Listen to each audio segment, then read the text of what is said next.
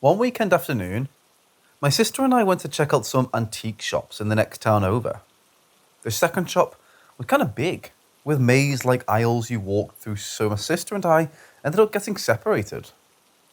Anyone who's visited antique shops knows what I'm talking about. The doorless three-walled rooms that display usually a mock setup of a room to sell furniture or clothes sometimes. Well, this one featured paintings along all the walls. I don't remember much of the other paintings except some in the back. Get to those in a minute. And this very specific pig painting. Even now, I can't seem to forget it. For starters, pigs are one of my favourite animals, so I guess that makes sense why I noticed this painting so much. I can't even describe it pretty well. It was big, maybe 3 foot perhaps, and really pink. Even the background was kind of pinkish, and it featured a pink pig wearing a flowered hat. The eyes of the painting were kind of creepy. Just straight black, but with a little bit of lashes, but no colour to them.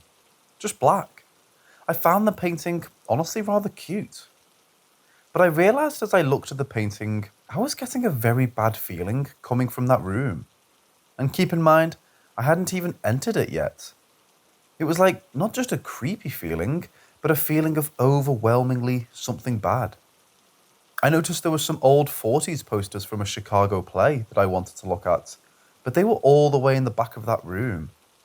Finally, I toughened up and went inside the room anyway to look at the posters. My bad feeling increased by tenfold when I was in the centre, and I turned and looked to eye with that pig. I did look at the Chicago poster, but I definitely didn't look long. The feeling was bad, but not bad enough to keep me totally out, but bad enough to keep me from staying long. I didn't mention this to anyone in the shop, including my sister. Later on in the drive home, my sister mentioned getting a bad feeling from the room with the pig painting. I then told her I felt the same thing. The feeling we got, I think anyways, came from something in the room itself. I don't think it came from the pig painting, though we can't seem to forget it. I think something in the room was mad about having one of its possessions on sale.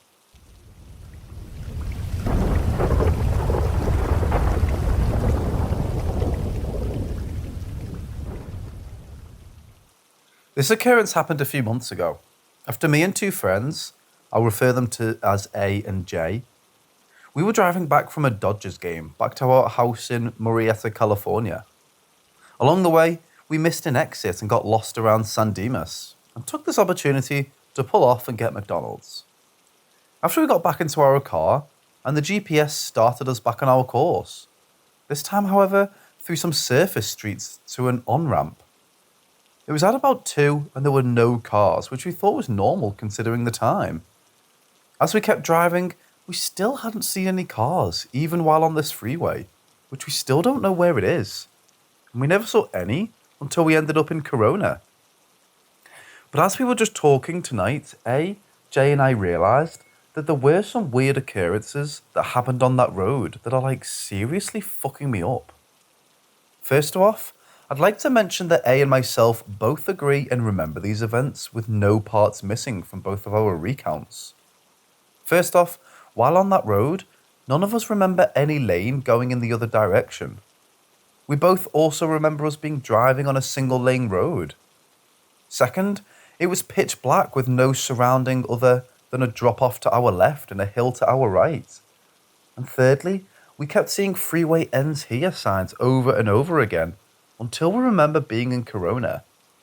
But perhaps the scariest thing that myself and A both recall is that Jay was never there that entire duration. Regardless, this is freaking me out and I need to know if I ended up in the Twilight Zone. If anyone has any information, please respond.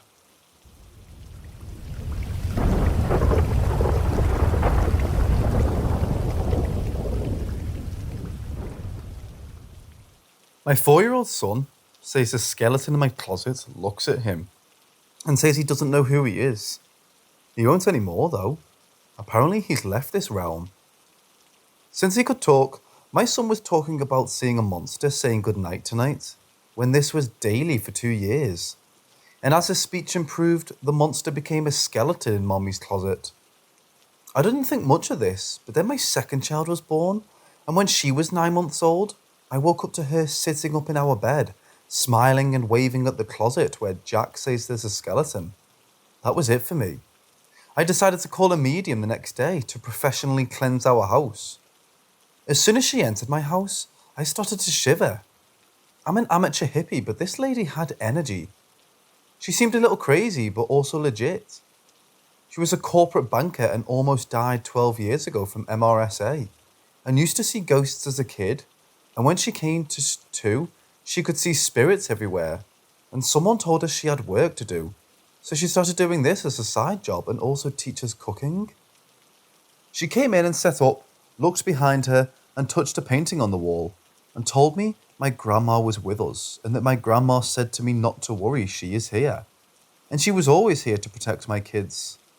But that specific painting is a watercolour of my grandmother's house, and she did a fucking dead-on impression of my grandmother's raspy smoker's voice, and it gave me chills. So we walked around my house and saged it, and she told me that what info she was picking up from the energy. Occasionally, she would talk back to the spirits. I know it sounds nuts, but she was genuine. The sage went out as we went into the original dirt floor basement. She didn't blow it out. She said to me, "They are saying I can't control them." I immediately see my entire life flash in front of my eyes because we're obviously getting ghost murdered. She asked me to go get the lighter upstairs. Then she relit the sage and had a reaction to the creepy-ass corner of the basement, confirming all my childhood fears. She kept interjecting with things my grandma was saying to her and copying my grandma's sass and voice. She never knew my grandma. After the basement, she changed from plural ghosts to ghost and said this one was lingering and being difficult. We went up to the room with the skeleton closet, and she said the spirit was a low vibration, so she couldn't see a visual, but she could hear him. And he said she couldn't make him leave. So she called on her archangel guardian guy and asked him to help pull the spirit to where he belongs. The sage started to go out upstairs, and she said this spirit was being pulled, and guys, the sage went out, and my fucking phone rang. It was my husband, who didn't know I had this woman coming over. She laughed. I didn't. So then we went back to her crystal and candle setup, and she said another prayer, and she said now that he has crossed over, she would get more info from him. She proceeded to use a lot of Old English words. She said he was a British sailor in the 1600s, and he didn't do any fighting, but a lot of drinking, and he was locked up to dry out and got an infection on his wrist from the handcuffs, and they tried to cut the infection off and he bled out, and they left him not 6 feet under. She asked him why he was attached to my son, and she said he laughed and said he was a funny boy. And she said my grandma said to her that she followed the spirit around so that he didn't hurt my kids. And that my grandma says, "I'm not going anywhere." And that my grandma is a sassy lady. I'm okay with that though. We did a lot of research on the house at Town Hall and the museum, but all the history is from the 1800s and beyond, and mostly about the main family that built it lived here. I can't find anything about my neighbourhood in the 1600s, but would love to find out if it was like a camp of British soldiers or something. It's fascinating. Who knows if it's for real, but I will tell you that Jack talked about this skeleton for a good 18 months, multiple times a week. And since the lady came over, Jack hasn't brought up seeing him. He heard a noise once from outside and asked me if that was his skeleton friend, but that's it.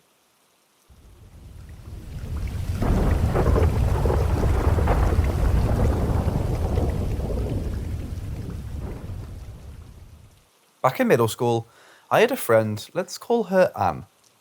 Anne lived in a nice house, way nicer than my small apartment, so we spent the night there. There were many stories about Anne's house our other friends had told me, but I didn't pay much mind. Truthfully, I thought they were just trying to scare me. A few monster energy drinks later, it was just Anne and I sitting up in her room. It's about 3 a.m, but that was normal for us in middle school. We were talking when we heard something from the kitchen. At first it was just small noises, clink here, a clatter there. Anne and I looked at each other confused. Her mom was asleep in her room down the hall. The dog was in there too. And her dad worked the graveyard shift, so he wasn't even home. We then heard a deep, bellowing laugh. It was loud. It sounded like Andre the Giant just laughed in the kitchen. Anne and I are both now terrified. Then all the pots in the kitchen start clanging together. Anne and I book it to her mom's room and try to tell her what's happening. She says we're just tired and to go to bed. We decided it was best to sleep in her mom's bed with her. The moment we decided, the dog starts to go ballistic. She's scratching at the door and barking like crazy. So her mom takes the dog outside through the sliding glass door in her room. The dog is still barking, but just through the glass. Next thing I know, I'm laying in bed praying to God. I said the Our Father more times than I can remember, and I'm not even that religious. It just was the only thing I could think of. Then we felt someone or something touch our legs. We were both frozen with fear. We had our heads under the comforters, crying. Once we felt it, we both decided to look up. We could see the imprints on the comforter as it moved up. It was so slow, yet happened so fast. I can still feel it on my legs to this day. We both managed to pass out, probably from pure fear. When we woke up the next morning, I texted my mom to come get me immediately. As we waited for my mom to pick me up, we ate some breakfast. I was drinking water out of this particular glass. It was a glass, but it had a metal handle that wrapped around the glass. You can take the glass out from the metal frame by pulling the glass up and out. But the shape of the glass didn't allow it to fall out of the bottom of the metal frame, obviously. All of us were standing in the kitchen, including her dad, and you just see the glass I'm holding just pop out from the top and smash onto the floor. Someone would have had to push it from the bottom. We all stared at that cup for a good 30 seconds before we realised we should probably clean up the glass. After the glass broke, her mom blessed the house. I never slept over again, and Anne liked to pretend it never happened.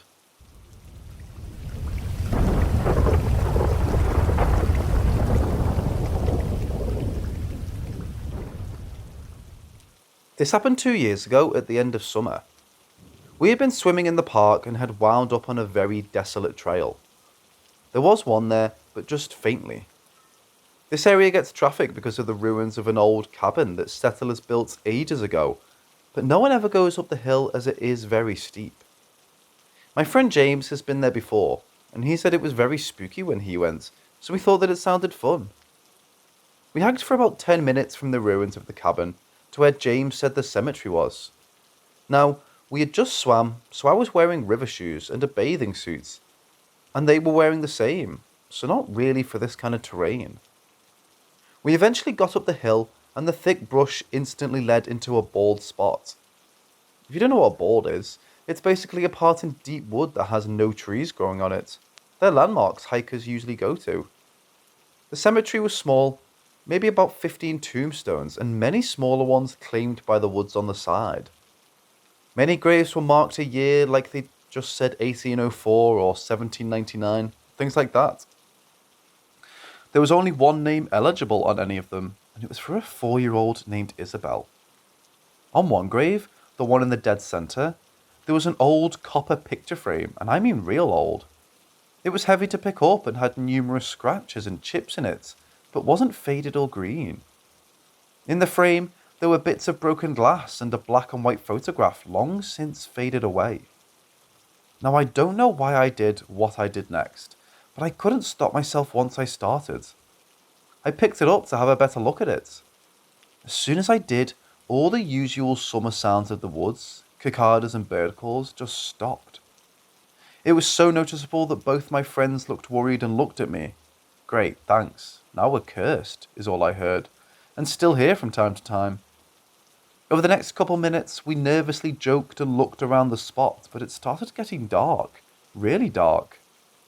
It was only around 3 or 4 in the afternoon, so this greatly worried us. We decided to leave and headed back down the trail. Every now and then, we would hear the groan of an old tree and the snapping of a branch. It was enough to get us moving faster, and I swear out of the corner of my eye, I saw something in the tree. I started to nope out of there when James, who was in front of us, just stopped. We could see the road through a clearing of trees up ahead, as we were right at the ruins of the cabin. He looked to the side of us and turned white. James didn't scare easily. In the 10+ years I'd known him, if I only saw him scared twice. Once when we were hiding from people on private property, and once when we got stuck caving, so seeing him scared freaked me out. The next thing I know, he bolted and we followed closely, just running out of the trees.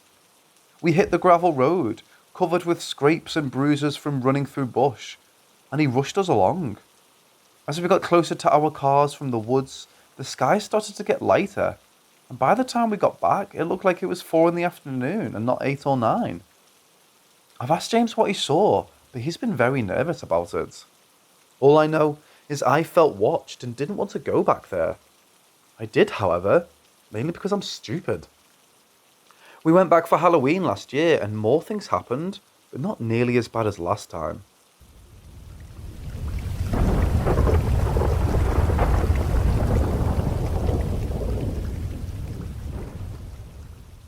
It was summer and I had just turned 13. In the summer, my mum would take my sister and I to a part of the park nearby that had a fairly good-sized river in it. This place is fairly well known and hosts a lot of picnics and wedding shoots. The place that most of this happens at is a place with a lot of rapids and little waterfalls. It truly is beautiful and one of my favourite places to swim. Back then, however, it was an off-limits swimming area per my mom. You see, this part of the river, mainly the 8-foot waterfall, had a track record for deaths. At the base of the waterfall there's a whirlpool that pulls you about 8 to 10 feet depending on the water level. The fact that it was off limits made it irresistible to me. I would ask time and time again if I could swim there, and usually it was a resounding no. But on this day, we ran into my mama and aunts here and my mom was occupied. So when I asked her, she said, yeah, sure, as a way to brush me off. I went to the waterfalls, which were just a short walk from our current area, and jumped in. Instantly, I loved it. It was as deep, if not more, than our current spot and hosted a couple of natural water slides. I was having a lot of fun, but I noticed the waterfall. For some reason, my teenage mind thought the best course of action was to climb up it and jump back in, so I began the ascent. As I climbed, I started thinking it was a bad idea and decided to climb back down. But I grabbed a very loose rock and I came tumbling down with the rock in tow. I fell into the whirlpool and it took me down to the bottom of the then 6-foot drop. The rock landed on my foot and crushed it. It was about the size of a cat. I was of course freaking out and splashing about. By straining my legs, I was able to get my mouth to the surface and scream for help, but there was no one around and the sounds of the waterfall drowned me out. I started to pray and beg to be saved. After a minute of that, I looked up on the top of the waterfall and saw someone standing there. I could still see them as clearly as it was yesterday. They wore all black clothes and had blonde hair. I screamed for help and they smirked. This put 2 things into my mind: fear and determination.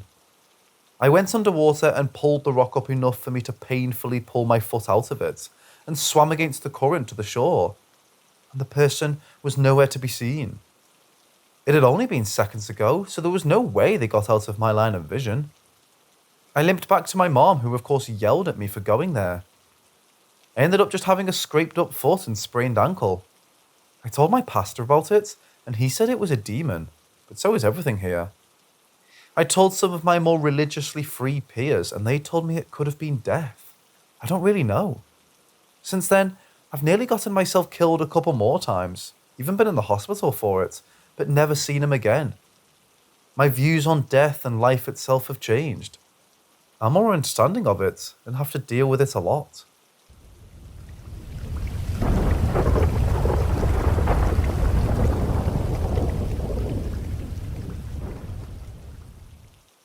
The thing that's been happening is on a pretty notorious road in my town.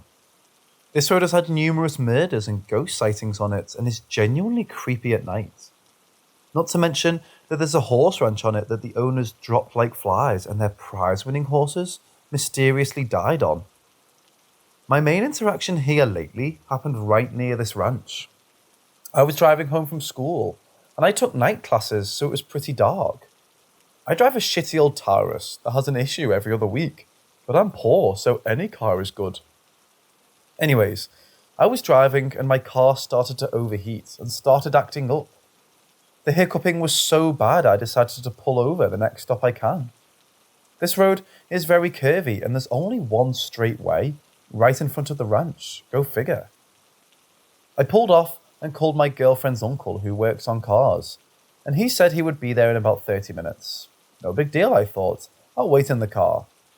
However, my car's heat was broken and it was colder here than outside, so I decided to wait on the hood of my car.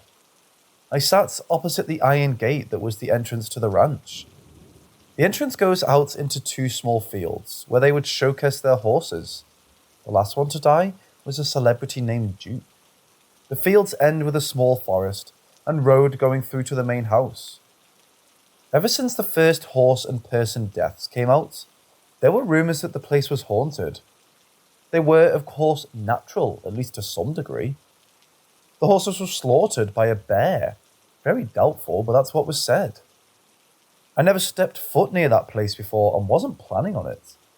But as I sat down on the hood of my car browsing Reddit, I heard something in the field. When I shined my light to see what it was, my heart dropped. It looked like a pale, skinny dog, I guess. It looked wrong. I freaked out and got in my car and it seemed to run at me. I got in and looked and didn't see it. Of course, I'm not an idiot and decided not to tour and look at, but just to sit calmly in my car. I heard a growl somewhere near me and BTFO'd. I turned my car in and hightailed it out of there. I of course fucked my car up doing so, but as soon as I got out of the woods, I pulled over and waited. It's been about 4 days, and when I drive that road, I still see a pale shape in the dark, and it fills me with fear. A couple of other things have been happening too. My aunt has been taking a sharp turn and got very, very sick, and if my cousins are to be believed, it may be something very evil that did it. But that's a very different story that will be difficult to tell. So I'll save it for a different time.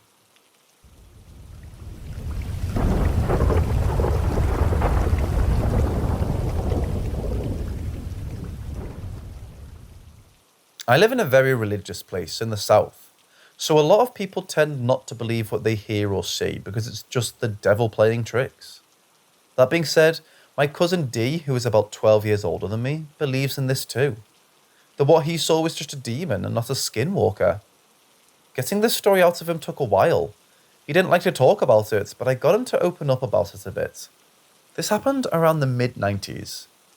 D, much like me and my cousins, spent his childhood around my mama's property with his brother, C, and his cousin, K. They would play manhunt and tag and such like we did. When this story took place, it was in the middle of the summer and he was around 12. He and C and K were playing at a treehouse that is no longer standing. They had just pulled a prank on K and were hiding from him in the treehouse. D and C stayed in the treehouse until K stopped looking. C left and went back into our mama's house and left D alone. D stayed up in the treehouse and read some comics. The treehouse was about half a mile from the house and was on a hill so that you could still see the house from it, but it was still in the woods.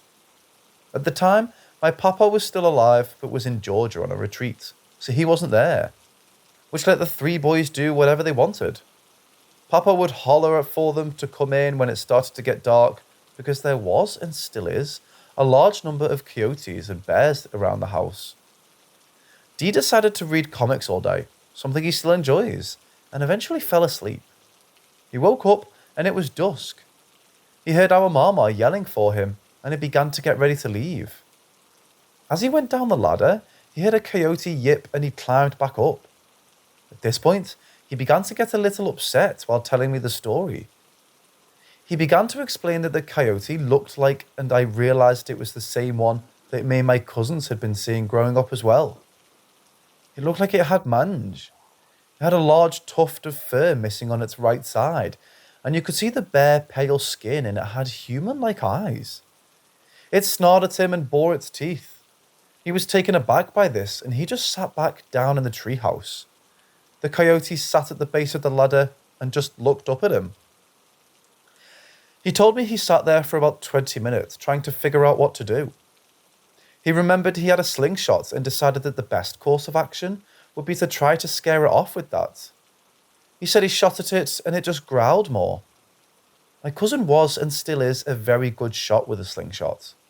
I had a couple of bruises to prove it. He reared back and decided to aim at its eye because he didn't like the way it stared at him.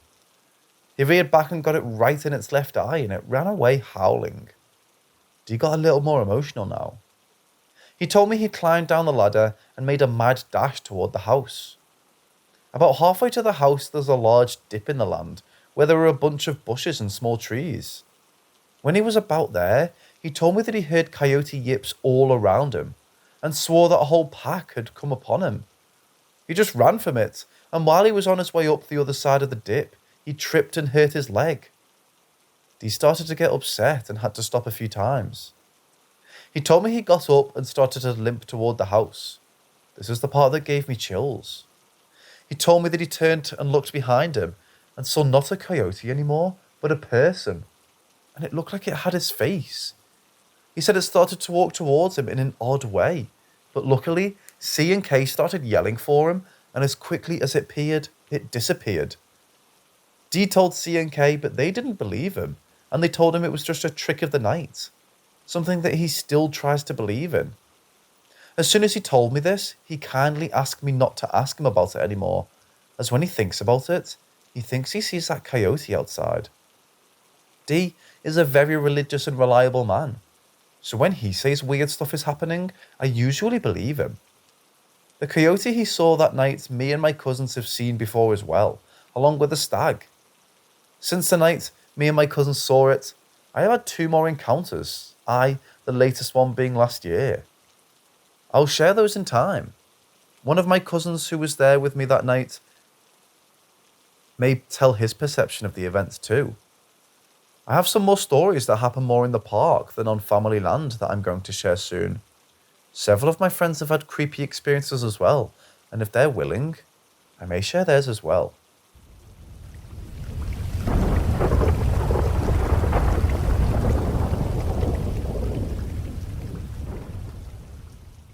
My dad likes to take me on little off-road rides in his Jeep. It wasn't necessarily an off-road one either. It was a Cherokee, so it wasn't really built for backwoods dirt trails. He decided to do this one that was out in the park with me and told me you'd be fun and we could go check out ruins of an old building, and then we decided to go. We were about a good hour into the park. There was one of those official vehicle-only gates on this dirt road, and usually that would stop people, but my dad just decided to break the lock and push it open anyways. My father was ever the best at listening to rules. About 30 minutes into our drive on this road, he's shining a flashlight out the windows, trying to find this building, and has his headlights on full, and we're both just looking for any signs of anything. Eventually, we came upon this really steep hill. He says, "Oh, I think I remember this," and just guns it up the hill. Naturally, we get stuck at a certain angle where we can't reverse or accelerate. My dad never likes to admit he's wrong, and said he can fix it and started tinkering with it. I was very curious, and still am, so I got the flashlight and I started looking in the woods around us, really kinda just worried for bears or wolves. I noticed a little light in the valley below us, and turned off the flashlight to see it. While my dad was cursing at our car, I decided to get a little closer to the light, and see if I could figure out what it was, mainly to see if it was somebody who could help us. As I got closer to it, the trees took it apart a little, and it was a very small town. The best way I can describe it is like that town from the movie Big Fish, just a very numbered set of small buildings. As I got closer, I heard voices and saw people, but something just seemed weird about it, like they weren't really there. I decided to try to get closer to the town, but the closer I got, the weirder I got. I eventually felt like if I didn't turn around, I would never come back, which is a very odd feeling to have, and decided to just go back up to my dad. He didn't get the car unstuck, by himself at least, and we just slept in the car. The next morning, a park ranger showed up, and after a very lengthy talk with my dad and very hefty tickets, he helped us get the car unstuck, and we were on our way. Before we left, I tried to catch another glimpse at the village, and it was the ruins my dad was talking about. I talked to the park ranger about it, and all he said was it was once a thriving village that was just lost in time. I decided not to say anything about what I saw to the ranger, and did tell my dad about this unusual skepticism, turned me away from bringing up any more. I have since visited that same village, and it's a really pretty place. I told my friend about what I saw, and I believed me for the most part, and we decided to stay one night around the woods and try to see if anything happened. And of course, nothing did. But I still remember that night as if it was yesterday, and still get goosebumps from the feeling I had visiting it.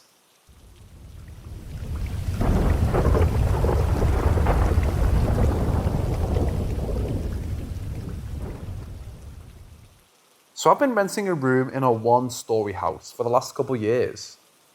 There had been a lot of strange things that would occur over the months within the house, although I did wonder whether to tell my Chinese landlord about it or not. I assumed she already knew, as there had been prayer bells playing on repeat on radios within the house and the garage. Each one mysteriously disappears on occasion.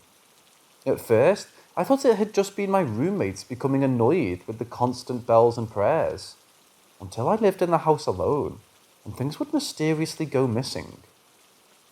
My boyfriend at the time returned to Taiwan for a little while.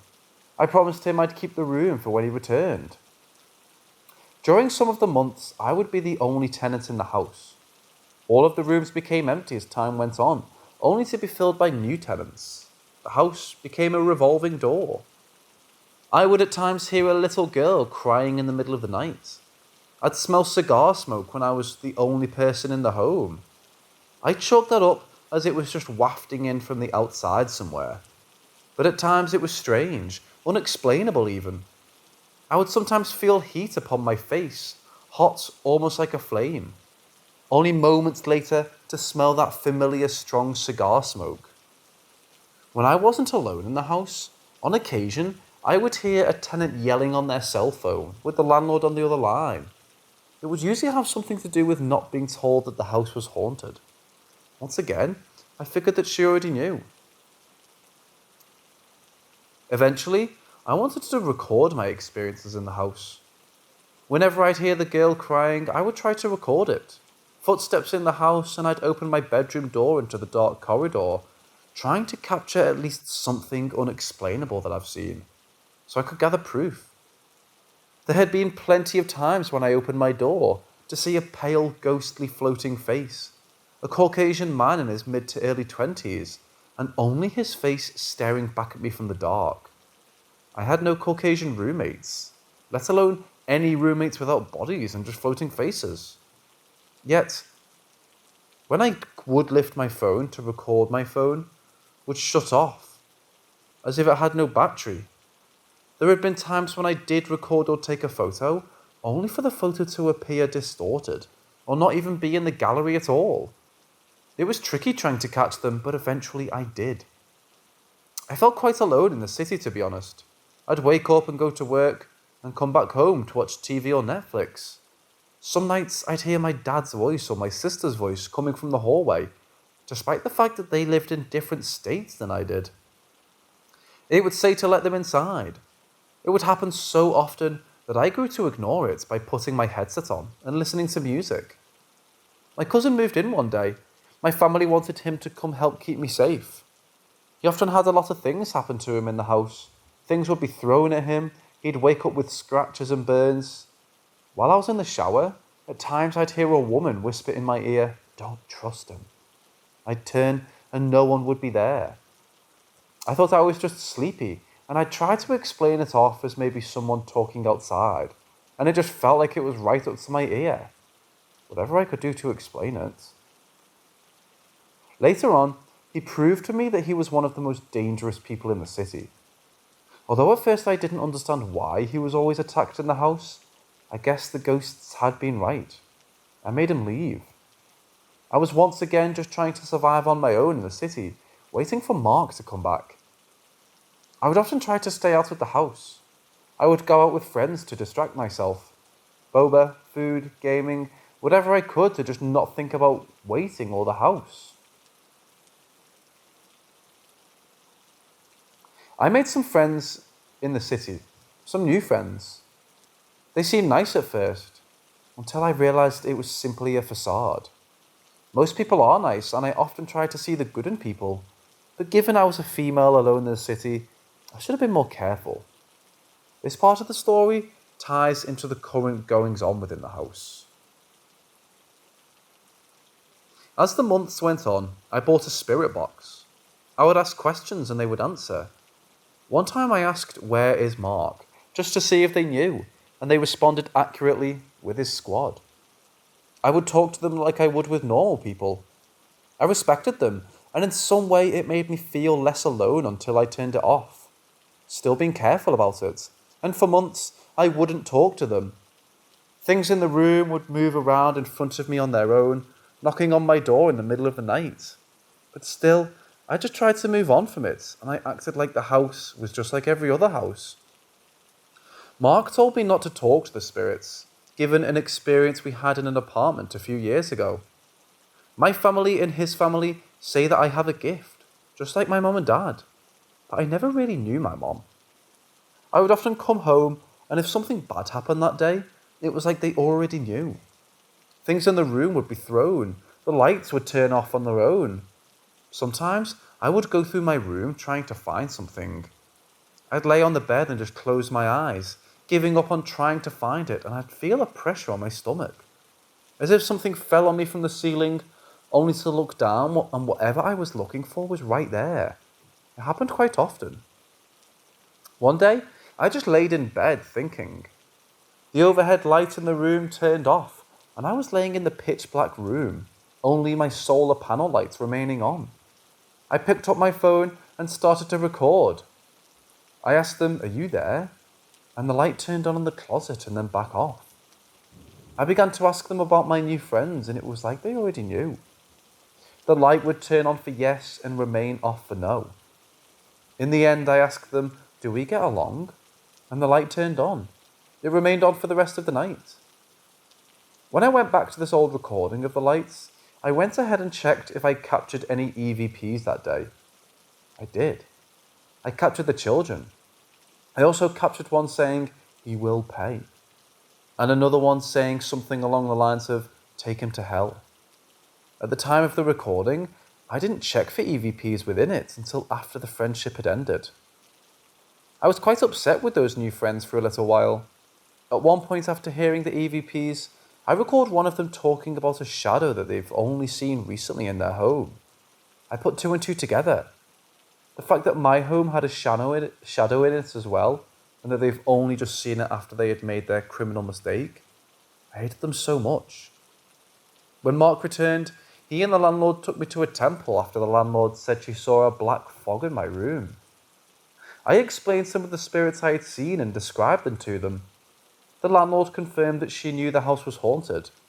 We went to the temple to meet with a monk she trusted.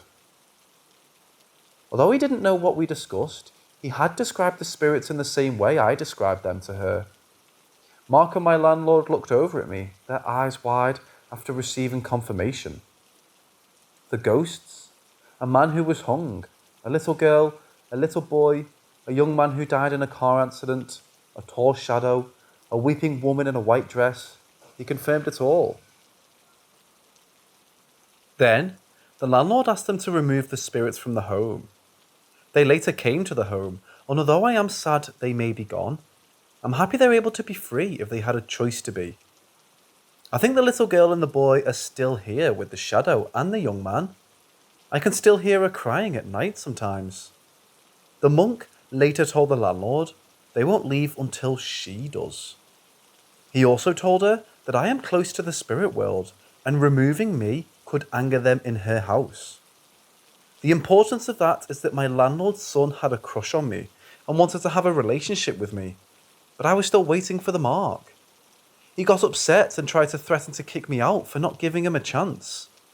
So it's nice in that way, that even in death and being unseen, that they're still protecting me.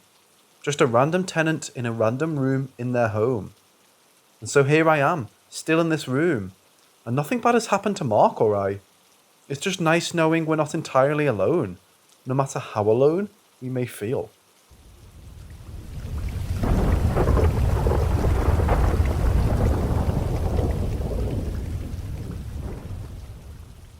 So I had shut it off, so I could live a normal life again without seeing them.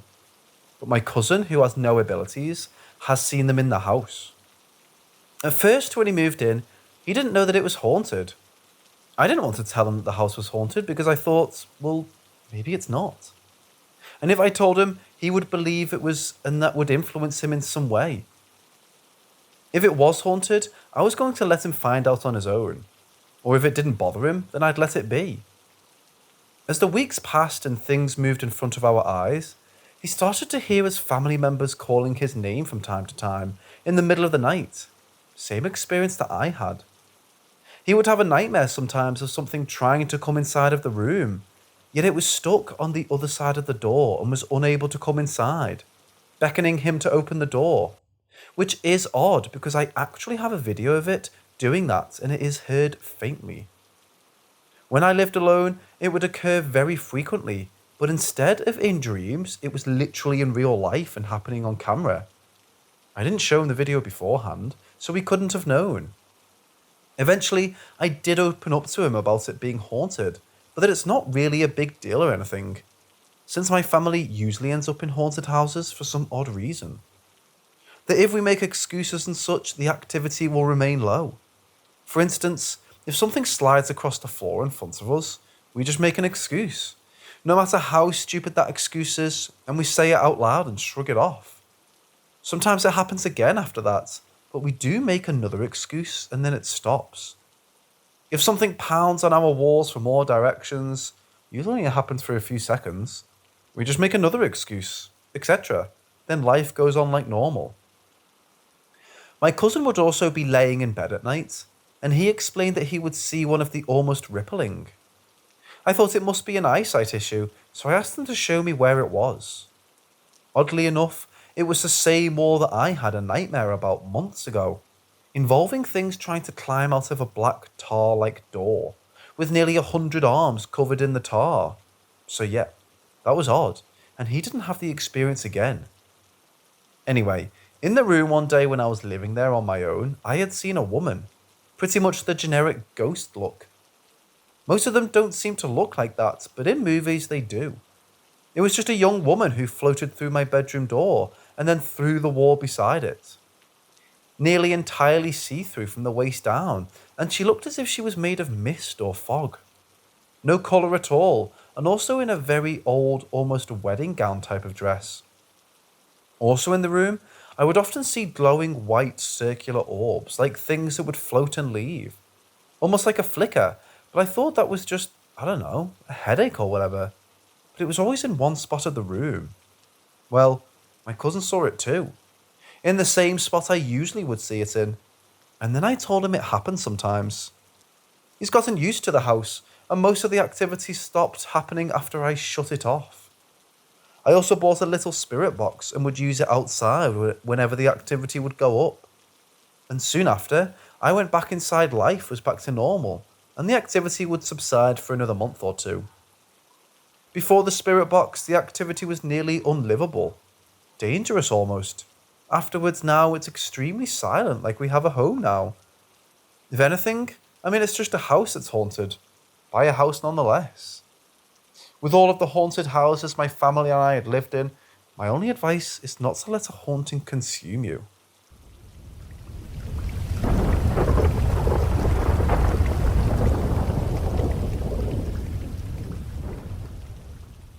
There was an incident while I was at work a few months ago. I worked in the airlines. A passenger handed me their tickets and I looked up at them and they smiled. While they smiled, a voice said, "The marriage is fake." There was a woman behind him and I asked, "Oh, is this your wife?" He replied, "Yes, we are going on our honeymoon." A voice then said, "Stop him." I made small talk and a minute or two later, 3 police officers showed up. I heard over the radio they said a name. I looked at the tickets, and on the tickets was the name they needed. I asked the man to step aside with his wife for a moment. I spoke with the police officers and later found out he was a felon who faked his marriage. There was another incident while I was at work back around the end of November to the beginning of December. There was a passenger who in some way managed to bring 7 backpacks with him. As I checked his ticket number, he hadn't paid for the extra bags. My manager went up to him and let him know he had to pay for the extra bags. Each bag would cost an additional $130, with the extra weight and fee within the charge. At first he tried to gain sympathy by saying he was studying to become a doctor. He later changed his story and said he worked and studied in a lab, and that within the bags were his book and some lab equipment. As he repacked his bags, for security reasons I had to watch him do this. Before he opened them, he looked up at me, paused, and then opened his bags while keeping eye contact with me. Each bag was full of peanuts. Opened containers of peanuts with no seal, which meant they were open prior to boarding. I spoke with management about this, yet for some reason they really wanted this man on board. I went back and he repacked his bags. He said he was able to pay for 5 of them, but not the 6th. He repacked enough where he didn't need the 7th bag. I returned to management to discuss it, and as we spoke, he attempted to give his bags to the other passengers, not allowed in any airport, immediate deboarding and delay of the flight, as well as a fine and near felony charges. I returned to the passenger and reminded him not to do this. I returned his bags to him via the security footage. I asked him for his passport, and when I held it in my hands, I saw a vial, a shot, a virus, lungs, the world map and hospital beds. I heard the sound of coughing. When it was done, I noticed I was looking into his eyes, and he said in a frantic whisper, "Help me." His eyes wide, and his voice shook.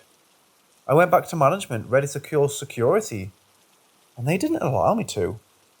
For whatever reason, I hadn't seen them, so inclined to make sure someone was on the plane.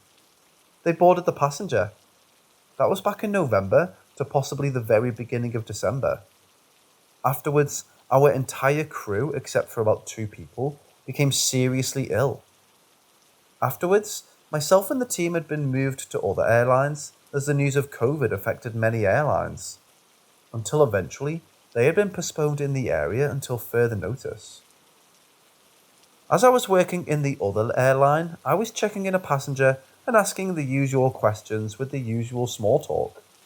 They later told me they were afraid the flight was going to be delayed. I asked, "Oh, I am sorry. Was it because of the volcano?" They looked at me and said, "No, it's just because sometimes flights are delayed." I said, "The volcano on the island?" We laughed and I handed them the tickets. I later turned to my coworker and asked, "Wasn't there news of a volcano eruption?"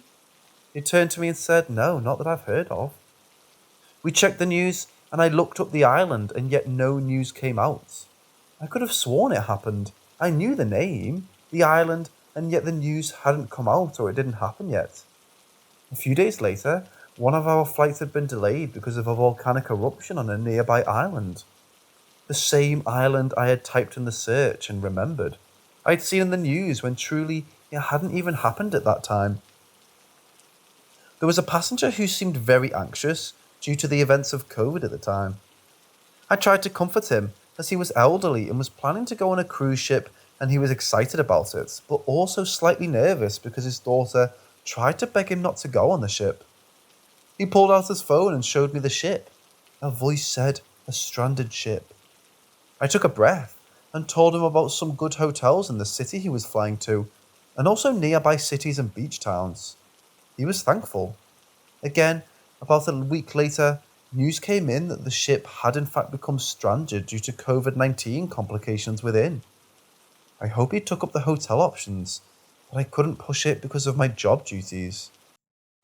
There was another incident, which was of the last. On the last flight we had, I was called as well as the entire team. While we were there checking tickets and enforcing social distancing, I cannot explain it well to those who had not had it happen. As I walked to the gate and through the passengers to check tickets, and to ask if they had any questions. I was shown through my eyes a number of them were sick without symptoms yet. No one knew at the time, but for some reason I was shown this.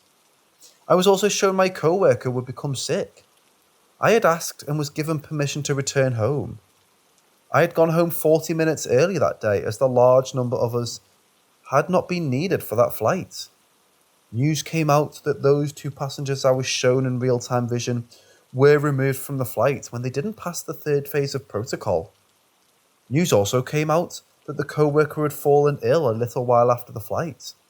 She was one of my co-workers who previously hadn't fallen ill in November or December.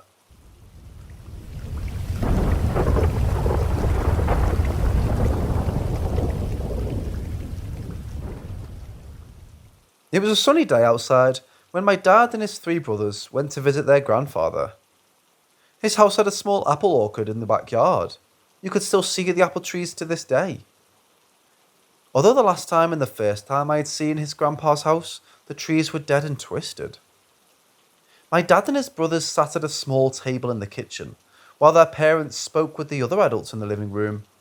They were clicking away at viewfinders, holding the viewfinder up to the light emitted from the kitchen window. Their grandfather came into the kitchen and asked, "Would you kids like some apples?" My dad enthusiastically said yes, along with his brothers. The apples were always fresh and delicious. Their grandfather opened the basement door, which was located in the kitchen. The door closed behind him, and they could hear his footsteps walking down the stairs. They continued to click away at their viewfinders. Eventually, one of the brothers noticed that it had been a while since their grandfather went down into the basement, about 30 minutes ago. They decided to go down and make sure everything was alright. My dad walked over to the basement door and opened it. He took 1 step down past the door. As his foot hit the first step, he heard a roaring, deep laughter. My dad called out to his grandpa, and he could hear his grandpa's voice say, "Let me go, let me go." My dad rushed down the stairs, and on the wall were 2 high-definition shadows cast upon it. My dad's youngest brother followed him down the stairs and stood on them, holding the railing and watching the wall and the shadows almost as if in shock. My dad yelled, "Grandpa!"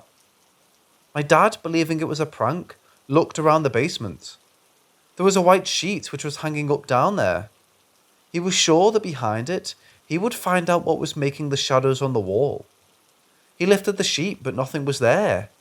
He looked down, and there was a crate of apples lying on the floor. My dad turned around and walked up to the shadows that were cast on the wall. The largest shadows the entire size didn't fit on the wall. My dad says that the size of the shadow would have made it at least 2 to 3 stories tall. As he looked closer at the shadow, he could see each long individual strand of stringy hair that hung on its arms.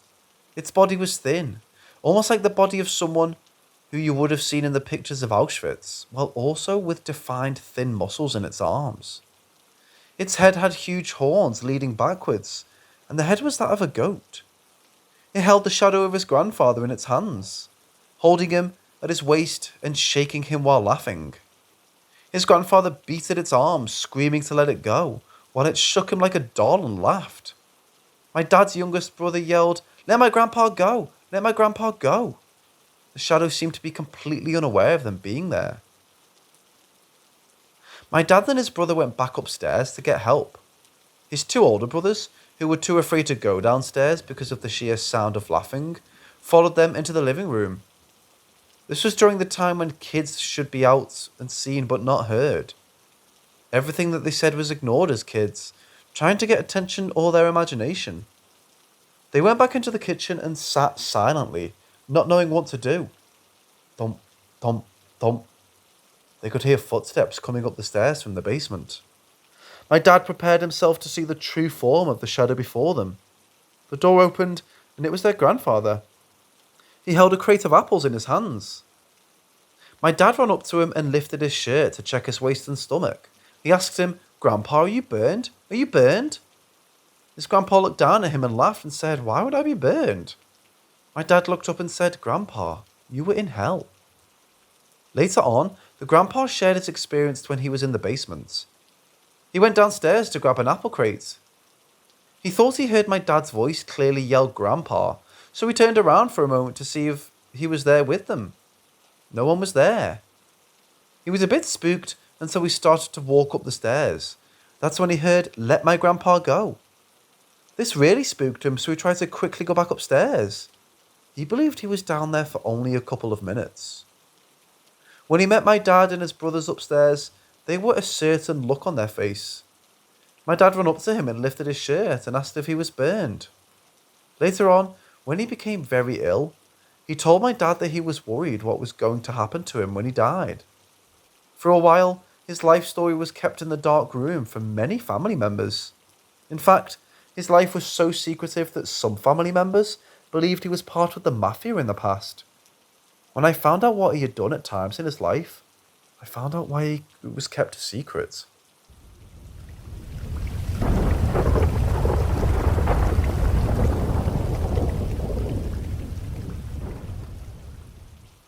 I have 3 younger sisters, and all of them get spooked very easily. We have had a lot of unexplainable experiences, such as I had the room that had a window that faced the walkway up to my house. I would often hear noises like people talking outside my window when my parents and siblings were asleep, but I brushed it off as the outside cats we have. One summer night, I had my bedroom window cracked open as my room tended to get extremely hot, and I heard something scratching at my window. I was freaked out, and my first instinct was to lay flat so whatever was outside my window wouldn't see me in my bed. I laid flat for what felt like 30 minutes, but was probably only 1 or 2 minutes. When I finally got the courage to look, it was just one of the outside cats. So I hopped out of bed to shoo her away and shut the window. About a year later, me and my sister switched bedrooms. At this point, the outside cat who scratched at the window's screen had passed away. One night, my sister comes running into my room very pale and says, "There's something scratching at my window." My first thought is, no, it's just a cat. But then I remembered she had passed. I got really freaked out and tell her that it's okay and not to worry about it. Just to come sit with me for a bit, and it was probably just the videos she's always watching getting to her head. After a while, I told her I'll go check it out because at this point it was late and I really wanted to go to bed, and figured maybe it was just a windy night and she was getting freaked herself out for no reason. I went to go stand in her room, and had I hear or see nothing at the window, I stand there for a bit longer and still nothing. As I turn around, I hear the scratching. I froze. I turned around and looked directly at a shadow of what looked like a man in the window. I just stared for a second. It felt worse than the other paranormal experiences I had. It felt bad, like I wasn't supposed to be there. Like there were bad intentions from this shadow. After I realised this wasn't good, I ran to my bedroom and picked up my sister. Ran to my other sister's room and told her to come with me. I went to open my parents' door, but it was locked, so I started banging on the door. Luckily, my father is a pretty light sleeper and heard us trying to open the door, so was up and at the door before I started screaming. He asked what was wrong, and I said there was someone at my little sister's window. He immediately grabbed his gun and was out of the door. After my dad walked around the whole house and made sure no one was outside, he checked the security cameras and showed me there was no one there. I kept telling him I saw it. There was someone there. He told me it was late and to go to bed, but I couldn't sleep. I was terrified about what I saw and the feeling it gave me. My sister slept in my room that night and the next night. In the next 3 years, there was the normal amount of paranormal stuff. Footsteps, thinking I heard my name before I was about to sleep. Power surging in only one room for no reason, maybe bad wiring. Seeing shadows that were unexplainable. Up until last month, that was the norm. Now for the events that occurred. I had a ghost in my room who would tug at my hair, but besides that, it never bothered me much. One day I was extremely upset, and there was a ghost tugging at my hair. I yelled and screamed and told them to stop playing with me and just go away. The next few days were extremely quiet, nothing from the ghost in my room. I knew I accidentally banished him from my room, but I didn't care too much as they were kinda annoying and gave me a bad feeling sometimes. Probably not a spirit with my best interests in mind. About a week later, My parents went down to the street with my wife and my little sisters to play poker with my grandparents.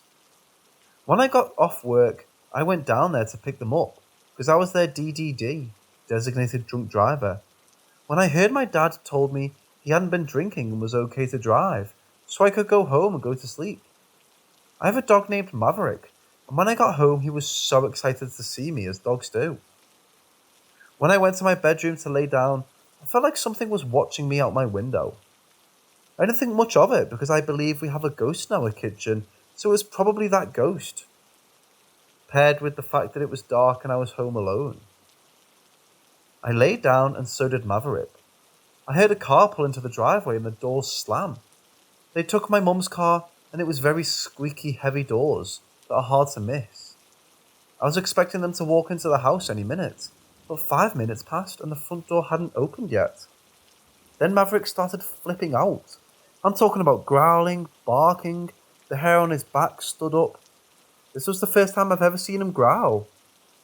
He is a loud dog that barks all the time. I like to say he has lots of opinions. But after this, he's only growled once, and it was at some random guy who tried to pet him in a store while I wasn't paying attention. That only happened recently. I opened my bedroom door thinking he was being overdramatic with my parents, but no one was home. No car in the driveway, no one in the house. He continued to flip out at the front door, barking and growling like he was about to fight for his life. I immediately got that bad feeling I had when the shadow was in my sister's window. So I picked up Maverick, who was still flipping out and also weighs about 80 pounds, and took him to my room. I locked the door and called my mother and asked her where she is, and she says she's still down the street and that they will be home in 5 minutes. Maverick is still freaking out, and I hear someone running in the hallway, loud, angry footsteps. My bedroom door begins to shake like someone is trying to get in. I began crying and called my mom again. She said they were coming down our road now. Then I heard the front door open. The door stops shaking, and my mom knocks and says, "Marja, we are home." At this point, I'm too scared to open the door. I sat on the floor crying. I didn't want to open it. She knocked and said again, "We are home." Then I hear my sisters and dad. Maverick stopped growling and now was excited to see who was there. I opened the door and it was my mom. I cried on her shoulder and told her I was so scared. Then we went to check the security cameras to see who was in the house. My dad showed me. No one was there. We were also missing half of the footage for some reason, but what was there showed no one. I kept insisting, and they kept telling me the cameras have the footage. My father isn't much of a believer, but my mother is, and when I told her, she was just as spooked as I am.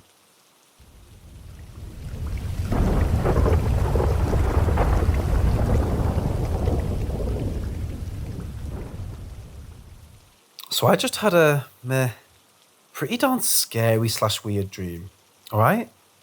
I woke up like 30 plus minutes ago. And in my dream, I heard tapping on the window, alright? And you know when you hear it and know that it didn't come from the dream? In fact, it makes you realise you're dreaming. Like when you're asleep and you can hear your alarm in that dream while you're sleeping. Yeah. So later on, after I basically watched my ass possibly die on a YouTube video in the dream, I woke up. And right when I woke up, there were tapping sounds on my muffin flipping window. Alright. It could be a squirrel. It could be a creepy old man. It could be a really strong ant. I don't know, man. But I like to keep things light when I get freaked out. This is for anyone who has ever lived in a haunted house or was haunted. I have one question. Should I purposely watch Elmo, Teletubbies, SpongeBob or Barney and pretend out loud that those voices are the scariest voices in the world? Because so far, they mimicked people I spoke to on Peeperphone. Do you think instead of mimicking my family, friends, a little girl or little boy or woman's voice, they would start mimicking fucking Elmo and telling me to let me it, help me? Or maybe in like the voice of Barney, it says, "I will kill you." Or like its usual super evil laugh it makes, but in Elmo's voice. I mean, the one with the deeper raspy voice doesn't really mimic voices, but the two kids do. Also, if I capture more shadows on my phone, should I try to make a TikTok dance video with them? Asking for a friend. Anyway, Thanks for coming to my TED Talk. And this is an open discussion because this is the 5th or 6th haunted place I've lived in. And I'm just going to see how this one goes. Because honestly, I've lived in so many.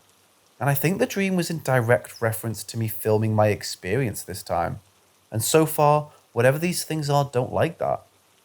Honestly, I'm not a skeptic. I live in a haunted house run. I've had way too many experiences in my life to be skeptical. But I mean, there comes a time when you keep getting into haunted buildings by accident. And they all try to do is keep you in fear. And when I get scared, I don't know about anyone else, but I start being funny in my own thoughts, kind of overlapping whatever they're doing, so I could keep a level head. Keeps me calm. Growing up in so many haunted houses, I know fear is their greatest weapon. That, and jump scares out of the corner of your eyeballs. It's like they don't know if they want the credit or not. I mean, I should just start walking around the house with that stuff horses wear on their head to keep them looking straight. Also, with the lights turning off and loud noises, it's literally like I'm living with a super scary toddler who's tall enough to turn off the lights and stuff. Like an Addams Family toddler. That's what it's like to live in a haunted house. You know that scene from The Shining, when the elevator doors open and the hallway is flooded? Like, I need that, but like all of it in holy water.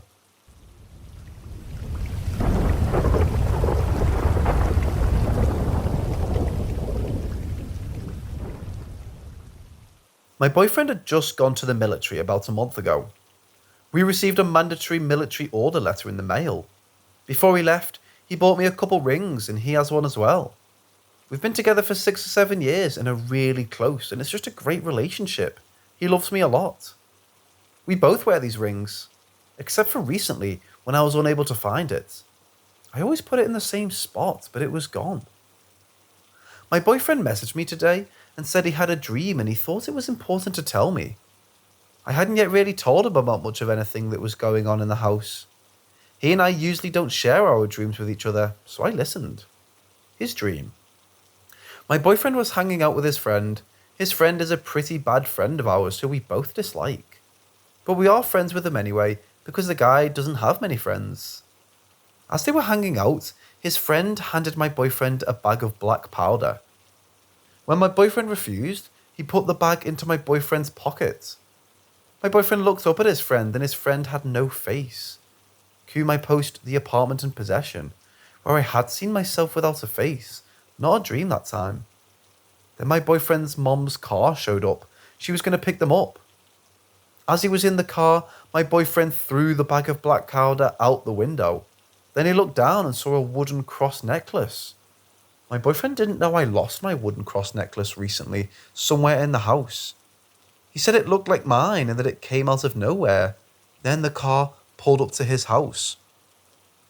He walked inside and his friend and a few other people were sitting on the sofa in the living room. All of them were laughing and talking. His friend still has no face. The friend looked up at my boyfriend and asked for a favour.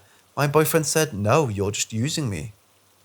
The friend walked up to my boyfriend and placed another bag of black powder into his hands.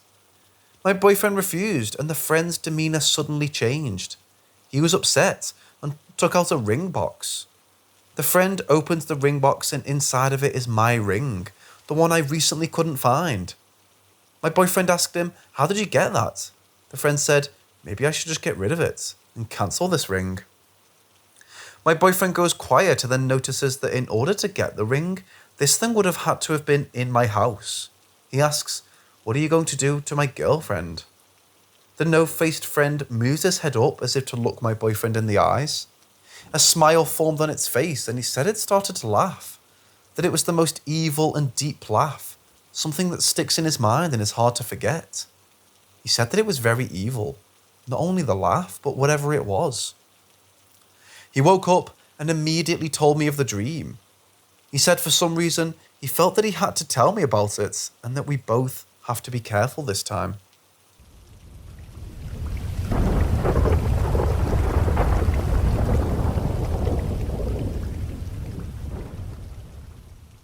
So a little bit ago, I was having issues in the house. I rented a room in the house and when everyone else moved out, I was the last one there. Recently, I had gotten 2 new roommates, but they moved out in the middle of the night. Then almost as soon as they left, I had gotten two different roommates. I have some EVPs and videos of the things I caught. No images of what they are, nothing caught on tape that was an image, just EVPs. Many people could hear them, and my door handle moving. I just got a new door handle on my door, so there wasn't much reason for it to be making noise, or shaking, or unlocking on its own. As time went on, I decided to pray, and that seemed to really calm things down. In fact, it seemed to simply go away. But today, I was taking a shower, where I had caught the most EVPs. Before I went to take a shower, I heard a little boy's voice. Not a little girl like before, but I felt like it was similar to whatever she was. It said, "Caitlin, you are my mama." Fucking weird. I instantly remembered an EVP I had taken earlier of a girl's voice saying "mama" in that bathroom. I went in and turned the water on and well, I was taking a shower. What more could be said? While I was in there, I kept hearing a little boy and a little girl telling me to come here. I figured it was just the water from the shower, I guess, and the white noise from it. So I kept scrub-a-dub-dubbing.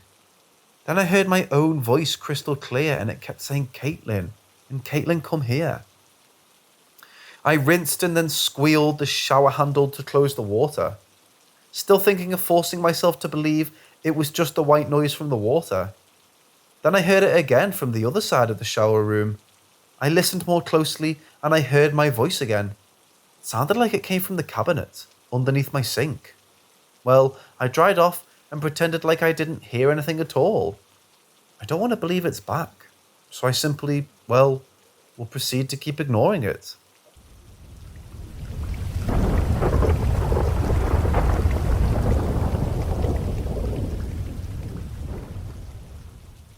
I had a friend back in elementary school. My sister and I used to be their only friends. Other kids bullied him because he was gay, but we didn't. We would chase them off and laugh with him, patting him on his back. We never brought it up, but we knew, though, that we were the only friends he had. My sister and I used to go to his house. His mom would bake a batch of cookies every single time. I remember the smell. It was so delicious. My friend and I would either play in the backyard. He had a friend, Chipmunk, that he used to feed all the time. But for some reason, a reason I didn't yet understand, he hid his friendship with the chipmunk from his father. My sister and I would usually sew clothes in the basement with him. We would sew clothes for our stuffed animals. His grandpa built a beautiful dollhouse for him. It was in the basement and was gorgeous. He really loved that dollhouse. He had a younger brother who was always upstairs watching cartoons. I didn't know that he died a few years later. As time went on, my dad divorced my stepmom. We packed up and moved when the school year was over. We lost his phone number during the move, so we never spoke to him again. During the year of 2013, I was in my room playing a video game, when suddenly I saw a vivid dream while still awake. I saw that I was in a room. There was a small kind of party going on. I turned to the window and then to the couple of people in the room. Their smiles for some reason had faded and turned to unknowing fear or sadness. I slid backwards, my feet dragging on the ground. I was lifted onto a railing and then I saw a woman there. The word "mom" came to my mind. Then I dropped and before I hit the street, I simply snapped out of it. A day or so later, I was in my bedroom. My dad knocks on the door. He has a newspaper in his hands. I look at him, smiling and expecting to have a coffee with him and to listen to him about how his night at work went. My dad didn't smile this time. He slowly walked over to me. Later on, after this moment, my dad said that while at work, his co-workers were laughing and talking about the transgender kid who died downtown. They showed my dad the newspaper. He didn't laugh like they did. He didn't joke like they did. He looked at the newspaper. On the front page was my friend's face plastered upon it. My dad sat down beside me. "Kate, do you remember your friend Nate?" I smiled and said, "Yeah, Dad, of course." He took a deep breath, and I didn't understand yet why he was so odd today. He said, "Nate just killed himself. I'm so sorry." He slowly handed me the newspaper. I saw my friend's face. He grew up so much, but now he went by another name. But it was her. It was my friend. I didn't know what to say. My dad said he jumped from the balcony. I started to tear up, and I could hear my tears hitting the paper. My dad put his arm around me and hugged me. It was another moment in my life where I didn't save someone.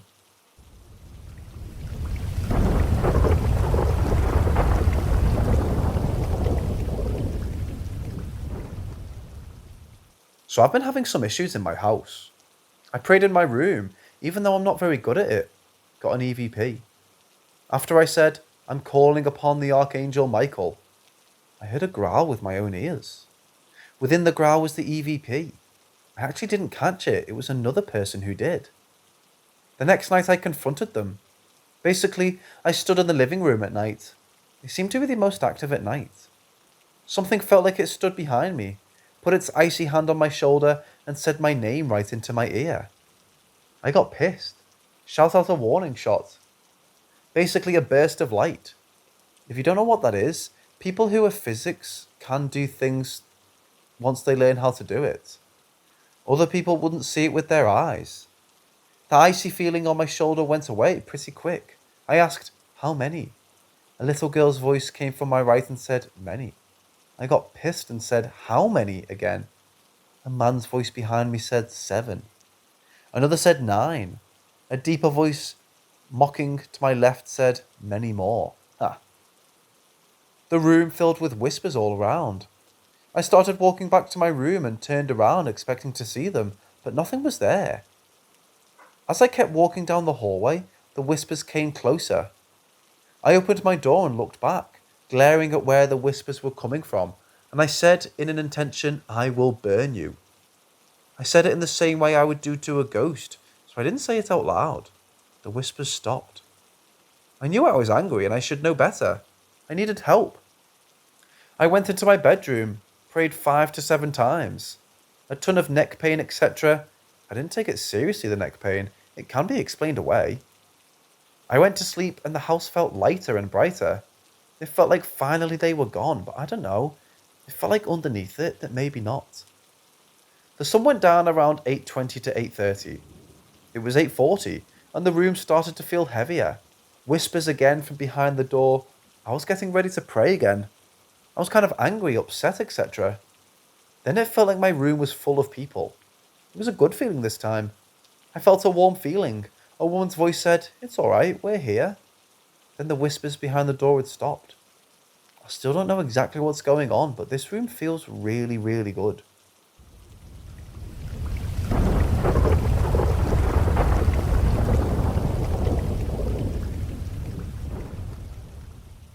My uncle was a very young child, and he was sleeping in a bedroom on the 2nd floor. He had woken up in the middle of the night, and he remembered that he must have woken up because he was thirsty. The room was dark, as was the hallway that passed his bedroom door, which at the time was open, so that he could call out to his aunt if he needed anything. As he laid there, he called out, Aunt Jane, Aunt Jane, but no answer. It was at this time that he noticed his aunt walk past his bedroom door. She had a long white nightgown on, and her skin seemed snow white and pale, like it almost glows in moonlight. But he said she wasn't really walking. Her head didn't move as if she was walking. It was more like she was floating. Once she passed his bedroom door, he called out to her again, Aunt Jane, can I have a glass of water? It was silent. He had no idea if she heard him. Moments later, as he was watching his bedroom door to see if she would come inside, fingers crept around the top right edge of the door frame. He said, Aunt Jane? It was strange, because the ceilings are so tall that if someone tried to peek inside the room at that height, they would have had to have been 7 or 7.5 foot tall. This was when he felt maybe this wasn't his Aunt Jane. Paralyzed in fear, he watched his eyes and then a face peeked from the top edge of the door frame. The face had no eyes. It only had pits for where the eyes should have been. Its face seemed sunken and dead. This thing that looked like an evil mirror image of his aunt stared right at him and said nothing. Dread set in, and my uncle felt like he'd done something very bad. He climbed underneath his blankets, waiting for it to go away. When he lowered the blankets from his eyes, nothing was there. He forgot about the water and just went to sleep.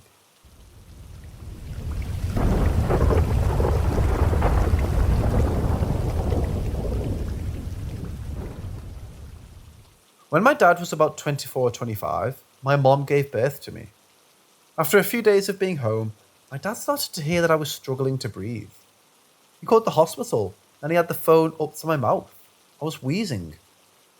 The nurse said it was normal and to put me back to bed, that I'll be fine in the morning. My dad argued with her over the phone so we could see a doctor, but she refused. He picked me up and drove me over to the hospital. He ran up to the desk and the nurse kept telling him to take a seat and to wait like everyone else. A few moments later, a doctor came out from a set of doors behind the desk he noticed. Us and came over. He had one glance at my dad and his baby and started to call over emergency staff. My dad set me on the gurney and that's when he said I stopped breathing. The staff rushed me through the doors and my dad sat there in the waiting room. It turned out the hospital had a huge pneumonia outbreak in the nursery. It said that 100 or so babies had died. They tried to keep it out of the newspapers, but the news passed by word of mouth. For my memories of a past life, I think I was a spirit guide in some way or something. I knew my purpose was to watch other over-living people. I just loved to help people and watch them as they grew up. I remember being able to move about in a blink of an eye from one person to the next. I would watch over them. There was a particular boy that I would watch. He was smart, and I thought he was just a good person. I remember as I came back to him, he was in a bedroom at the top of the stairs. He was screaming and hitting the walls. You could hear the utter pain in his voice. His screams spoke volumes of pain. He was just a child, and yet he was so broken, angry and sad. Two of his brothers were in the hallway. One of them was completely quiet and seemed to have just felt nothing anymore. One of the other boys went into the bedroom and started to scream and cry as well. I wanted to help them, but their parents died. There was another guide who was there. He was an older man with a white beard. He kept me at bay as well. Seeing them in pain, so innocent, I could do nothing to help them. I couldn't touch them or hug them. They couldn't even see me. They didn't even know I was there. It made me feel misery and sadness, and I was even angry that such a horrible event happened. I didn't understand. Why couldn't I have helped them? Why can't I help him, or worse, that I could, because then I was supposed to? I wasn't even there. It not only broke him, but it had broken me too. I loved everyone, and this tore me apart inside. I think I was newer and the older man kept reminding me of something. We had to keep going. I had to move on to the others, but when I came back, the man who had already grown up, he placed his child into a gurney. I wonder if this pain brought me to him again. Why? Why this same man? Why? I didn't want his life to be miserable and painful. It wasn't fair. It didn't feel fair. It didn't feel right.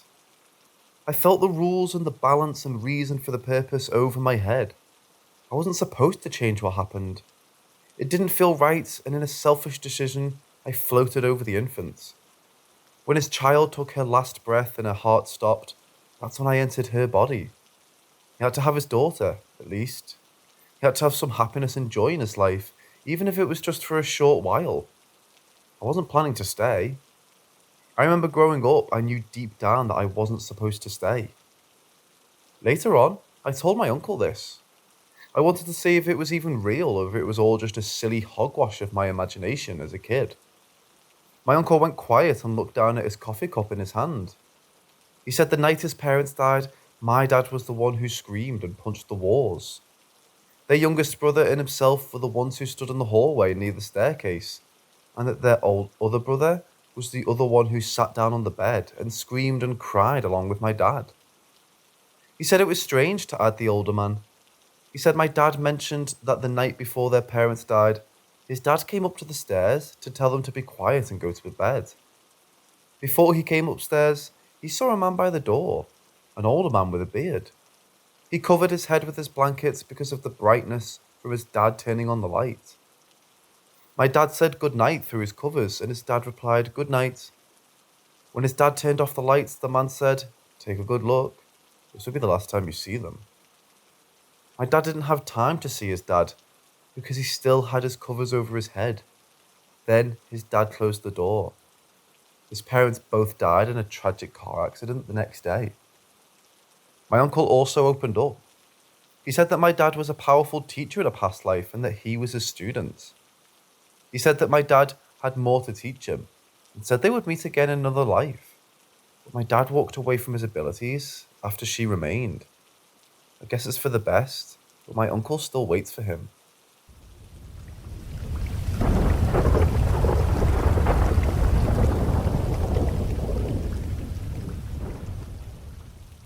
When I was 21 or 22, I had a near-death experience and had just gotten out of the hospital. Before that happened, I lived in an apartment where a lot of bad things, terrifying things would happen, and a lot of people would experience things there. So when I left the hospital, I decided to stay at my uncle's house for a week and recuperate before going back to the apartment. My uncle had a 2-story house. The house had white trim and black window panes, and a wraparound porch which was also painted black. I'd always gotten along with my uncle. I love him so much, and he was more than happy to have me stay with him for the week. When I arrived, my uncle had a bedroom at the end of the hallway upstairs, all set up and ready to go. He was beaming with joy to have me there. He was just ecstatic. After showing me the room, he walked downstairs and I could hear him making a fresh pot of coffee, probably getting ready to watch his favourite TV shows. When I walked past the door into the room, I immediately felt stared at. And by stared at, I mean watched. I shrugged it off because, well, the apartment. I thought I was just so used to living in the apartment that I wasn't used to being in another house. I fluffed up the pillow and swept and mopped the floor, cleaned the bed and the chair, dusted the windows, and had gotten the bed all tucked in and ready for the night. When I was done, I walked downstairs and enjoyed some TV with my uncle. As the days passed each night, I still felt stared at. I felt like the room was staring at me, if that makes any sense. It had gotten to the point where when I would enter the room, I would whisper under my breath, "I'm sorry," and "I hope you don't mind if I stay for a little bit. I understand this is your room, and I'm going to try my best to be polite to you." I thought it was all silly. I was just silly and just still wasn't used to the room, but then some nights I would hear faint footsteps and creaking from around the room. I, of course, had to find something to explain it away. It's just an old house, that's all. It's just settling, no problem. Just going to sleep and just relaxing. The room had a chair on the other side. It sat in front of one of the 2 windows in the bedroom, beside the closet which had no door. One stormy night, I laid in bed. It was a thunderstorm outside, and I could hear the pitter-patter of the rain tapping the window beside the bed. I thought this would help me sleep, and as I cozied up under the blankets and closed my eyes, a nightmare had begun. In my nightmare, I was laying in the bedroom under the blankets. There was a storm outside, and an eerie bluish light shone in through the windows. The thunderstorm was very active, and with each strike and shake of the room, it would briefly light up from the storm outside. I looked up from under the covers, and I looked around the room. The chair was beside the window as always. In my dream, I had tried to fall back to sleep, and so I covered my head with my blanket. Then I noticed it. The sound of wood being dragged across the floor with each crack of thunder. I threw the blanket from my face, and the chair had been dragged closer to the bed. Bam! The room lit up again, and the chair came closer. Bam! Another crack of thunder, and as the light blinked away, it was even closer. I threw the blanket over my head, and I could hear the chair dragging across the wooden panels of the floor, closer and closer and closer. My dream was over. When I woke up, I could see the bright sunshine through the blankets. So relieved, I pulled the blanket from on top of me when I noticed the chair was right next to my bed, facing where my pillow was. I had simply said sorry to the bedroom and packed my things, as it was my last night there anyway. As I was leaving, I asked my uncle if anything strange had happened in his house. He said no, nothing at all, and that it wasn't haunted. He asked why, but I didn't tell him. Later on, I asked my cousin, who slept in that room for a few months prior to my visit, if anything happened while he was in the room, particular about a nightmare in the chair. He was taken aback and he said, "Yes, I've had that same dream." He then said one night he had woken up to see a pair of red, glowing eyes staring back at him from right above him. Eyes without a body.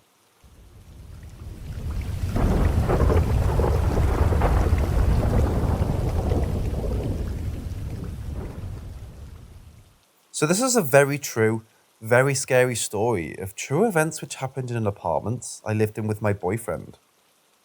When I was 19 or 20, my boyfriend and I rented an apartment together. Our particular unit of apartments, my dad found out in the end, had a cult living there. The guy who actually had us sign the lease, we made a comment about his cool looking rings. He then showed us his tattoos and he said, Satanism isn't a bad thing. It's about justice, and I think that's what people get wrong about it. You should come by one of the apartments to meet and greet sometime. He was really friendly and charismatic. He wasn't creepy and looked like anyone else you'd see on the street. He was someone that everyone liked and was friendly to everyone. He really cared about the residents, and pretty much he was everyone's friend. I then said, yeah, maybe sometime. I wasn't planning to, but we were being nice because we didn't have any credit at 19 and just needed a place as our first apartment. He then showed us the apartment. They had popcorn and stuff on the counter as a cute little welcoming gift. He handed us the keys to it. As he opened the door to walk out, he turned to us and said, I think you're really going to enjoy this apartment. It's the one I lived in before I moved to a bigger unit. He smiled and then left. We settled in and had been building some furniture that we bought from IKEA in the living room. I noticed that each morning, the cross we bought at a prestigious cathedral kept ending up falling off the wall in the middle of the night. We weren't religious, but his parents lived in another country at the time, and his dad used to bring them to a prestigious cathedral when he was a baby. I bought it for him as a gift, so when he looked at it, he would remember how much his parents loved him. I would just make excuses that the cross fell off because of the neighbour upstairs probably walking around at night. Or maybe the apartment settled in the night because it was older. When I was going to do the laundry in the apartment's shared laundry room, I noticed a pentagram on the wall. I didn't really care what people's religion was, and I didn't really have one anyway. So if people believed in something, it didn't really bother me. It didn't really scare me or anything. I had just gone on my way. Sometimes at night, I would think that I saw a shadow or a silhouette of a man. But when I would look over in the direction, nothing would be there. Sometimes the bedroom door would slowly open when my boyfriend wasn't home. I would hear small tapping or knocks, but I would brush it off as the apartment was old. As time went on, my boyfriend began to sit straight up in bed in the middle of the night. I would just gently tuck him back in. Later, he started to get up out of bed and walk into the living room and just stare at the wall. Each time, I would lead him back to his bed and tuck him in and kiss him goodnight, and stay up for a few hours in case he had done it again. Then a few weeks later, I noticed something weird. Weirder than the other things. Something completely insane and, well, unexplainable. I had invited my uncles and my aunt and cousin over for a grill out. When I was walking out onto the concrete porch, I noticed the light switch in front of me clicking on and off to lights that didn't work anymore in the apartment. I mentioned it to them, but we all just ignored it. The shadow had gotten a bit worse, so as to speak.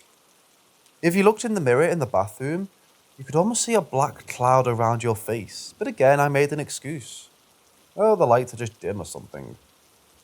One night, I was thirsty and had gone into the kitchen. I opened the refrigerator to grab some water, and when I turned around, all of the cabinets and drawers were open. This was new, and I thought Mark must have woken me up in the middle of the night again. Then my eyes adjusted to the dark, and I saw at the corner of my eye a person standing by the wall. I looked over completely frozen. I thought it was an intruder, and as my eyes adjusted, I noticed it looked just like me. It had my pajamas on, it had my body, my hair, but it was kind of slunked over. Then it moved and walked past me. As it walked past me, I tried to see the face to see if it was an intruder, but it didn't have one. It was just skin with no crevice for eyes or a nose or a mouth. I didn't believe my eyes. I didn't want to, because I thought if I believed them, it would give this thing power. As it walked past me, It went into the bedroom where my boyfriend slept and disappeared behind a corner. I went into the bedroom and looked into the closet. I looked under the bed. I checked the windows and doors to see if they were open. Nothing. I went to bed with a knife, but kept my eyes open so I could fight off an intruder if for some reason they came back. I let my boyfriend sleep. I didn't want it to affect him in case I was in fact going crazy. The next thing, my boyfriend didn't want to go anywhere in the house. He needed me to go with him everywhere in the house. I asked him why, and he went quiet and said, "Well, I don't know. I just like it when you're around." I looked him in the eye and said, "Is it because you see things in this house?" His eyes went big and said, "Yes. I see shadows all over my face, but it's like it has thoughts." I told him, "It's okay. I see them too. I'll go with you whenever you need to go, but you don't need to be scared of it. If you're scared of it or angry, it gives it power. I'm here, don't worry." The relief on his face was profound. The day it all became more real was when I woke up one morning. I was pretty happy because my boyfriend was making breakfast that day and I could smell bacon. I was chatting with him and we were smiling and joking. I leaned down and put my slippers on. When I had sat back up to talk to him, who was in the kitchen, I noticed a shadow without a body. It was almost as tall as the door. It had mass and volume, but I could also see through it. The only way I knew it was real because my boyfriend was looking right at me through this thing. You could almost hear it thinking. It hated our love for each other. It hated our happiness. It hated good things. It felt like a sign for things to come. As time went on, my boyfriend ended up becoming aggressive and hateful. Anything could set him off. He tried everything to keep me in the house. My friends and family became too scared of the house to come and visit. I kept loving though. I kept loving everyone around me, and at every turn I felt unloved and uncared for. Love was a huge part of my identity, with who I was, even though I didn't have a religion. Love was something that I always believed could get you through every battle. But the shadow thing, it kept showing up every day and every night, and more frequently. It covered the mirrors.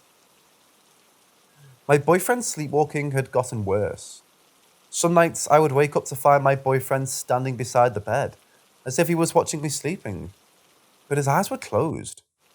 Some nights I would find him in the restroom, hunched on the ground, with his eyes closed and a razor was in his hand. And one night, I was reading on my phone and my boyfriend sat up in the bed. His head slowly started to turn to me, and his eyes were open this time, but they were completely black. A few moments later, his eyes closed and he laid back down. A couple minutes passed, and he rolled over and put an arm on my waist and said, "I love you." The shadow would show up and tell me that I was torturing my boyfriend, that I was the reason why he was being tortured and that I should let it in. As the months passed, my boyfriend started to hate the apartment more, including me. He would yell at whatever it was in the apartment to leave and to come and get him instead of me. It only made things worse. My boyfriend started to go to work more often, taking on 19 to 22-hour shifts to get out of the house. When I was home alone, sometimes the cabinets and things would open on their own. Dishes would break. Glasses on the table would break on their own without moving. Shadows would show up and walk around me. I would hear my boyfriend calling out my name to come into the living room. Sometimes I would hear my own voice, but my boyfriend wasn't even home. When I was alone and taking a shower or a bath, the door would lock and I would be stuck inside with it.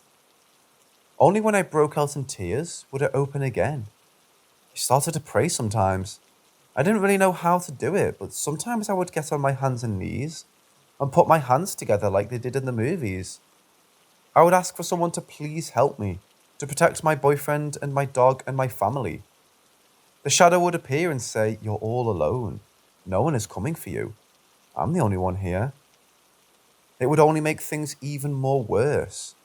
But still, sometimes when I prayed, it felt like something good was there. I remember sometimes I would be locked in a room, and I would just daydream my dad or my boyfriend, or even a stranger bursting in and saying it's all going to be okay. But it never happened. It was just hope. The door would just unlock and I would be in the house with that thing. My boyfriend started to lock me in the bedroom and leave the house to go and gamble away the money in my account. This wasn't him. He was someone that he wasn't anymore. There came a time where my boyfriend had finished dragging me around the house, and when I looked at him, in that moment I knew he lost the battle, and that I lost him. I lost the reason to keep on fighting it. My boyfriend already lost. I was alone and laying on the bed one night. I remember I was tired from fighting this thing. The shadow thing showed up beside the bed and said, "I'm your only friend. I'm the only one who has been here with you. Let me in and I'll make this all go away." Let me in. I didn't even have enough energy to listen to it. I didn't care anymore. It would just keep saying, "Let me in and you don't have to fight like this anymore. You're selfish. You're making them suffer. If you let me in, he will be freed." And then one day, after about a year of this being continual, I laid in the bedroom alone and unable to get out, I said, "Okay." I finally gave in. I lost everything. It had gotten really bad. My personality changed, and all of a sudden, my boyfriend and I began physically fighting, and we had inhuman strength. It's like the thing was trying to get rid of all love and humanity that we had left. It kept saying, "Look at them. Why do you love them? They are liars and evil." But I never stopped loving. I was still in there. If I bumped into someone or shook their hand, I saw their deepest regrets and fears. I saw every time they lived, every time they hurt someone, and if I brought it up, they didn't know how I knew and they definitely didn't want anyone else to know. I remember one time I heard myself tell someone that they could never forgive themselves and that they will be going to hell and that I'll meet them there, that I'll drag them to hell. I saw things before they happened. I knew people's names from across the room. I remember one time I'd gotten upset with someone for some reason.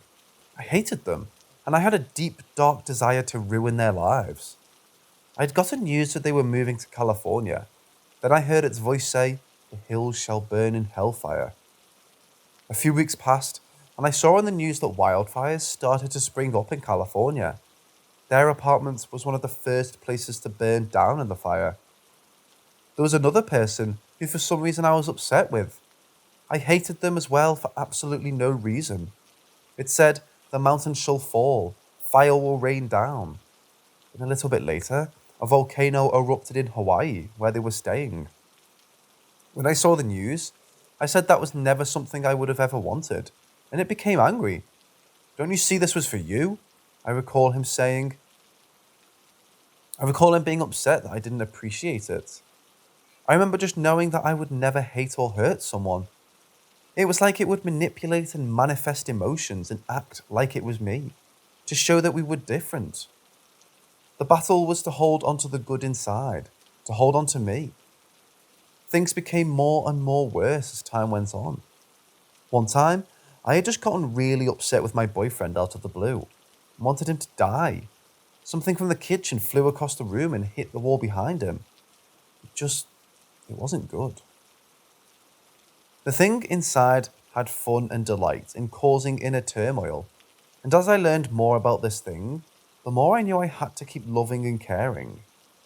There was me, and there was this thing, and we both could control my body. It became me. It was absolutely an insane experience and an awful experience. You don't know what it's like to have something else living in your body until you do. It's not worth it to give up. And I fought it in the end. I fought it, and it had a hard time holding on. It would cause physical illness. It would make me throw up food for days and days and days if I felt love and care for someone, if I stopped it from looking into them. It was pure evil. It kept me aware of what it was doing while inside. It wanted me to see and feel the delight that it had when it terrified people with knowledge a human couldn't have been able to know about other people. It thought it was showing me how much stronger it was than what these people believed in. It tried to make me believe that this was more powerful than the immense amount of love I felt for people and even strangers. Sometimes, my boyfriend and I would wake up in the middle of the night, and it would be raining in the bedroom, with thunder inside of our house. It was crazy. It smelled like sulfur, and I thought that it was a dream. But I turned to my boyfriend, and he was seeing it all too. You could see the utter terror and disbelief in his eyes, and I can't imagine the look that he saw on mine. We ran around the house. I grabbed our dog and opened the front door. The moment I stood in the hallway of the apartment, it was quiet. No thunder. I called out to see if everyone was okay. There wasn't any smoke and no one answered. And I turned around, and in my apartment it was still raining, and there was still thunder, but I couldn't hear it from the outside of my apartment. I went inside the apartment, and as soon as it started, it stopped. The carpet was dry, the walls were dry, everything was dry, like nothing ever happened. My boyfriend and I looked at each other and went back to bed completely dazed. I still believe it was just a vivid dream, until we fell asleep and woke up the next morning still dazed. That's when we actually had to come to terms that it was real and that it actually happened. My dad texted me after weeks of no contact out of the blue. He told me that we had to get out of that apartment. I didn't even tell him what had happened. That's when we decided that we couldn't fight this alone and went to the cathedral on the hill for help. When we arrived, I felt panic set in. It felt like a gut-wrenching feeling that I had to leave, that I had to get out of there, and I felt an immense hate for everyone there. The thing inside of me didn't want to be there and resented it. I don't know what my boyfriend felt, but he said he saw my face change into someone else. We walked up the steps and went to the cathedral for the first time for help. There was a church service going on, and all that I could hear was the sound of 1,000 snakes. I couldn't hear them talking. I just heard a voice saying, "Cockroaches. These motherfucking cockroaches." I forced myself, and whatever that thing was, to sit there until the end. When the service was over, I approached what I thought was a priest. I asked him if I could get some help from them. I told him about the shadow we saw in the apartment and the cross falling off the wall and my sister's necklace breaking. He was just angry. My boyfriend says the priest looked absolutely uncomfortable and pissed off at me. The whole time, he was glaring at me while I talked to him. He interrupted me and said, "Seeing ghosts is a sin. We can't help you." He left it at that, and even as I tried to quietly ask, almost beg for help, he didn't reply or even look at me. My boyfriend and I had to simply walk away. There was a boy who was sitting on a bench next to where I spoke to the priest. I went over to him and sat down next to him. I said, "Your mom is in heaven. She said to not be sad and that it's okay. She wants to visit you sometimes." The little boy looked up at me and said his mom died 2 weeks ago. He held my hand and thanked me, and I stood up. I looked over at the priest and he was absolutely pissed, glaring at me. I walked out without any help for what was happening.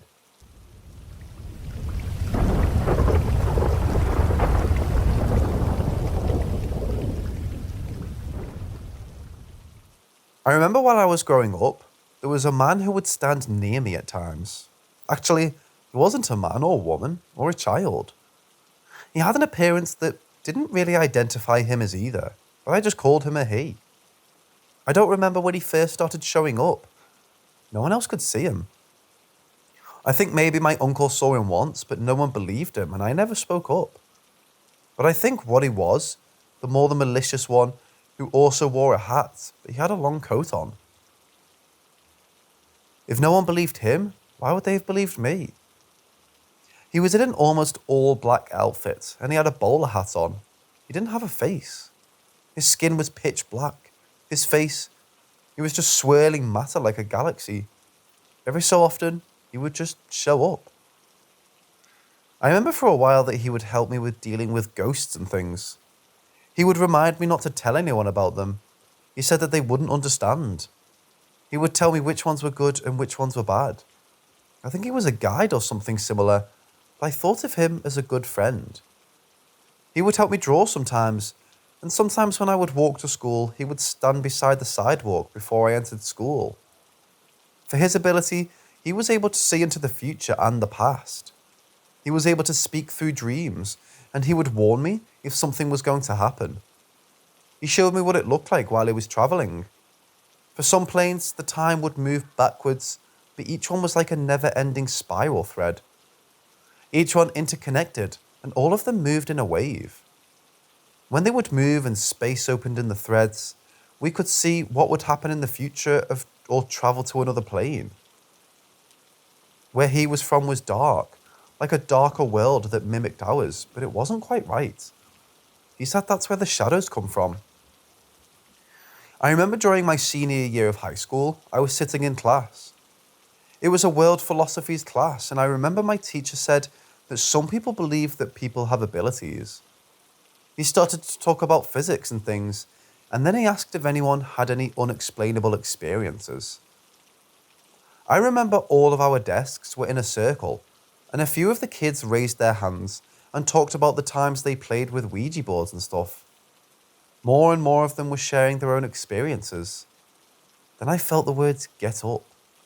I was still shy, so I stayed seated.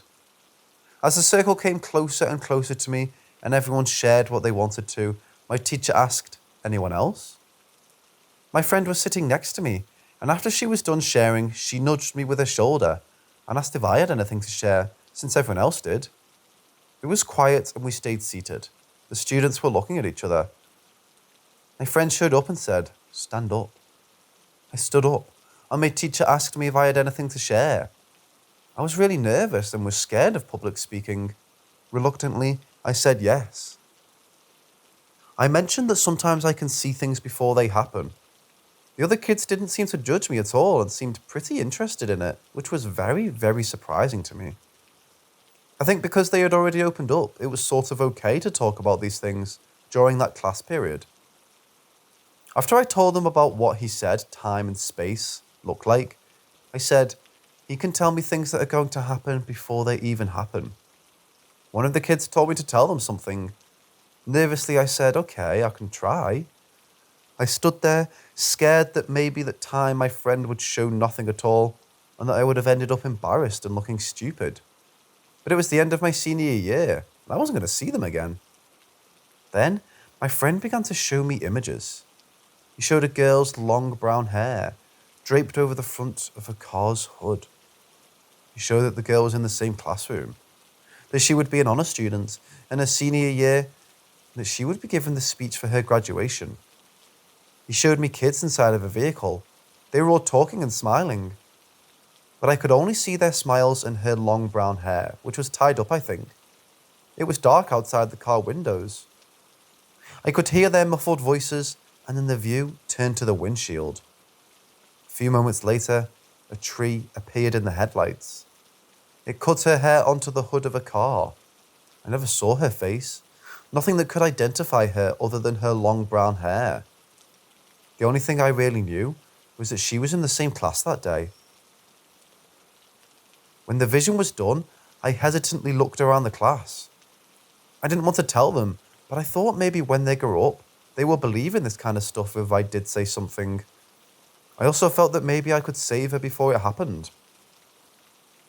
I said that there was a girl in the class and that this girl would die before her graduation.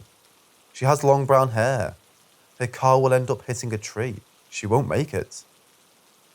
I glanced over at one of the girls across the room for a second, and then continued to look around the class, trying to figure out who it was as I sat back down. The kids were all surprised and intrigued. I think some of the girls were scared. My teacher looked at the drawing on the board that I made of the map, and he said that was another philosopher's idea, and he said that will be our homework for tomorrow. For months, I was trying to find out who the girl was, but I didn't find out in time. The girl I glanced at is the girl who died. I didn't speak to my friend again after she died. I didn't find her in time and I felt guilty about it. I didn't understand why he didn't help me tell her or save her. I don't think I was allowed to. He would come around, but I didn't talk to him anymore.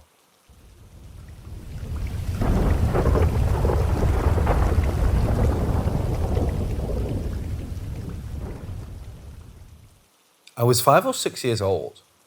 One day, my sister and I went to a birthday party at one of her friends' houses. There was a built-in pool in their backyard.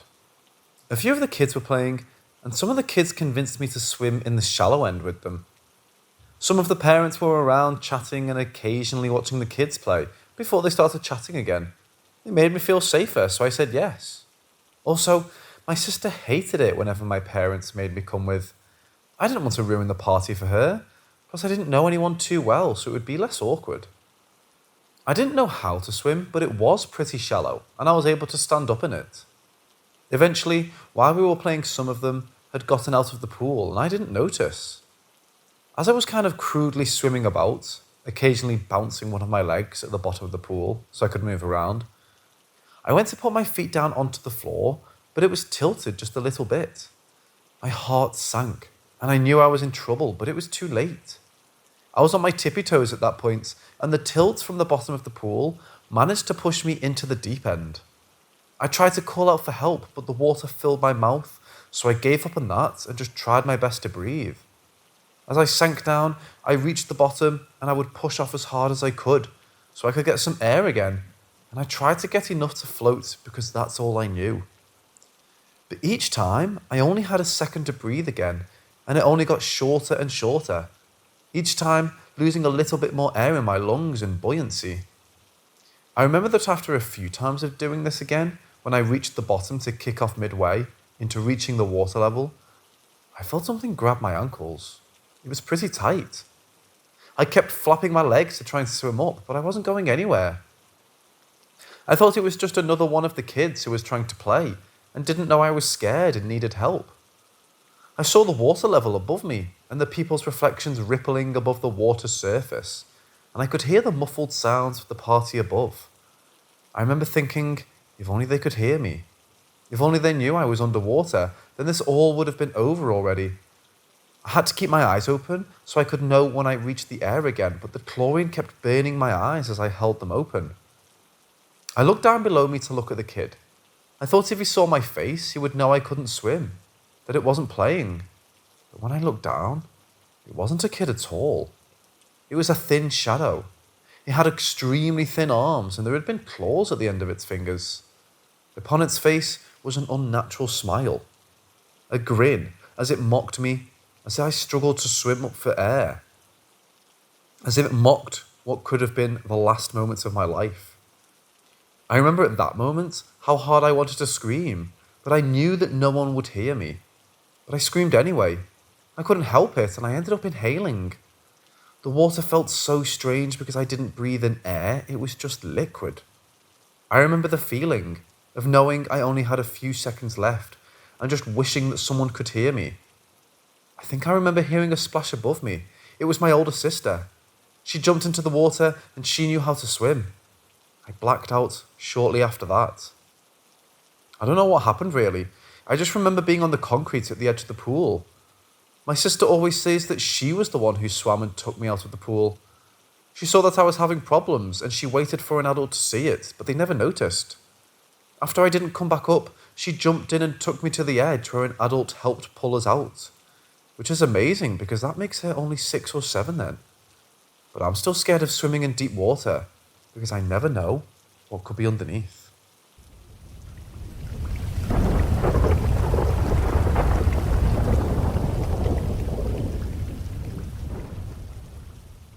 When I was a kid, from 3 to 12 years old, I would often draw. I always enjoyed drawing as I continued to grow. My dad and my uncles had always loved these drawings, until they noticed something peculiar with each one. I remember one afternoon when I was in elementary school, I was sitting at my desk in class, which was situated next to a large window, overlooking the playground. I sharpened my yellow lead pencil and started to draw on the back of my schoolwork, and I remember thinking how my dad would love this drawing.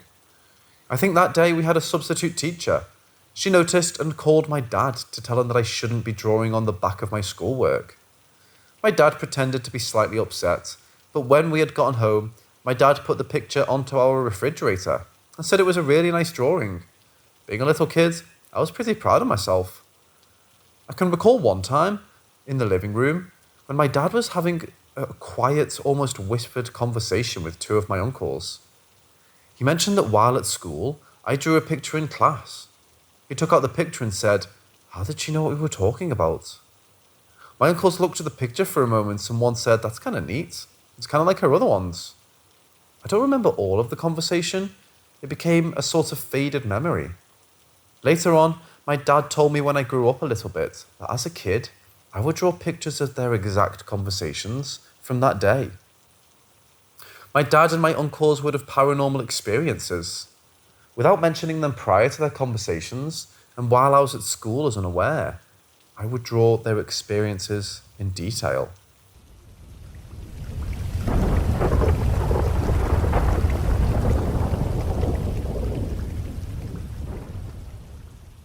So this happened a few years ago in my college dorm room. I had the whole room to myself, and it was quite nice to get alone time after a long day.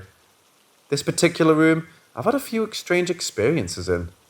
From lost time, to a rat manifesting itself from nowhere, to an odd bird chirping outside my window at night, only to find nothing there after opening the curtains. Because of this incident, I remember it was a weekend and I slept in for a few hours. Instead of being awoken naturally, I awoke to sleep paralysis. I was on my belly, head to the side, and I felt a force keeping me in bed. Not really pushing me down, I just felt like I was glued to the bed. And then I heard a female voice whisper to me in a Russian East European accent, "If you don't wake up now, you'll die here." I felt my blood turn cold, and I immediately jumped away from the bed. The voice sounded so incredibly real that I genuinely still believed there was someone in my room. I've had sleep paralysis before, and it all felt sort of fake. Like part of me knew it's not real, but this felt so real and so true. I genuinely felt like I was going to die.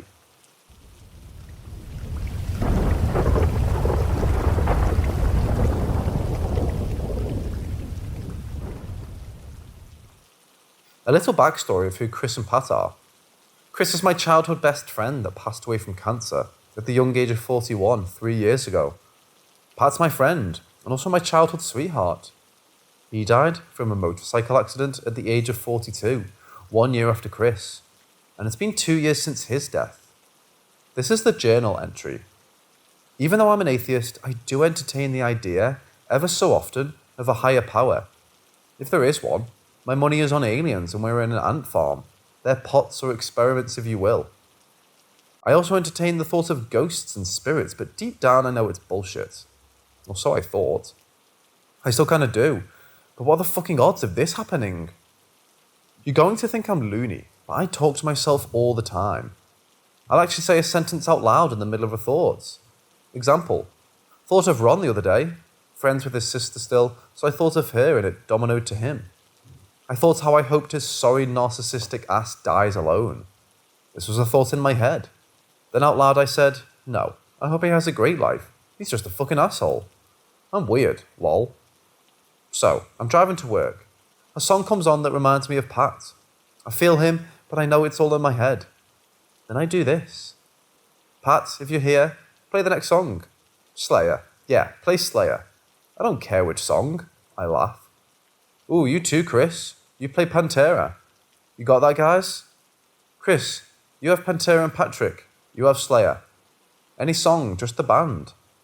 Maybe that's how you guys can show me you are here, and that when I feel you, it's you and I'm not crazy." Then I remembered that I have heard or read sometime in my life that you have to say their full names. So I pretty much repeated what I said above, but called out their full names instead of just saying Pat or Chris. Ending the sentence after saying with, "Girl, you have a long-ass name," I laughed again. The song that was on finishes and Pantera fucking comes on. Okay, that's a huge coincidence. But I also realised the chances of that happening, although small, probably not unheard of. Nevertheless, I get upset and almost start crying. I then say to Chris, "Girl, stop. I put mascara on today." By this time, I'm parked in the garage at my work. I'm trying to compose myself and I'm still shocked that it happened. I decided to grab my phone and take a snapshot of the song playing. I was so wrapped up in my emotions that I didn't realise the song had changed. It was playing Slayer. I know that this sounds like a fabricated story, but I swear on everything that I love, it's not. Mind you, I was on an Amazon Prime station called My Likes and More. It wasn't even my music library. What's the likelihood of that happening, in all honesty? Pretty damn slim, right? Shortly after writing this, I decided to look at the playlist. I can't recall the last time I've ever liked a song on Amazon, because usually when my Bluetooth gets picked up by my vehicle, it just plays what it wants and I roll with it, or just forward it until it plays something I like or I'm in the mood for. That being said, there are 20 songs in that playlist. This has really rocked my world. I don't know what to think. What's the likelihood of this happening? Also, the Pantera song isn't even on that playlist. Thoughts? Opinions?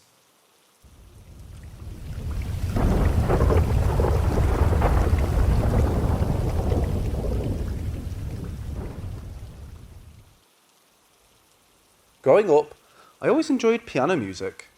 I was maybe 13 or 14. I didn't have many friends, to be honest, since we moved to a small town. The music always seemed to fill the empty bedroom. We didn't have any money to spare for classes, let alone much food. My uncle and my dad brought me a little piano, after figuring that I was maybe interested in learning, after listening to the classical music through my door. The one they gave to me was one of the electronic ones. It was small, and the keys were white while the body of it was a pretty pink colour. I tried to teach myself a few songs every now and then. At times when I was bored of the continual learning, I would simply play random notes that sounded well together. My uncle and my dad enjoyed listening to the music, and at times their eyes were a bit emotional. I didn't understand why, but whenever I would play, I would catch them standing by the door listening. I thought at the time that they just liked the piano and watching me learn. I didn't know the real reason at the time. One time, as I was leaving my bedroom after playing some notes that I thought sounded pretty, I walked out of my bedroom to take a break and to hang out with my family upstairs in the living room. I noticed that my uncle was standing by the door. He smiled warmly and said, "My mum used to play that song." I said, "Your mum played the piano?" He said yes, and that she was very good. She used to play the organ as well. Their parents died when they were kids in a tragic car accident, which separated them into different foster homes across the country, later to come back together as young adults. Their parents loved them very much. I didn't know the song, and after that, I didn't know what song it must have been. But at times, when we would pass a piano in a thrift store, I would somehow briefly play those keys again, and my dad would listen. Those keys would only play when my dad or his brothers were nearby. It was probably just luck, but the look in their eyes, I won't forget the beautiful love of a son for his mother. They also say that I look just like her.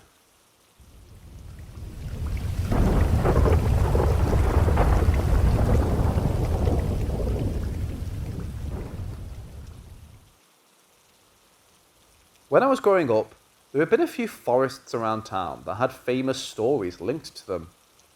The people believed that the forests were cursed from the Native American tribes, who were relocated from their homes way back when. They said the forests belonged to them, and when you go in and past your gut feeling, those people die in those woods. When my dad and my sister and I moved when I was around 13 or so, we moved to a small town.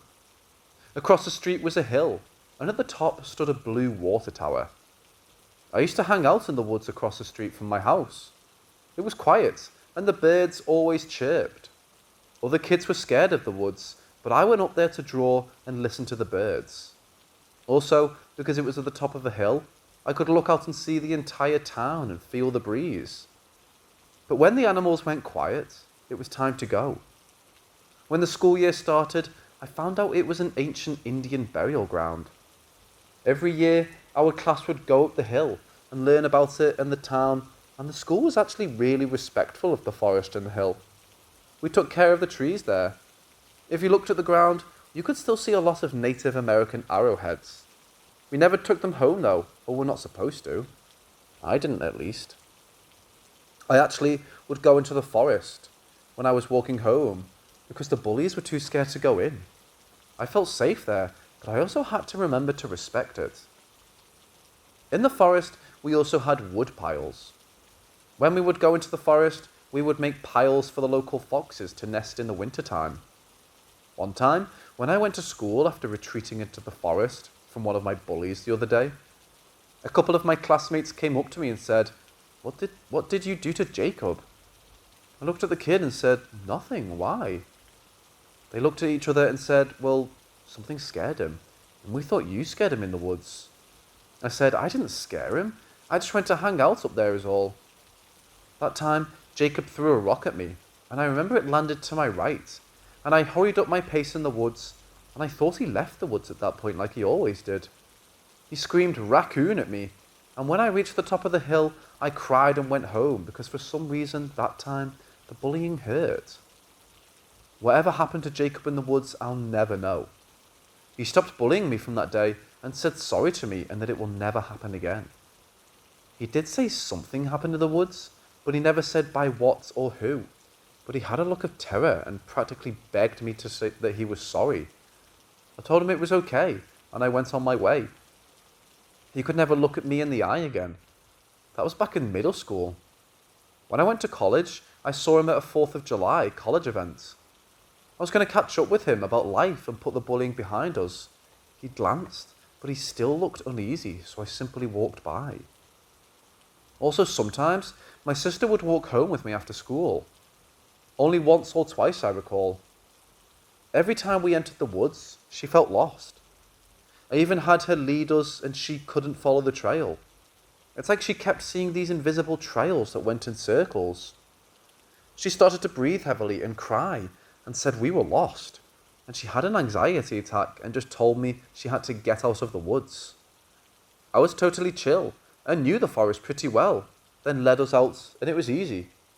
It was literally just 3 trails, one from the south, one from the north, and one going up the hill to our house.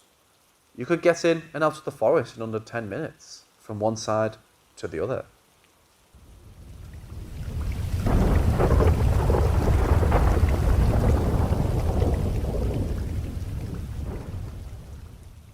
As I lay with my face facing the wall, my dad checked on me by just opening the door and leaving after seeing me in bed.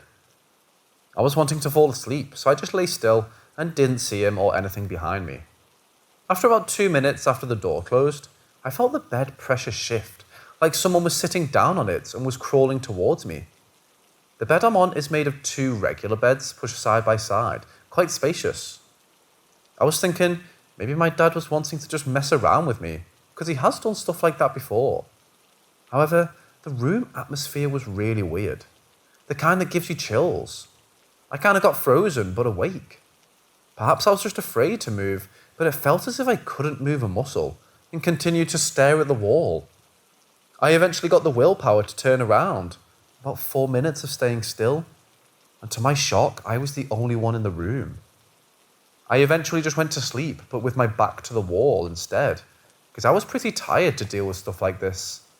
However, sometimes I think I hear people call me by my name from a distance at random places. My name isn't that common in the country I stay in, and I do sometimes feel a random strange atmosphere change in places. Wondered if anyone else gets these too.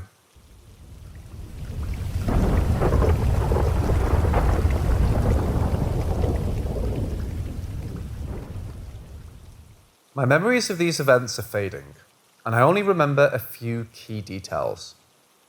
I was born in 1979, and shortly after my parents built a new house in the suburbs in Milwaukee for them, my older brother by 2 years, and me. One night I was in bed, about 4 or 5 years old, reading a book on the alphabet. I was lying down with my legs bent so I could support the book and read it using my flashlight. I was on the letter Q when I felt something in the room. I dropped my legs down and saw something at the edge of my bed. It looked like a shadow. It said Q, and it scared me, so I dove under the covers. A few days later, I woke up and saw it again, but this time, it was with something else. It looked like a small person covered in seaweed, to which I asked, assuming it was my brother for some reason, "Where did you find the seaweed, Matt?" I think they both looked at me, and I did the whole thing under the covers again. The last major thing happened some other night. I felt something grab my feet and tried pulling me out of my bed. I grabbed onto the headboard and held it until it stopped. I never told my parents what happened. I think I saw shadow figures around the house, but I'm not sure if those are real memories or not. but I thought I saw something going in and out of my closet during this time.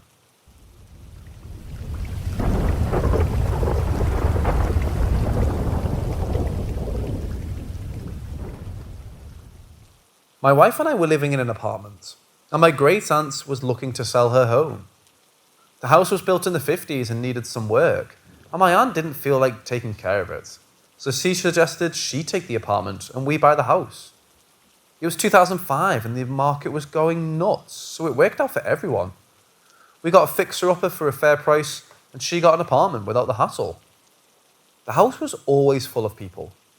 We had friends live with us for a while, then my brother, then we had kids. And when we first moved, we had 2 cats. Not long after the move, our younger cat got very, very ornery. He was constantly hissing, refusing to use the litter box, scratching at everyone. That was not him though. In the apartment, he would cuddle on the back of my neck while I watched TV and purred constantly. I didn't even know he could hiss until we moved. So after ruining our second load of laundry by urinating in it, we decided maybe he just needed to stretch his legs and explore outside. The very first night we let him out, he failed to come back in. We shook treats, put out food, nothing. By 10 p.m, I went out to look for him. My heart broke when I found him just outside the window of a spare room. No signs of trauma, just dead. I sadly buried the cat by an old tree, feeling totally guilty that I didn't do more for him. I feel even worse now after reading the aforementioned paranormal post. After the cat passed, I started sleepwalking, actually opened up the basement door and fell down a flight of stairs. That sucked. Tried walking out of the house in the middle of a New England winter and was luckily stopped by my wife. Every once in a while, I'd get creeped out or hear strange sounds, but it was nothing really noteworthy and could be explained as someone else making noise. My wife would hear voices.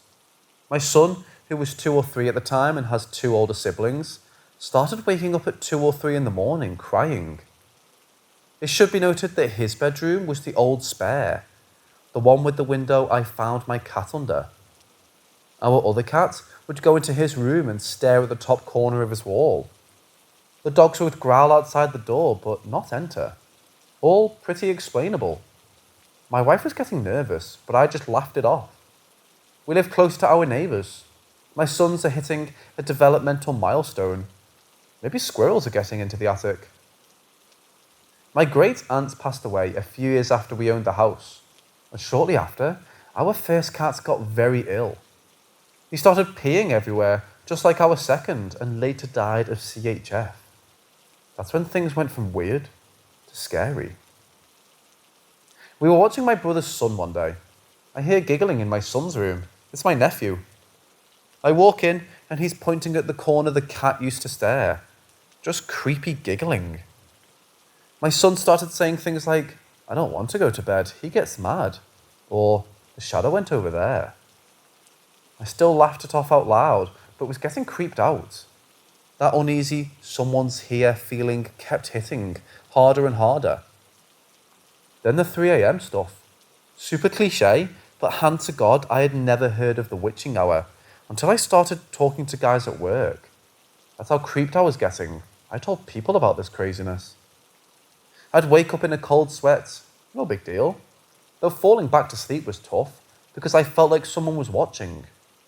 Then, for absolutely no reason at 3:01, my smoke detector starts going off. Fire, fire, fire. Goes off 3 times and stops. Check the house, nothing.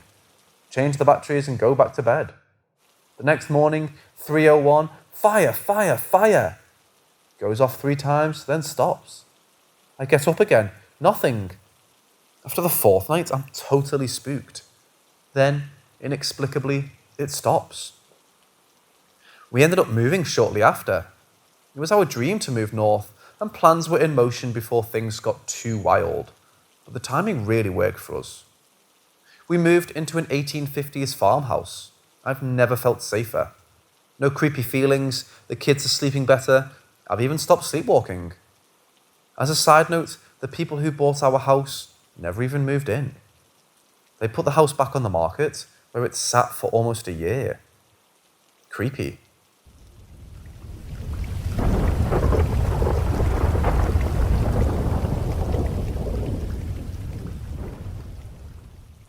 I used to work at a PL1 import several years ago as a sales associate.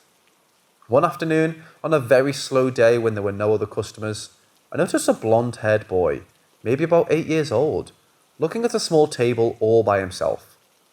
I asked if he needed any help, and he had this look on his face, like he was smirking at me, and he seemed to act very mature for his age. I asked if he was interested in the table for his parents, and he said, sure, then asked me to find the price for him, so I had to turn my back and walk away to look it up. Next thing I know, he's gone. And I never heard the entrance door bell chime.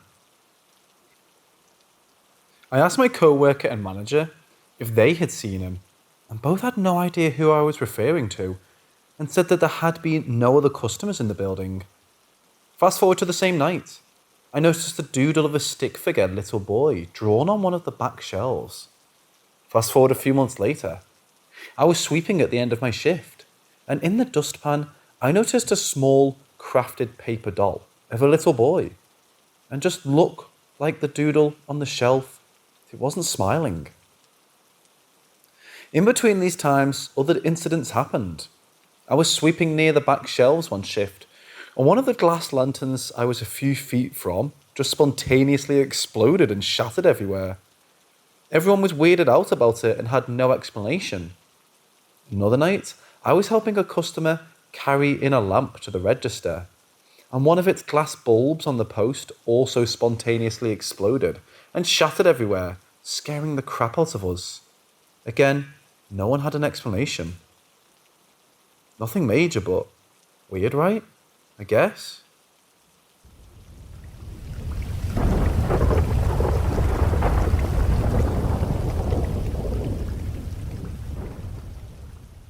The entire decade we've been living in this house, my family has experienced disembodied voices. This wasn't something new to my family, as our previous house was very old and haunted, and we heard children's voices on occasion. I remember one day, after middle school, I had a friend over to visit. Once we were halfway to my room, which was in the middle of the long, unfinished basement, we began laughing together at either a joke or something that happened earlier that day in class. While mid-laugh, a small voice of a child emanated from an old rocking horse, which was off to the side and against a wall.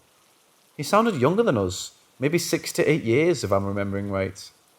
He was laughing with us as if he was there the entire time, but he wasn't there at all, physically. Me and my friend both looked at each other and ran out of my house with the front doors wide open. Stuff happened to me before, and I heard family stories, but that was the exact moment I learned it's all completely fucking real. Friends have called me bad luck and had refused sleepovers in the following years.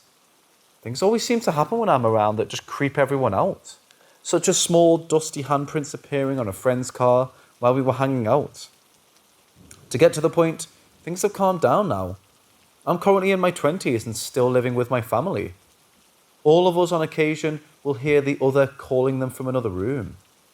We're no longer hearing voices of others, but voices that mimic loved ones identically. Is there anyone else here who can relate to these experiences? Does anyone know what I'm currently dealing with? As I don't feel it's necessarily dangerous, but I'm going out on a limb and saying it's probably not human either. I live in a rural part of Canada, and my city has been built over native burial grounds, which are still being dug up during construction. I've always wondered, could it be a skinwalker that may have followed me after an encounter with friends on a native reservation? Any input is much obliged.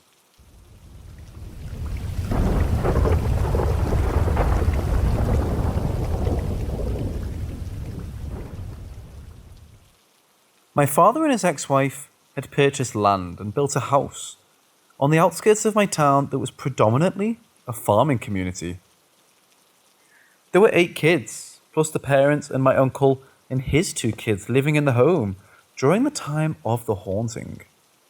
My younger sister, we'll call her Rena, was about 13 at the time, and was budding into a hardcore punk goddess. She and her friends had become obsessed with seances and were doing them regularly at each other's respective houses for fun during sleepovers. One night, Rena encouraged 5 of the siblings, including one of my cousins, to perform a seance in the basement of our newly built home with her. Myself and the youngest 2 of the kids/cousins weren't present. From what I have been told, Rena was trying to contact River Phoenix.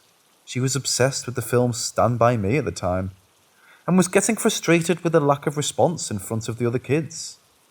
Rena explained something to the effect of, "Well, since the spirits are going to be pussies, we're going to end it," and blew out the candle they had set up in the middle of their hand-holding circle. Most of the siblings present for the seance recall an eerie, almost pressure descended on the room when the candle went out. But that was about it. Even though I wasn't present for the seance, that's when the sightings began for me. I believe it was a week or so later when I woke up in the middle of the night.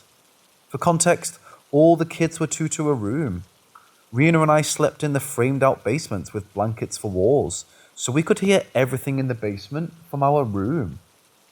All the other kids had fully furnished rooms upstairs, where the 2 cousins also slept.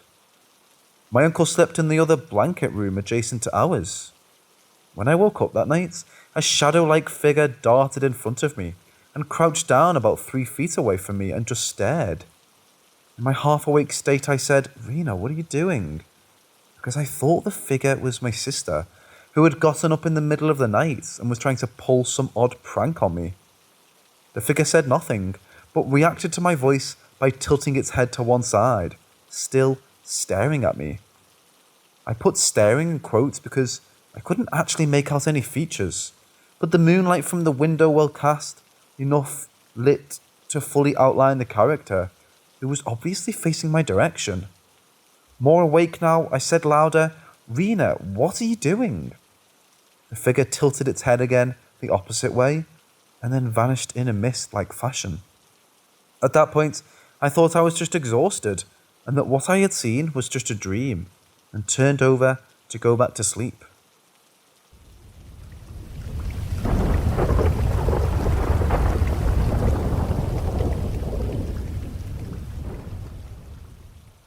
The second time I saw the ghost was another couple weeks later. By this time, atypical things of haunting had started occurring in the home. Lights going on and off, doors opening and shutting, the TV turning on to white noise in the middle of the night. But the whole family hadn't caught on to something happening, and each encounter was caught by someone else. So all 13 of us thought nothing of each small instance, as it wasn't equaling a whole quite yet.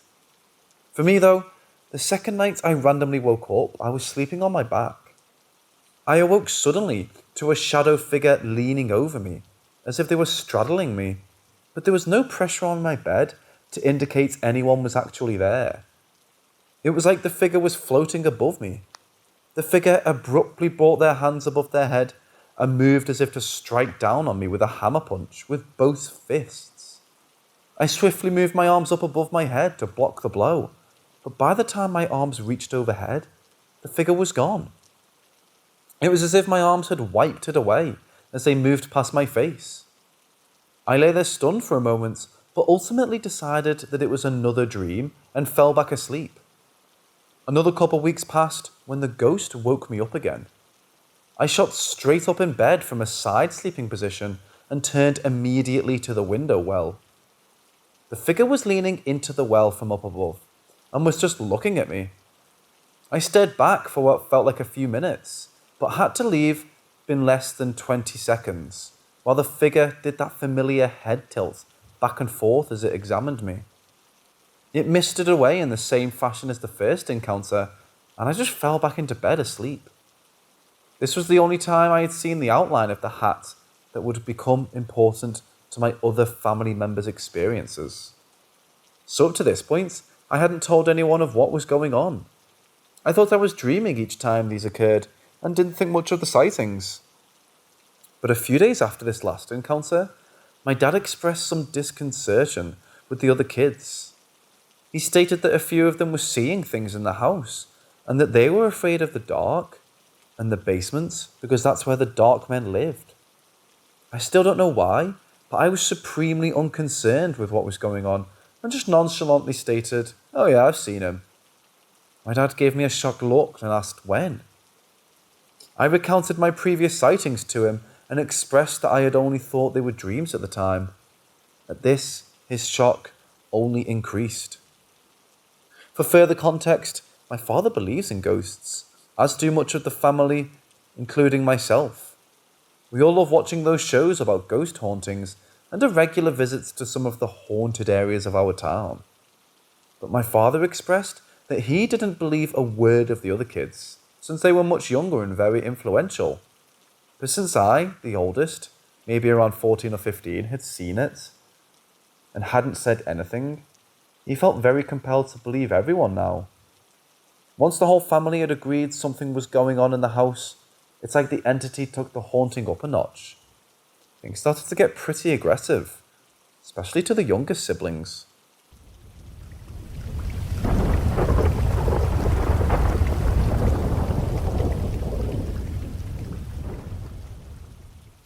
Once the family all realised something was going on, the hauntings got more regular and ultimately got more aggressive. I believe all of this had to do with the attention we were all giving the experiences now. In fact, all the kids started messing with the ghost, and my sister Rena led a couple more seances to try and figure out who the entity was. I guess during one of the seances, one of my little brothers felt someone blow on his ear at the same time the candle blew out on its own. Everyone screamed and ran upstairs. The siblings even came up with a game called The Dark Man, and would take turns sitting in the blanket room that was my uncle's in the basement and goad the entity with taunts of Dark Man. One of my youngest brothers was sitting in there when he saw a figure materialise in the hallway. The figure was shadowed and had what looked like a wide brim hat on. The figure slowly started walking the length of the hallway to the blanket draped over the doorway. He said he started screaming, and the other kids came rushing down the stairs, and the figure vanished before the doorway as they came around the corner. I myself would sometimes wake up in the middle of the night and would listen to the sounds of footsteps walking up and down the basement stairs without fear. At this point, we were all individually startled, but as a group, not very scared. We all believed in spirits, and honestly, at the time, it was kind of cool. When the basement door would open and shut on its own while we were watching TV in the living room, we would stop and stare at each other excitedly to see if something else would happen. But then, the entity started messing with the younger siblings. We never really spoke of the Dark Man to the youngest to prevent them from being scared. But evidently, they were seeing the Dark Man anyways. The two youngest were 1.5 and 6. We'll call them May and Carrie. May and Carrie shared one of the finished rooms upstairs. Carrie, 6, was terrified of the Dark Man. Apparently, she had seen him multiple times in her closet just staring at her. She would always scream and cry and end up sleeping with the parents because of her fear. She was the only one of us who could describe at length what the entity looked like. One night, Carrie was just fixated on her closet. She said she knew the Dark Man was in there and was waiting for him to peek out at her. She stared in horror as the Dark Man looked out at her but wasn't a shadow. She described him as a dirty white farmer with overalls and a wicker hat that leaned out of the closet, looked at her, left the closet and walked into the hallway. Walked back from the hallway, staring at her as he re-entered the closet and vanished. My dad's ex-wife later described this as a shriek of absolute terror as she ran to comfort Carrie.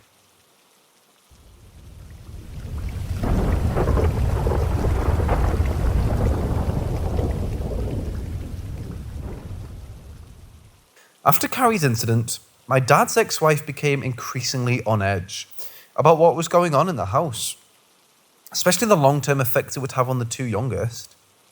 But my dad was too enthralled about the haunting and told her not to worry about it. She explained to him that she'd woken up to the TV in their room being on, onto white noise and the figure standing above her. She said she felt like it wasn't a good presence and that we needed to get it out. My dad, up until this point, hadn't heard too many first-hand experiences. He shared the same incident with the TV being on to the white noise when the remote was across the room, but didn't think it warranted an intervention, but merely to just ignore the goings-on. Then the entity really started in May. During all the time the rest of the kids were joking and messing with the ghost, and Carrie being terrified at, May was starting to see things, odd things, and woke up screaming in the night. May was only 1.5 years old and didn't have enough vocabulary to say much. She knew the word doggy really well, as it was her first word. She would point and exclaim, "Doggy," at pretty much anything. One night, Rena and her friend were babysitting/sleeping over at the house. I don't remember why, but me and a few of the siblings, including Carrie and the parents, weren't home for this one.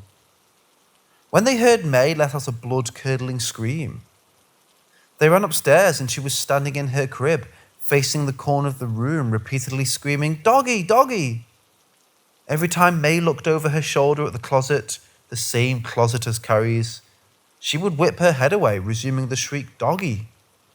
May was inconsolable in their room. Serena and her friend brought her downstairs to sleep on the couch while they resumed watching TV. Absolutely shook up themselves. A few days later, I heard May upstairs screaming, "Doggy," but I knew my dad was up there and that he was taking care of it. Then my dad started to yell for me to get May's blanket and nug to him. I located the items and tried to offer it to May when I arrived at the room. She wouldn't take them, but kept looking behind my father and I, pointing to the corner of the room, shouting, "Doggy!" Both my dad and I looked behind us to nothing there, but May insistently pointed to the empty corner, screaming, "Doggy!" We had to remove her from the room in order to calm her down. This last incident with May finally tipped my dad to figure out a way to get rid of the entity.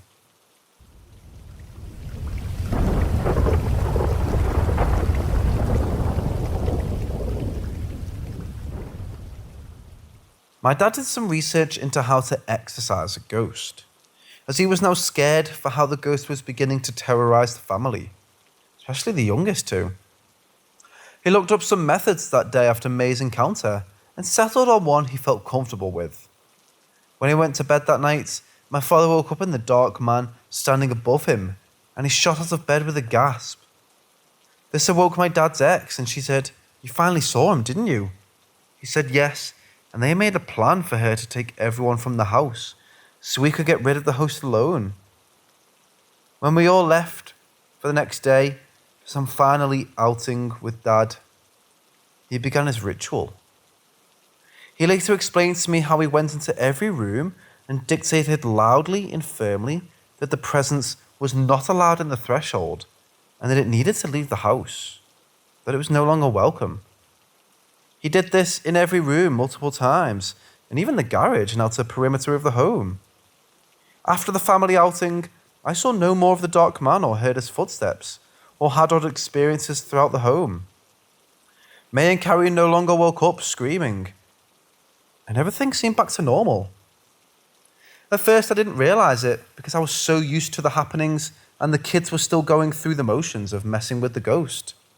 It took a few weeks to realise I hadn't had anything odd happen. In fact, it took my father bringing it to my attention that nothing had happened to me to realise it stopped. See, my dad hadn't told any of us what he did that day.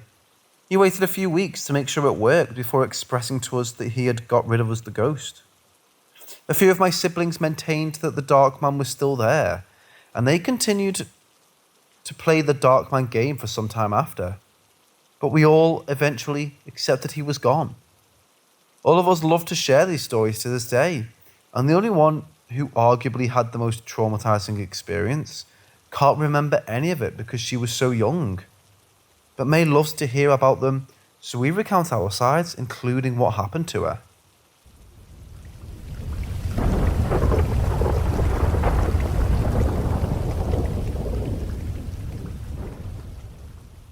My grandfather lived in a very rural area in Nepal, And most of the people were farmers. So was he. Since there was no automated water system, they would have to take turns to switch water to their land, sometimes at night time. One night, there was a full moon, and even though it was midnight, everything was visible with naked eyes. As usual, he went to the farm to switch the water flow from one section to another. Everything went as normal. He sat down for a quick smoke session. He saw a small baby goat near the farm, which was very strange because there were no houses anywhere near, and it's not normal for goats to roam around by themselves. He thought he'll take it to the village, and whoever it belongs to can claim it tomorrow. He has the goat on his back, and his hands are grabbing onto its legs. He was walking up the hill when suddenly he heard a whisper, "Such a pretty moon, making the night so beautiful."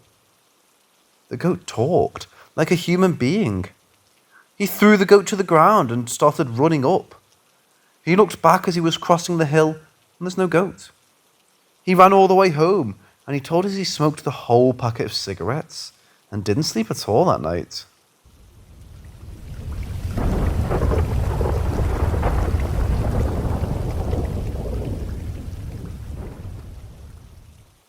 I can't remember the ones that my grandfather told me, but I know some from my cousins. There's a wood in between two towns close to where I lived, and we hear all these stories. Nepal is a developing country, and the roads aren't very good. Forget the streetlights. And there's basically no lights in the woods, even though it's one of the biggest highways. My cousin and his friends were riding motorbikes to go camping out of town, and they had to pass through the woods. They were aware of what goes on in that road. Usually someone asks for help with a broken bike or a motorbike, and when someone comes to help, the person asking for help disappears, and the broken bike starts riding itself. So they told each other to stay close and not stop, no matter what. They were riding in 3 motorbikes with 2 on each, 6 people in total. They didn't see anyone asking for a broken bike or anything, but one of the guys started riding his bike towards the trees, out of the road. The others shouted at him to stop, but he didn't until he crashed into a tree, lucky not to cause too much harm. The others asked him what the fuck he was doing, and he told them he was driving normally. Even the guy sitting at the back said they were on the road, until they crashed into a tree out of nowhere. They figured it was probably the ghost causing them to see multiple roads or something, and they returned home, but didn't want to risk and proceeded another 20 minutes in the woods until they got to another town. I've also heard stories from other people in the same place where they see a pretty girl asking for a lift, and when you stop for her, it looks like she's coming, but then there's nobody. Pretty safe to say, the place is haunted. I personally don't want to mess around and text it out, but that place freaks me out, even during daytime. Just a double-lane road in the middle of woods.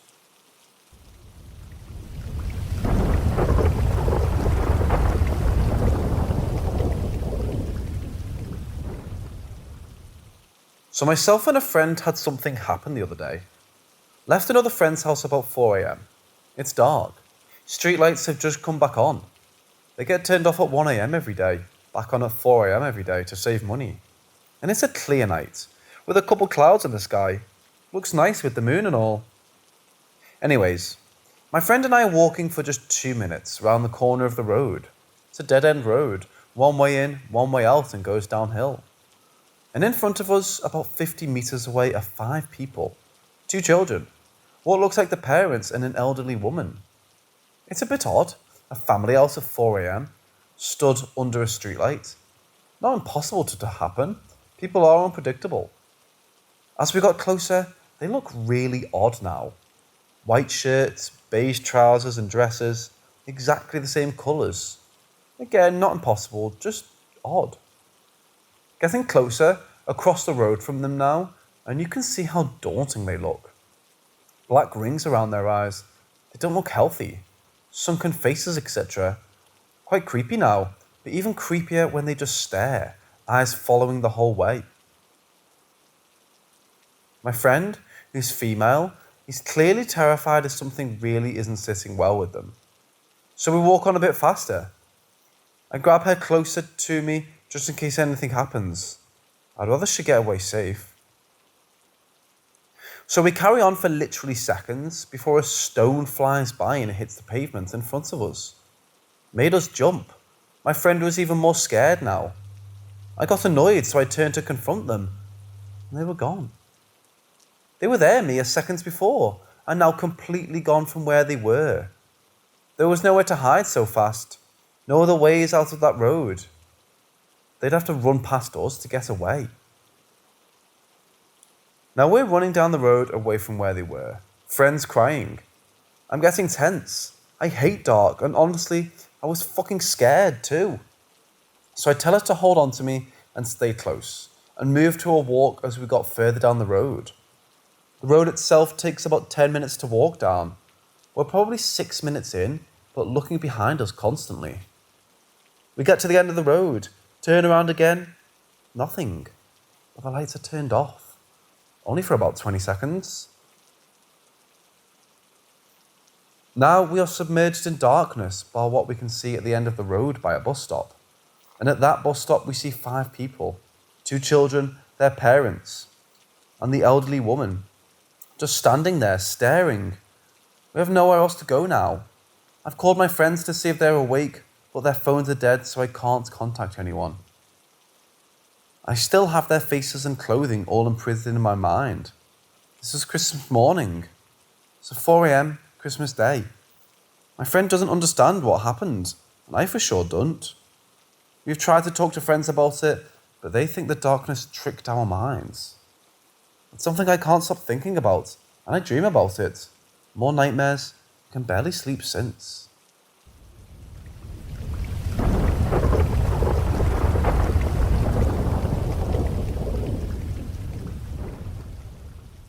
Once, I was sleeping on a normal night, when suddenly I felt a strong punch in my jaw at the left side.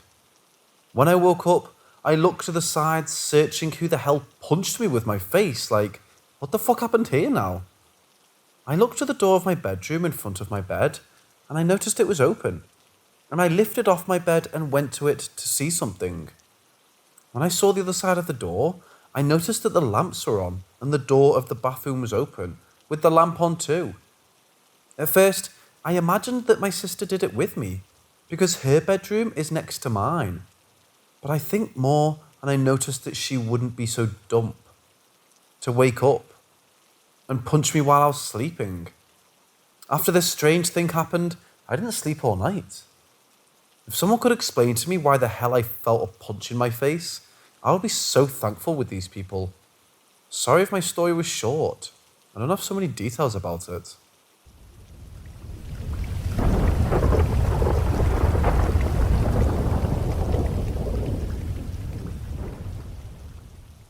Through elementary school and middle school, I lived in an apartment that was built in 1905, which also happened to once be a brothel.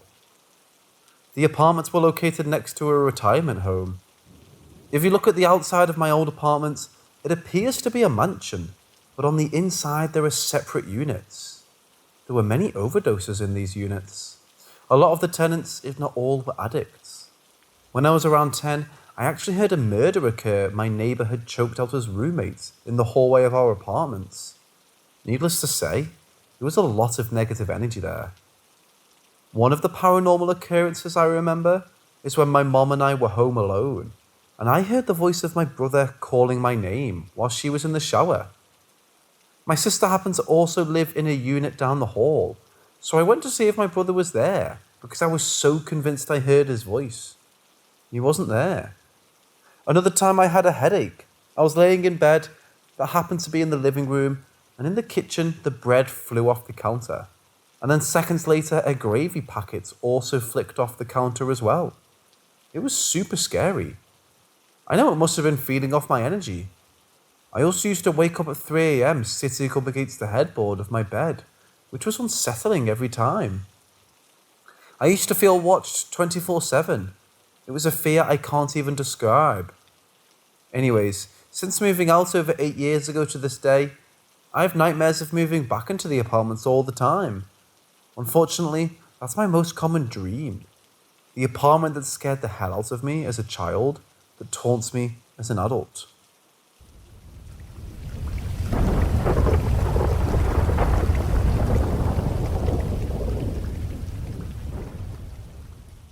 I had recently asked my grandfather if he had any ghost stories, or stories of the like.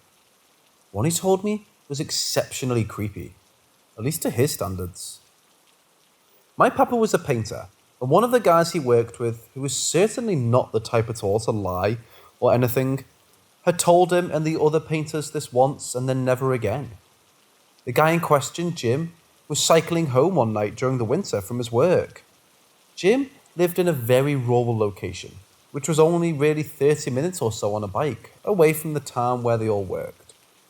His house was at the end of a 1 kilometre or so long road, leading up to his house and his house only. This road had a dirty stone dike at either side, running parallel all the way up. When cycling, it had gotten pretty dark. Dark enough to still be able to see the house, etc., sat way up ahead. While cycling up this road, he could see somebody walking towards him. He was confused. It was only really him that lived there at the time, and nobody lived nearby to be visiting. The man fast approached, and just as Jim got near, the man looked at him and walked straight through the dry stone dike at the side of the road. Jim began to understandably pedal like fuck to get to his house. Jim then gone to the police, and this guy he had seen matched the description perfectly of a man who had completely disappeared from that house 50 years prior and never been found. Creepy, certainly, and validated more so by Jim's no-nonsense nature. In those days, you wouldn't exactly tell stories like that to tradesmen. These are stories that in the 50s could potentially make you look like some sort of a crazy person.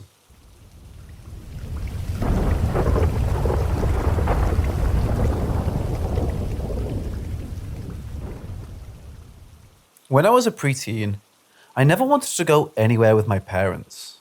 So they would go out for the day and I'd stay at home. One morning, when this was the case, I was walking through the dining room and the kitchen to make my way to the bathroom. As always, I looked through the window on my left to see the enclosed back porch. This time was different though. When I looked left, I saw an older woman with a bonnet walking in the opposite direction of me. She appeared to be white with a bluish glow. She didn't stop, look at me, or speak. She just continued on the very small black porch. I didn't hesitate after my glance to the left. I quickly panned my gaze towards the bathroom as I always did. It only took a split second for my brain to process what I just saw. I quickly turned to the left again, still positioned by the window on the kitchen side, but saw nothing. There were only 2 ways into the back porch. One was the back door that was locked. It was a screen door and would get stuck, so everyone heard it when it was opened. And the door from the kitchen, which was locked since I was home alone and in case anyone ever tried breaking the screen door. When I finally came to terms with what happened, I immediately called my friend who lived a block away, and she stayed with me until my parents came home. We were a religious house and felt like they wouldn't understand what I saw, so I never mentioned it.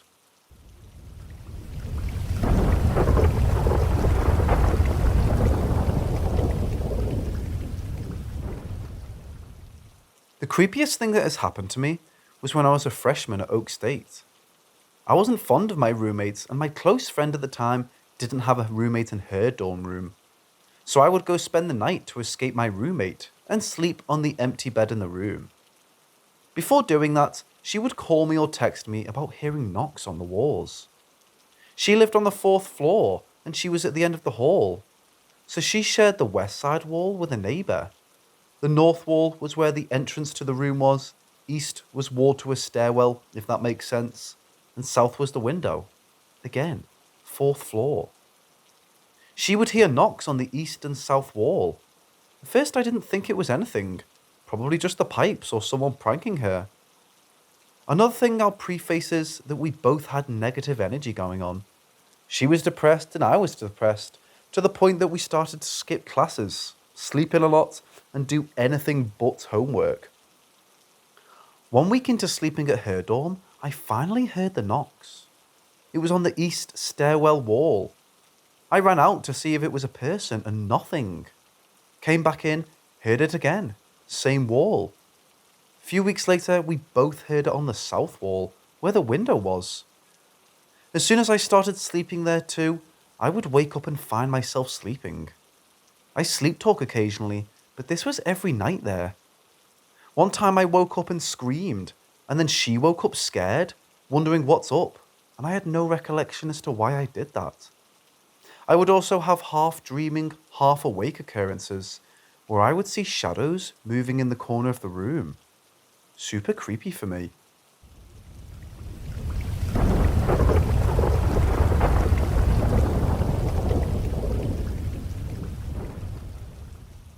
I've always seen weird things as a kid, but never really mentioned it to my family or friends. I didn't think much of it at the time, but now that I remember it all, it gets a bit concerning. When I was about 6 years old, our small neighbourhood would have parties in a popular bar nearby, where the buses would station. My mom would sell barbecue whenever these parties occurred. We were poor, and she did everything to keep us fed. This is in Brazil, by the way. As people were dancing and drinking and chatting, I was standing at the end of the space where it linked to two streets. I was standing on the corner, just waiting for my mom to finish selling her food. Suddenly, I felt something slimy hit my leg.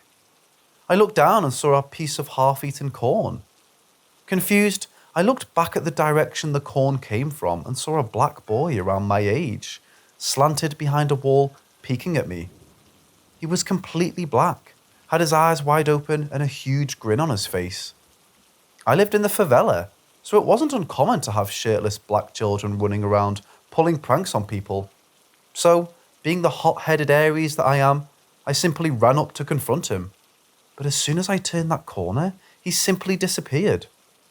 Mind you, he was about 8 feet away from me. Everything was closed and there was nowhere to go from where we were. I stood there looking around for about 5 minutes, then headed back to where I was, where I could see my mom working. I noticed the piece of half-eaten corn that was thrown at me was also gone.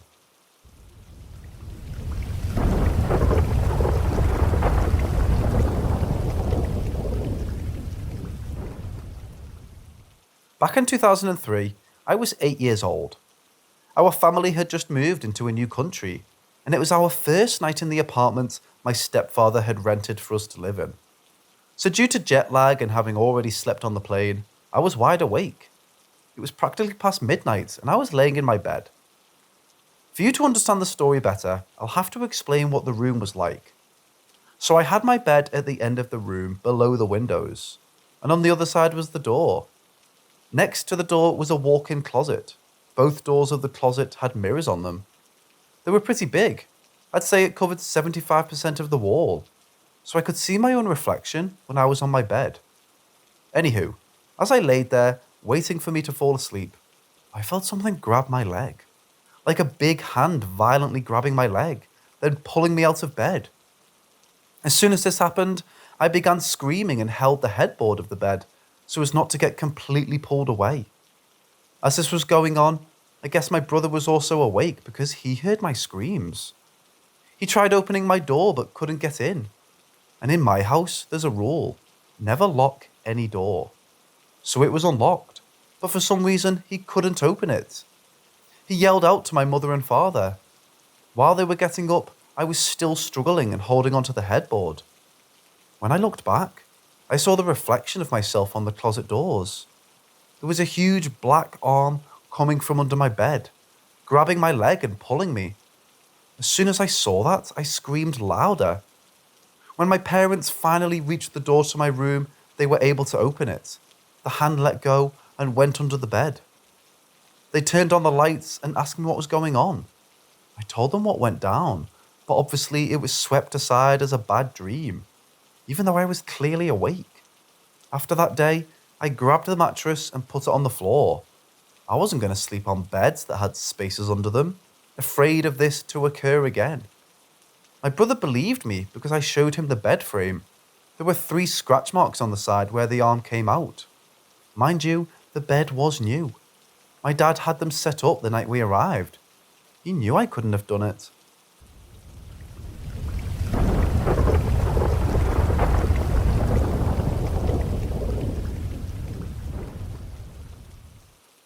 To my mom, they were like seeing someone real, just oddly dressed. No defumination, transparency, etc. She could literally have touched them, and she swears she probably would have felt them. Now to what I saw, one of the very few things. I don't have my mom's gift. As I have already prefaced with that, there was no difference if I say this is from the get-go.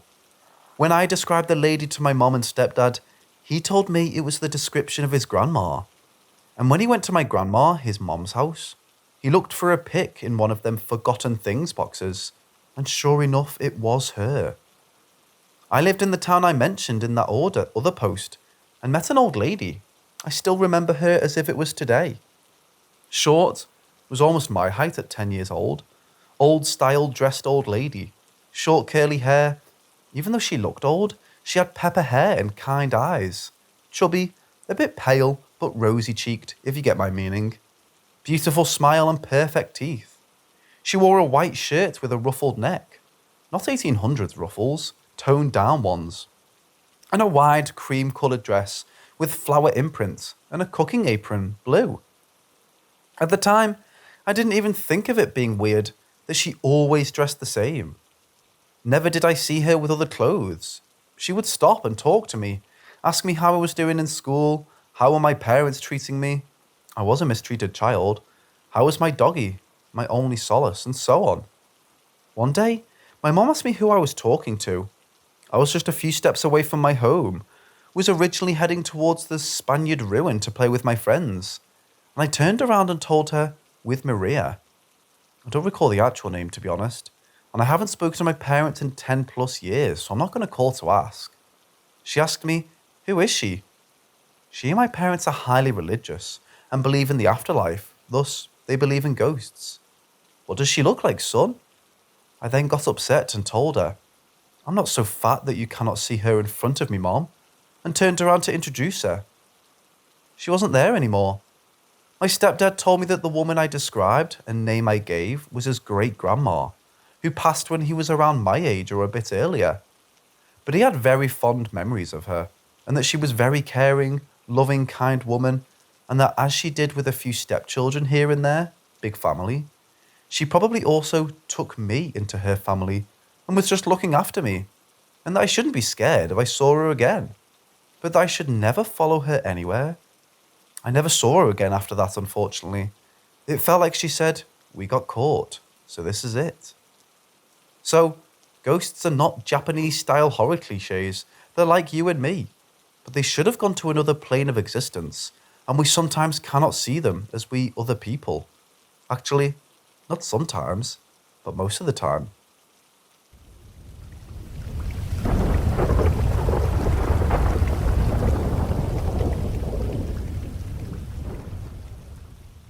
The first I can remember is in kindergarten.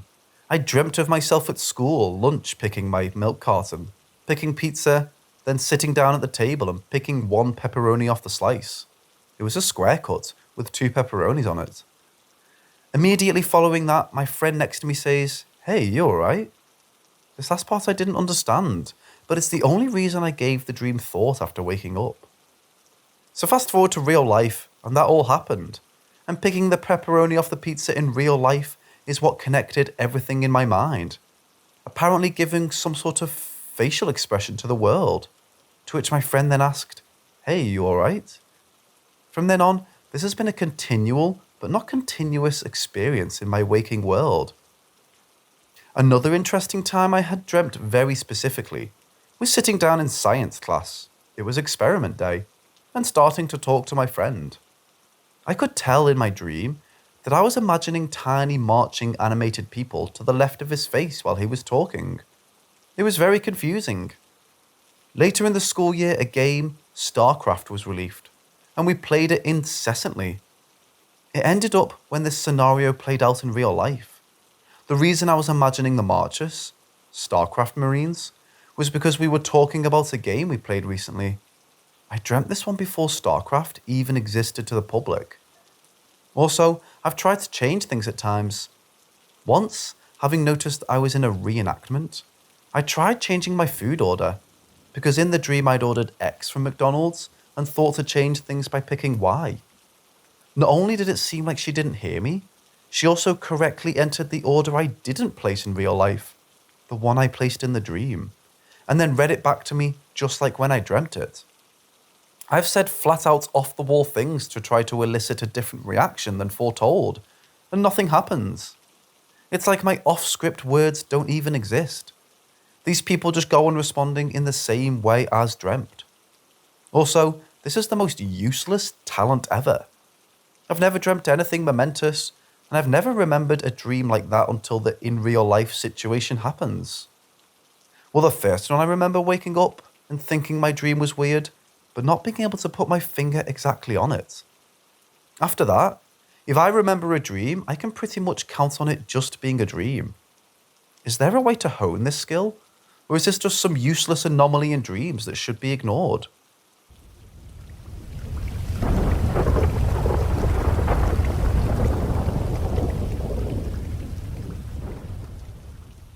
The coffin is pretty worn down now, since it's so old, but I think it still has its powers or negative energy, as some might say.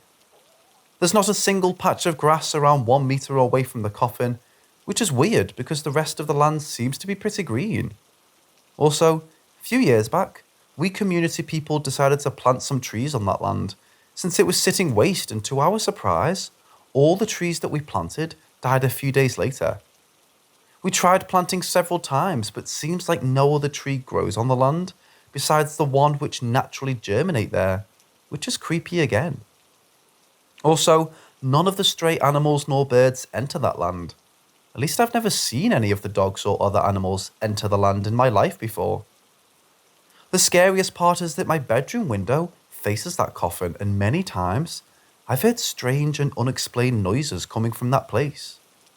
The noise is always like a rustling of the leaves, or like someone is moving around and doing something. I told this to my grandfather, and to my surprise, he hears them too. The spirit of that coffin didn't do anything bad to us in these many years, probably because our family never did anything harmful or damaging to the coffin. My dad kinda takes care of its maintenance, and he also lights up a candle at any time. There are so many incidents related to that coffin. Many of my neighbours have experienced creepy and bone-chilling incidents, which I'll further post here. This was just to give you the background. Also, do any of you live near such a creepy place?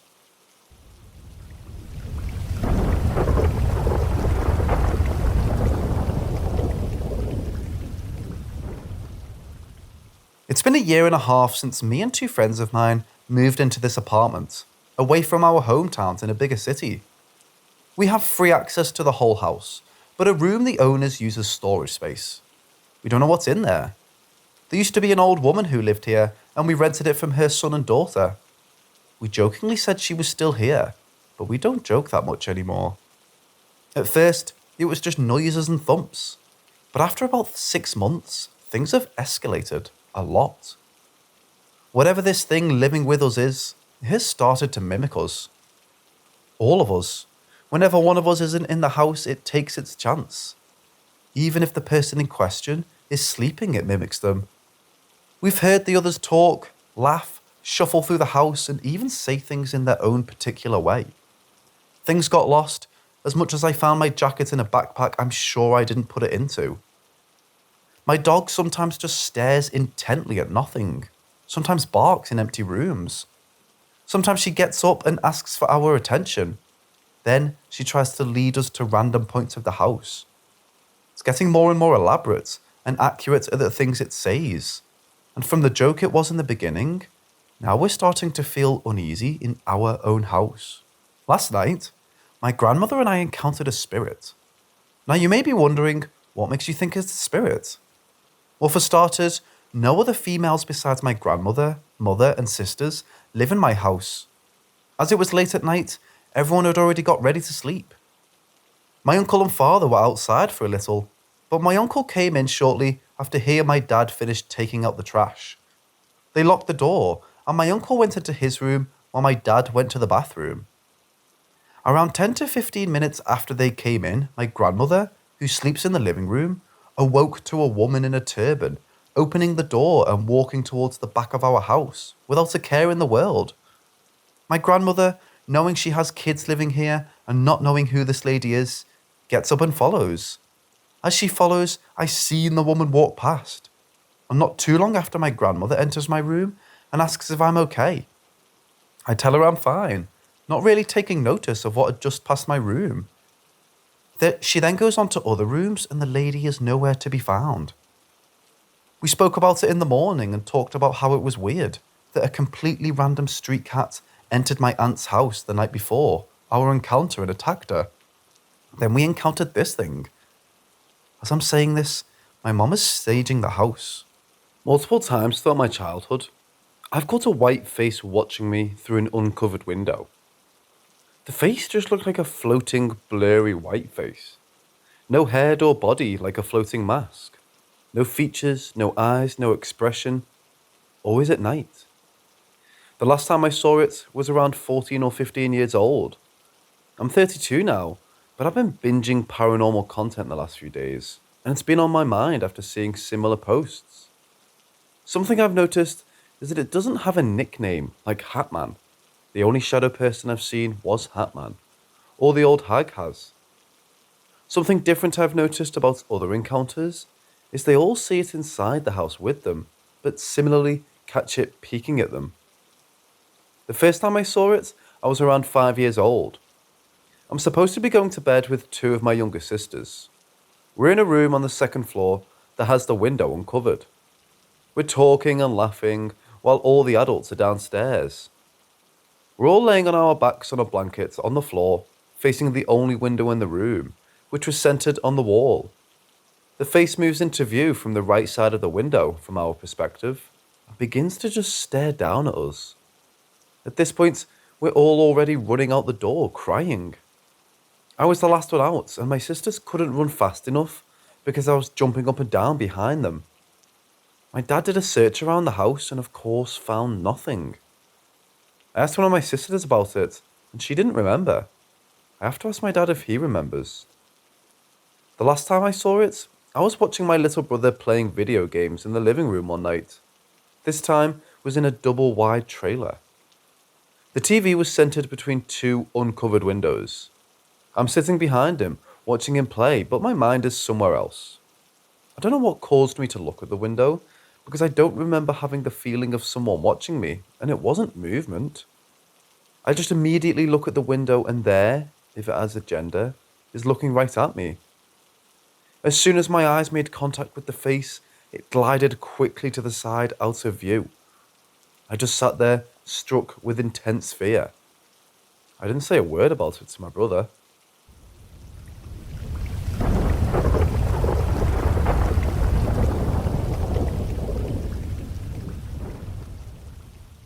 This happened on Christmas 2 years ago, and I still can't believe it. For some context, me and my parents have always been familiar with paranormal or strange happenings in our lives, but ever since my sister passed about 7 years ago, it seems to have increased, with the fairly obvious reason as to why. Me and my sister were very close, and every major holiday or celebration, I always get little hints, I don't know what to call them, that she's there. Well, on Christmas 2 years ago, my mom noticed a robin on our fence. Robins are a sign of past loved ones. We strongly believed this was my sister coming to see us for the holidays. As this was happening, I was trying to find my train ticket as I'd booked to go see my long-distance girlfriend for the holidays. My parents were standing at the door watching the robin, and after I got my train ticket in my hand, I went to look at the robin. I remember these series of events very distinctly. I went to the window to see the robin with my train ticket in my hand. The robin waited until I had seen it before it flew off. Me and my parents conferred and all mutually agreed it was my sister. After a moment of silence, I realized my train ticket was no longer in my hand. I was totally weirded out as both my parents had seen me grab it and come to the window with it in my hand. We all looked up for it for a solid 30 minutes, all to no avail. At this point, I'd already texted my girlfriend to apologize that I wasn't going to be able to make my train because my ticket had randomly disappeared. Well, 30 minutes later, the most cliche thing possible happens, and a news report comes in saying that a train had crashed because of a random outburst of snow. It was my train. If I hadn't lost my train ticket, I would have definitely been on that train and most likely would not be alive. It's definitely one of the craziest things that's ever happened to me, and I don't think it's a coincidence.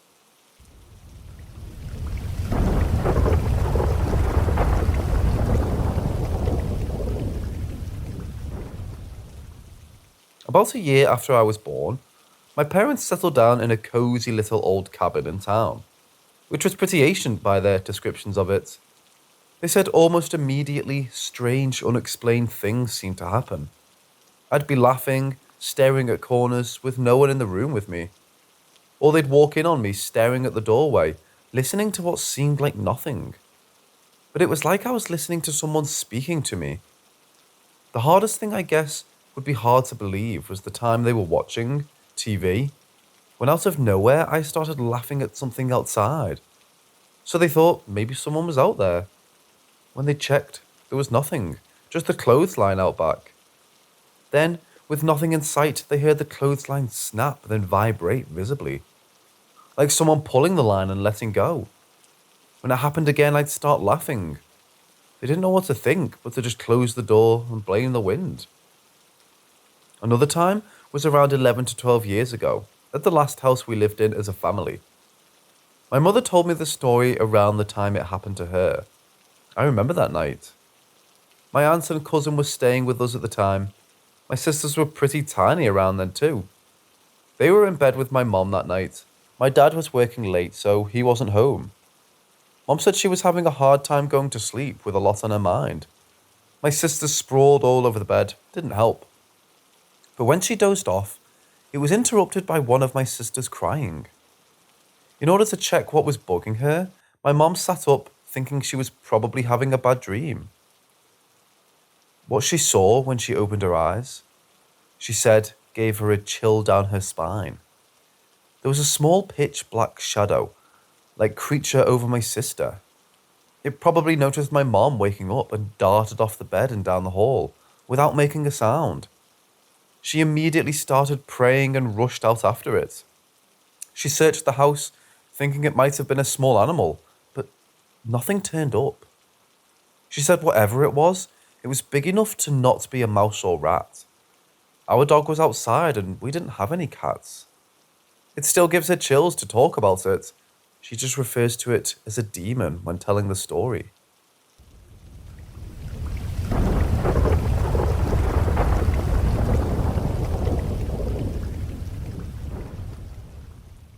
Back in my freshman year of high school, I had a really creepy close encounter in my bedroom.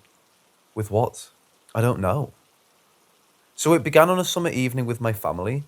We had just gone out for dinner with some relatives. On our way back home, my parents had decided to treat my younger siblings out for the night and got a hotel room, while I went back home with my grandmother, uncle, and cousin.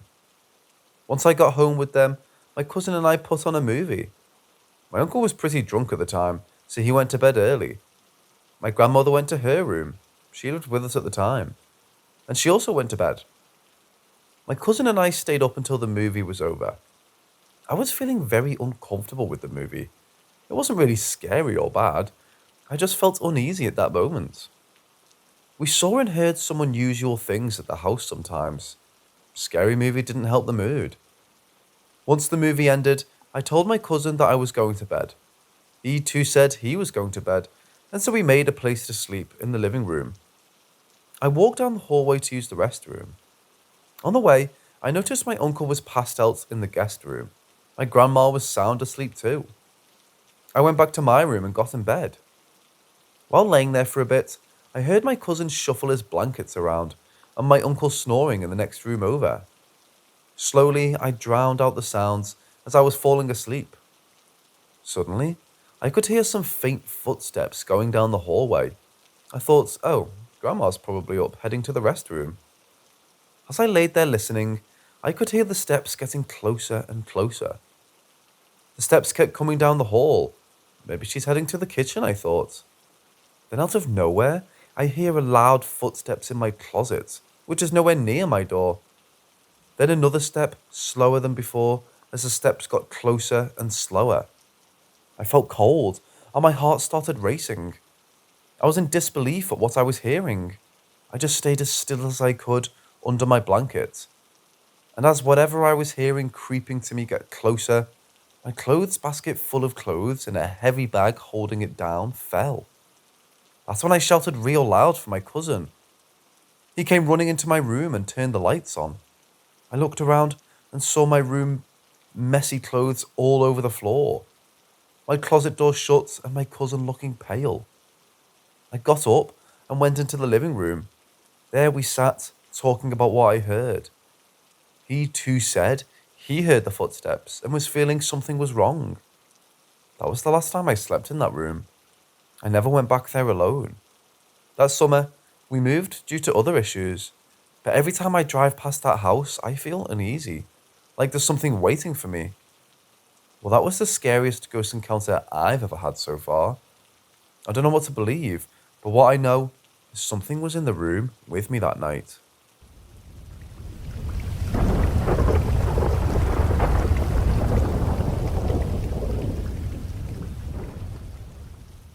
I was born on Long Island, New York, and since I can remember, I've experienced strange occurrences.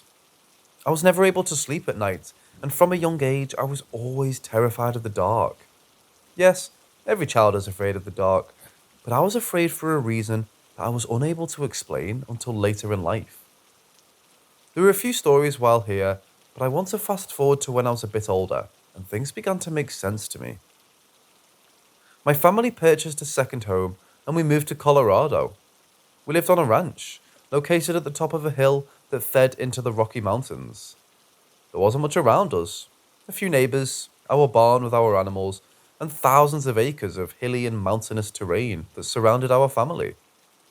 There was a long dirt road that led to our property.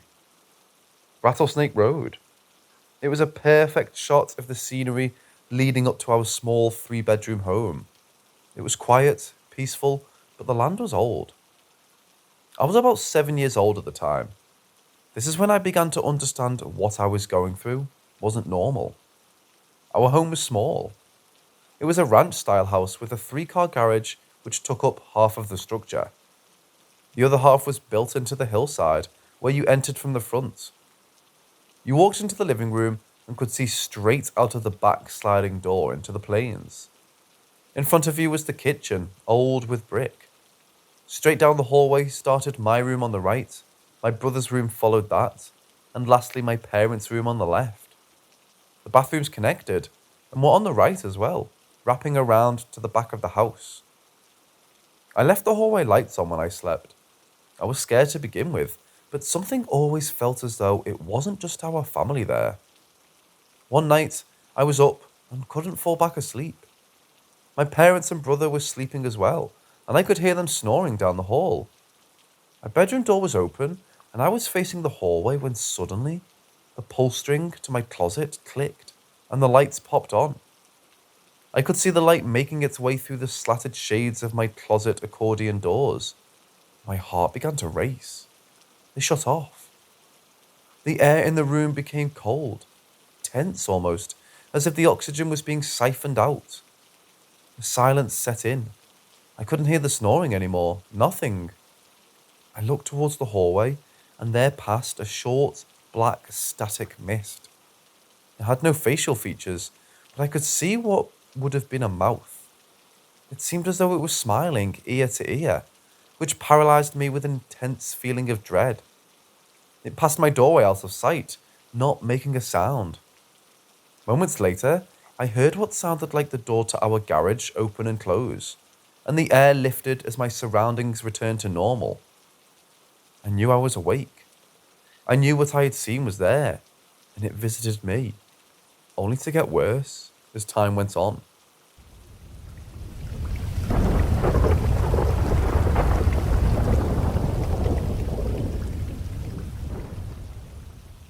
I woke up the next morning as if I was walking in a dream. Everything I saw had some sort of a glowing aura to it, but it wasn't something that was comforting. In fact, this was the first time I can recall feeling anxiety. That cold feeling that starts to drip down your body and creates a pit sensation just under your sternum. My mother was in the kitchen making coffee, and I remember her reaction to me as I turned the corner around the attached kitchen island. Our interaction was surface level. She looked at me as though something was off with my demeanour, but didn't seem to think much of it. I remember sitting down at our table and feeling depressed, sad. It was for no reason at all. Nothing was wrong. I wasn't in pain. I was just sad.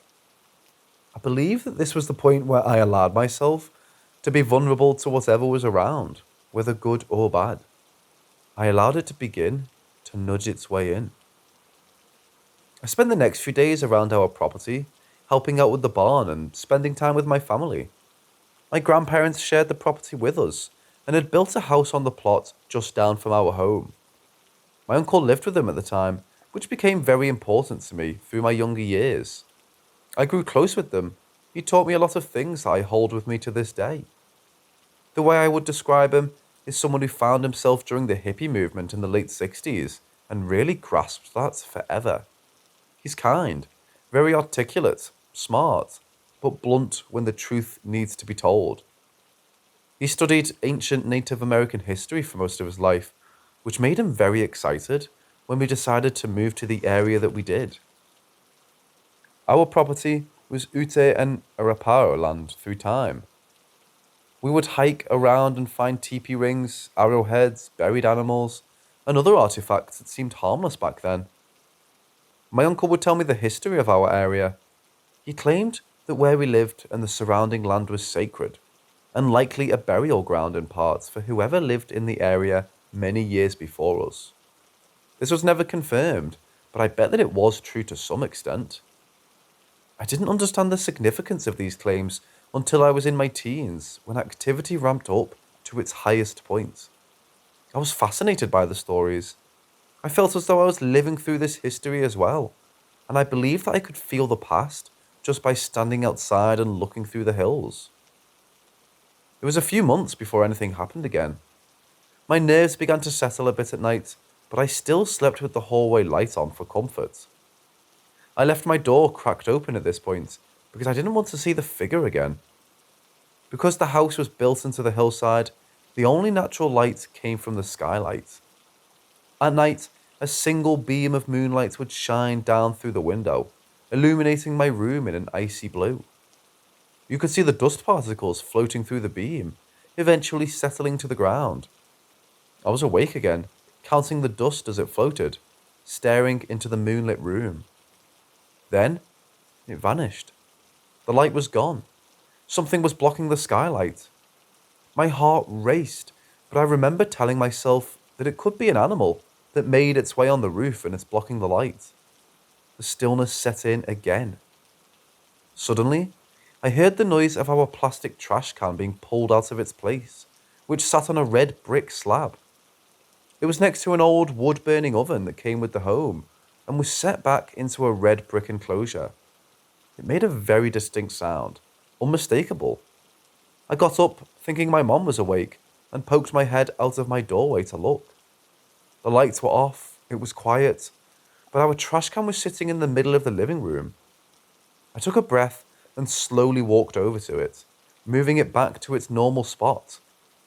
I turned to go back to bed, but it slid out quickly again and was pushed behind me, sitting about 2 feet away from where it is normally. I panicked, but couldn't believe what was going on. At that moment, the entrance to the garage opened and a brush of wind came through. The hair on the back of my neck stood up, and I ran straight for my bedroom. I pulled the covers over my head and laid in silence. We had an antique piano player by the end of the living room, one that played itself, but you had to pump air into it with pedals. It began to play, one note, over and over and over again, until finally it stopped. I peeked out of my covers to see the moonlight again and felt a sense of relief. Whatever it was gone. I began to drift to sleep again, and as I was, a faint shh was whispered into my ear. My eyes were closed, but what I could see came out of the darkness. A smile from ear to ear with a single finger placed over its mouth as it faded back into the abyss.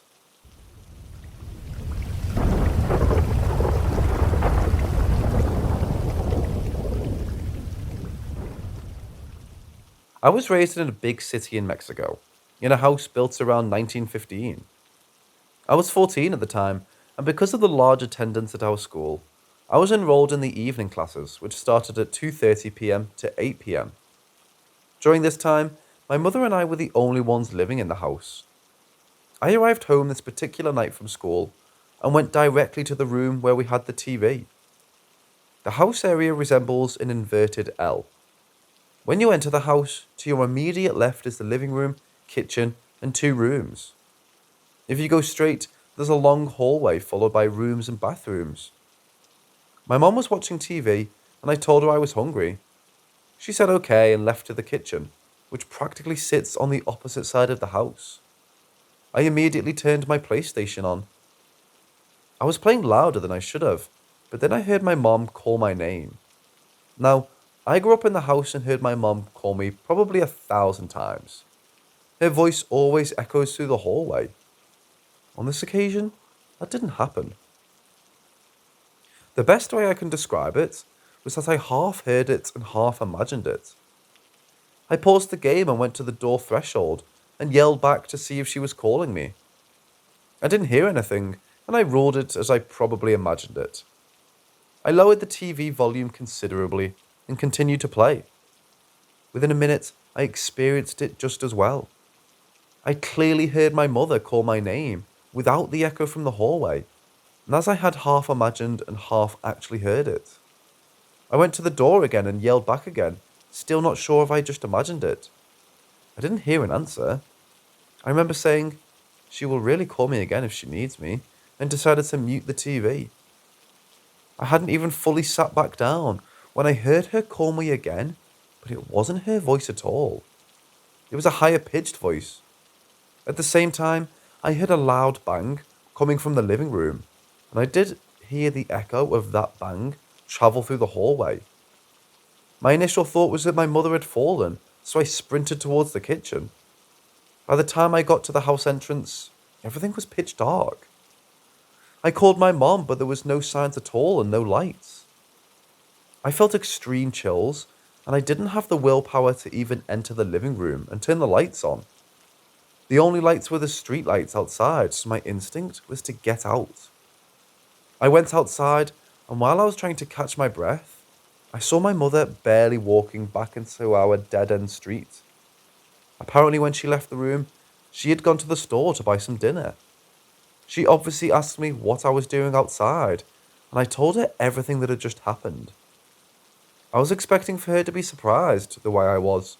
She was all calm and said that an exactly same experience had happened to my aunts when they first bought the house in 1979. Apparently, she also heard my mum calling her 3 times, and on the 3rd time, a loud bang. I was never told this story, and it just made it worse in my opinion.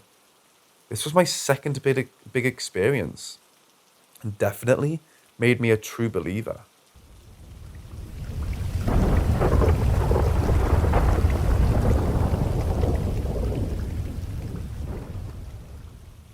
My parents got married and bought my home in 1995. My dad, my mom, and half-brother moved in. In 1996, they had me. Around 5 years old, they divorced. But before they did, my dad has always been a skeptic of the paranormal.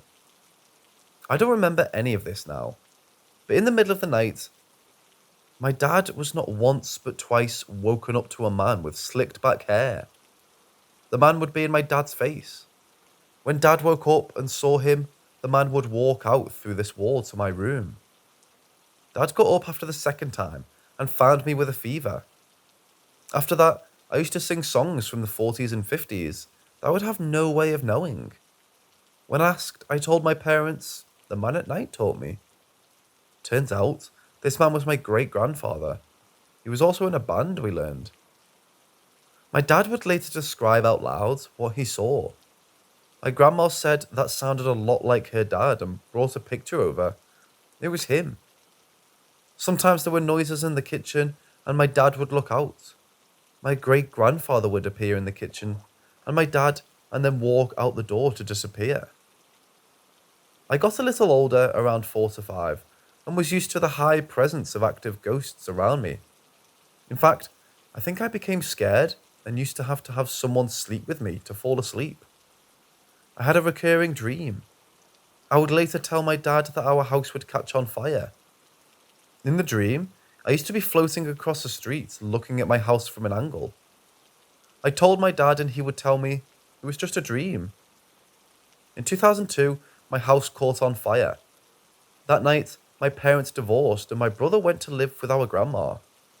We would never be a family under the same roof again. I sometimes think about this and my weird connection to my great-grandfather. I look similar to him in the facial structure of my eyebrows, cheeks, etc. It's always eerie to me when I see our pictures together.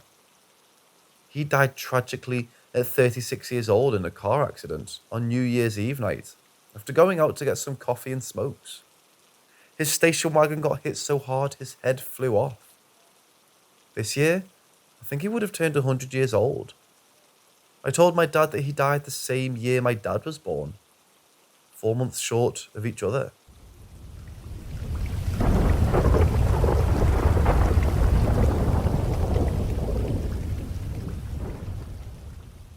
It was a sunny day in Hawaii. I was in my bedroom watching TV when suddenly the loudest knocking on my bedroom door happened. Bam, bam, bam, bam. It was like there was a SWAT team ready to break down my door. So I jumped up, pissed, thinking it was my older sister, ready to kick her ass if needed. I went to the door to see no one was there. I quickly looked at each room. Each door was open, showing me no one was there. I went outside and ran around the house looking for her in pure rage.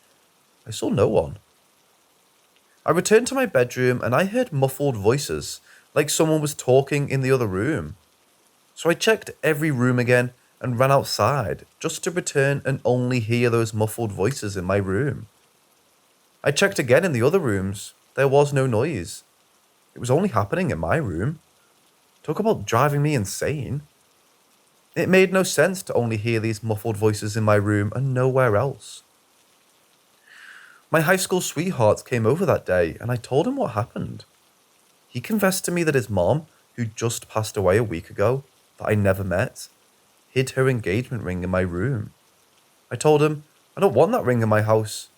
He said okay, and asked to be in my room alone so he could talk to his mom.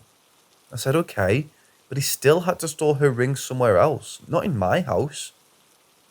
I feared his recently passed mom might not have liked me, from number one, not knowing who I was before she died, and here I am with her personal belonging, and two, she might have been racist and didn't approve of my relationship with her son.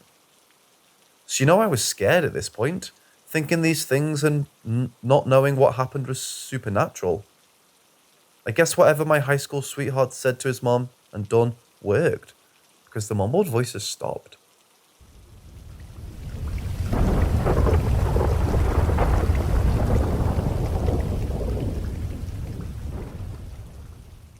Crazy stuff happened to me too, after playing with a Ouija board.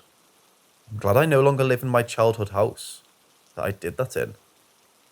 My mom bought the Ouija board from Toys R Us as a fun game to play with my friends.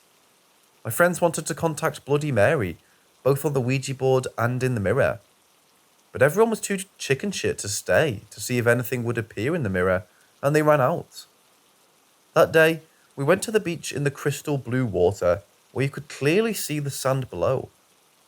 I came out of the water, and there were several red claw marks like fingernails going down my entire body from my neck down my arms and legs. The weird thing is, I didn't feel the burn of these scratch marks until I exited the ocean and noticed them. I lined up my nails to these scratch marks, and they looked like they could have come from a human. My uncle that was with us said, I must have scratched myself on a rock or something. I said there were no rocks. Then he said maybe a fish. Kids at school started spreading this story, and I was asked if the Bloody Mary story was true. I didn't want to answer them, partly because maybe my uncle was right, but I didn't fully know. But after several times of the kids begging me to answer, I just nodded my head yes, and didn't say anything more. I threw my Ouija board away in the outdoor trash for it to reappear in my room. Later, my mom said she saw it in the outdoor trash, so she returned it. Gee, thanks, Mom. I'm scared of it. My friends and I played it again. The board liked doing figure 8 patterns between questions. One time, we asked the spirits how old it was, and it said 0. My young teen friend thought it was from her miscarriage, so she even played it by herself. I know, freaky, right? But part of me thought it was fake. Days later, doors in my house started opening and slamming completely shut, repeatedly. My mom said it must be the wind, but no windows were open for that to happen. I even checked to see if there was something wrong with the doors, like it was loose or something, but it wasn't. It made no sense. Once it wasn't completely shut, you would have to turn the doorknob for it to reopen. So how did it reopen by itself after it slammed shut? The TV turned on and off by itself every time my mum and I got into heated arguments. When we yelled at each other, the TV turned off on its own. My mum always thought it was my fault and yelled at me, and I yelled back at her for pointing to the remote, and said it was nowhere near me, it was closer to her. Then, when we were finally quiet, the TV would turn back on. We didn't exchange words when this phenomenon happened and parted ways. The final straw at home to make me feel like there was definitely something supernatural going on was, I'm in my bedroom, late at night, not a worry in the world. My lights are on, I'm watching a family-friendly show called Green Acres. I felt something like a heavy sumo wrestler jump on my bed. My body bounced from this. I thought, don't panic, there might be a logical reason. I looked at the last foot of my bed and it was sunken in. Then I saw sunken marks crawling up to my thigh. I jumped up and screamed, running to my mom's room. She told me I wasn't allowed to sleep with her. She said she doesn't care where I slept, but it can't be in her room. She then confessed that the thing crawls into her bed. She tells it to go away, and she can feel it crawl out of her bed, respecting her wishes. She said, all I have to do is tell it to go away, and it has to respect my wishes. That night, I slept in the living room, but after that, I returned to sleeping in my room. Many nights without incidents, but I kept saying out loud, go away, repeatedly, because I was super scared. Many years later, I moved back home for a short stay with my firstborn. I was a young toddler. While my daughter was in a crib, outside of her crib her toys went off in the middle of the night, lighting up and making noise. My mom played it off and said, oh, the batteries must be dying, for it to go off on its own. I think I like believing whatever my mom told me, to reduce my fears. My ghost stories didn't start until that damn Ouija board. I've warned my kids never to play with the Ouija board, and told them my stories. I told them it invites ghosts into your home, but you might not be able to get rid of them.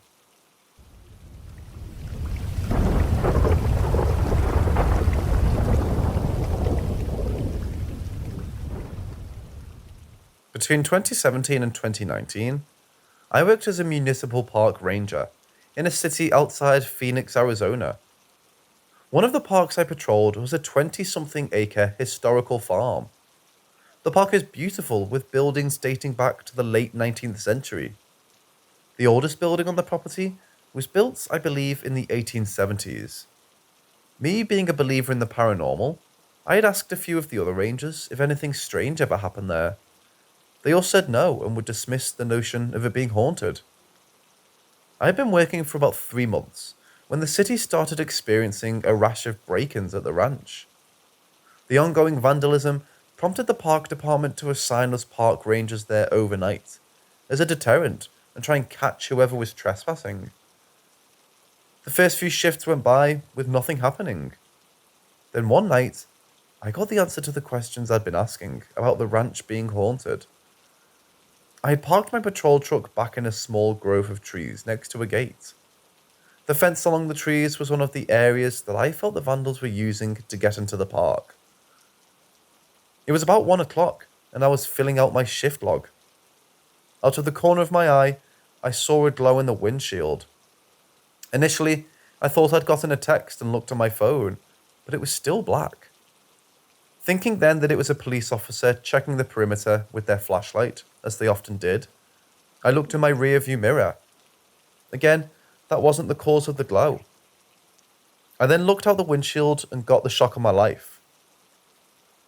Walking from my right to left, I saw what I can only describe as the bottom half of a woman in a long dress.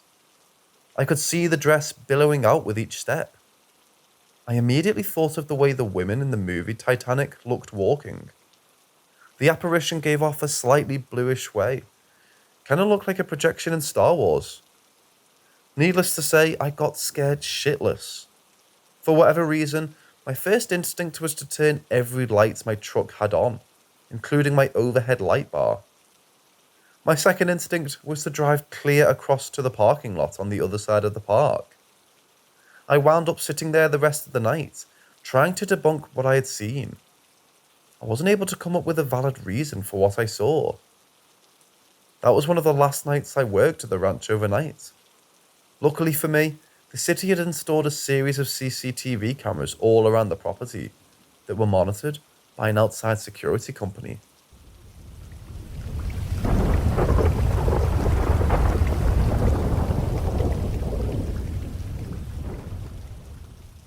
Ever since I was young, I've always had paranormal experiences, specifically with past family members and past pets, but I've always had a closer connection to one past family member. When I was very young, I can't even pinpoint when my grandmother, my dad's mom, died. I'd only met her twice in my life, once in her hoarder house and once while she was on her deathbed. I don't remember a lot about my childhood. A lot of it's repressed. But when I do remember things, it's so vivid, I feel like I'm back in the memory. When I think about visiting my dying grandmother, I can remember her hospital room, how bright white it was, the flowers next to her bed, the window and the white sheer curtains, even the smell. I constantly find myself visiting it in my dreams. For the longest time, I didn't realize it was where she died. I'd forgotten. All I knew was that I recognized it in my dreams. I remember her hospital room more than I remember her funeral, to be honest. I never got to have a relationship with my grandmother. Granted, she was old. I'm surprised she was even alive to see my older brother be born. She was in her late 90s by the time she died. She had my dad when she was in her 20s, I believe. I didn't, and still don't, know a lot about her. Hell, I didn't even know what she really looked like for years. All I know is that we share a middle name, which I have claimed as my last name. We share a similar attitude, as well as certain physical traits, but that's all I know. When I was in elementary school, I'd have woken up because I felt like someone was in my bedroom. Assuming it was my mama, I sat up in my bed and looked at my door. I didn't see my mama. I just saw a thin silhouette of a woman, and I knew it was my grandmother. So I got out of bed, walked over to this figure, and hugged her. I can vividly remember feeling these thin, frail arms around me, and her hands were strong, soft but strong. She walked me back to my bed, and once I was safe in my bed, she walked out of my room, and I fell asleep, knowing I got to see my grandmother. I never told my mama or dad about this. I thought they would think I was lying, so I kept it to myself. That was maybe 8, 9, maybe even 10 years ago now, and I still feel her presence. Not every day, of course, but I often feel her around me. I've woken up to her rubbing my back, knowing it's her because her hands were so small, soft, and strong, unlike my mama's or dad's. I've also woken up to her at my door or the foot of bed, just watching. Not in a creepy way, just to check on me. I found she often visits me when I'm close to death or in insane pain. I'm often sick, as I'm disabled and chronically ill, so I often get very dangerous illnesses. Even a common cold can cause me immense pain. After every suicide attempt, she would visit me and hug and comfort me, running her long fingers through my hair. Or when I had a very dangerous kidney infection, which resulted in me losing nearly 25 pounds, once I had come home from the hospital, I woke up to her standing over me and checking on me. Recently, my dad showed me a picture of my grandmother. Keep in mind, this is the only picture of my grandmother that I have ever seen. I don't even remember what she looked like when she was dying. I looked at this picture, she was late 20s and maybe early 30s. And it's exactly how I see my grandmother when she comes to see me. She's young, her hair is always up in a twist. She's tall like me, and has this beautiful slim yet big nose. And her eyes are kind, so kind. Having never seen a picture of my grandmother, I was in awe. I feel she's trying to have the best relationship she can with me. I mean, I am her first son's first and only daughter. And I appreciate it. I want this relationship. How do I strengthen this relationship? My dad will not talk about her unless he's feeling emotionally sound. They were very tight and her death ruined him, so I don't feel comfortable asking him about her.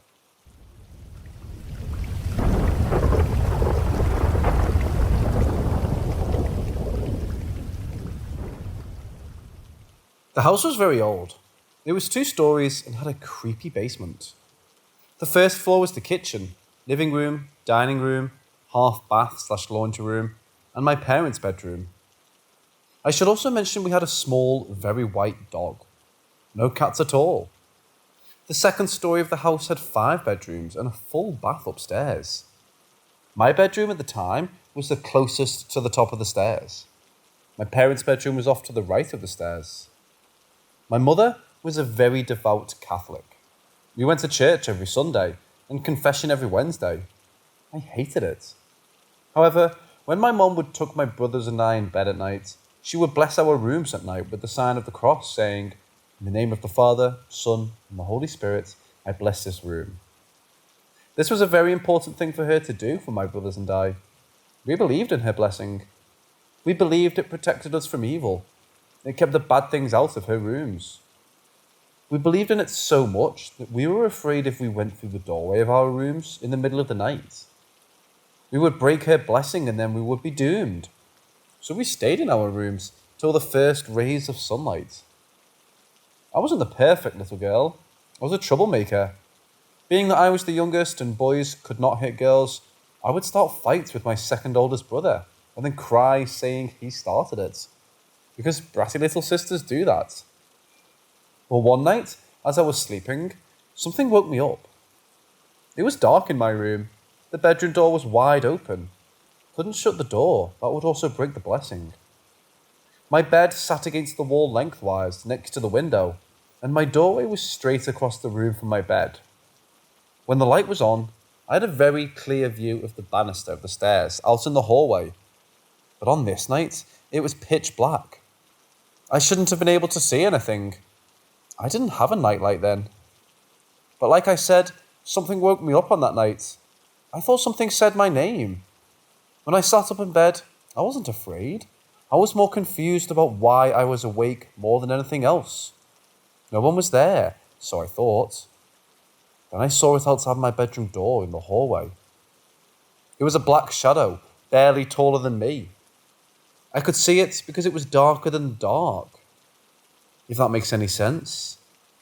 And I heard my name here. "Pixie, come here," it said. I'm not using my real name. "Come out here."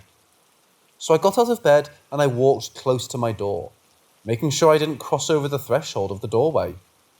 And I got on my hands and knees and got as close as I could, again making sure not to cross the door. It was a very black cat-looking thing. It was smiling, telling me to come out of my room. Its teeth were sharp and pointed, and only slightly lighter than it. Its eyes were glowing black. I know that doesn't make sense, but it had eyes and they were looking at me, like it wanted to eat me. It had a tail, and that tail came to a point like an arrowhead. I just looked at it. It wanted me to leave my room. I reached up to the light switch on my wall and turned the light on. It was gone. Nothing there. I looked around as much as I could without crossing over the door, and I couldn't see if it was hiding in the rest of the shadows of the hallway, so I did the only other thing I could think to make it not come back at all. I put my hand out into the hallway and felt up the wall of the hallway and turned on the hallway light. I left both the hallway light and bedroom lights on. I had to leave the lights on.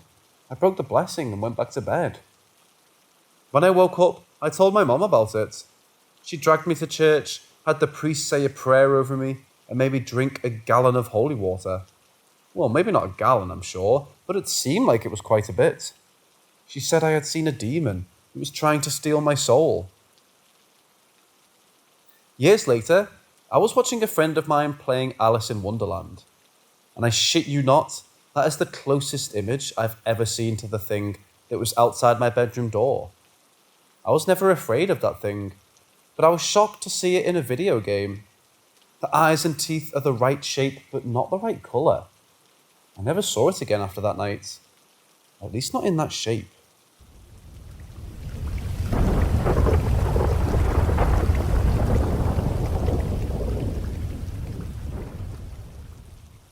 I was about 15 or 16 at the time, because I remember I had started experimenting with cannabis.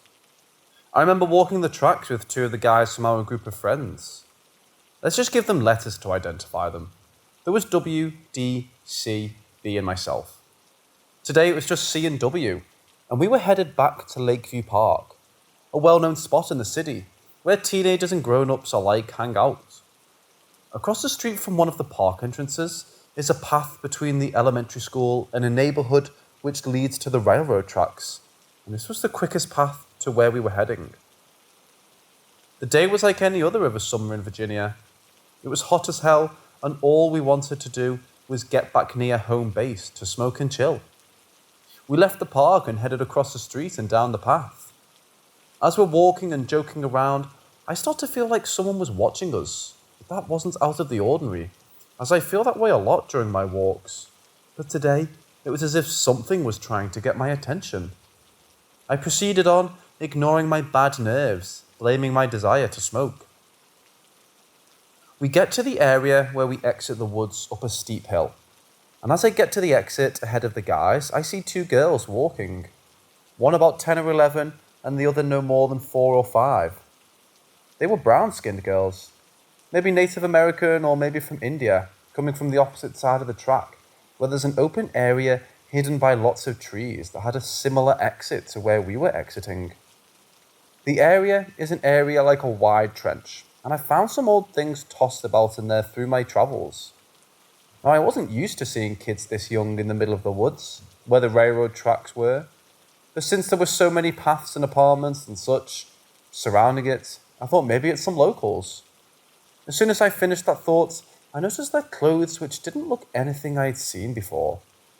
It was foreign to me that two little girls would be dressed in skirts and tights while walking through the forest.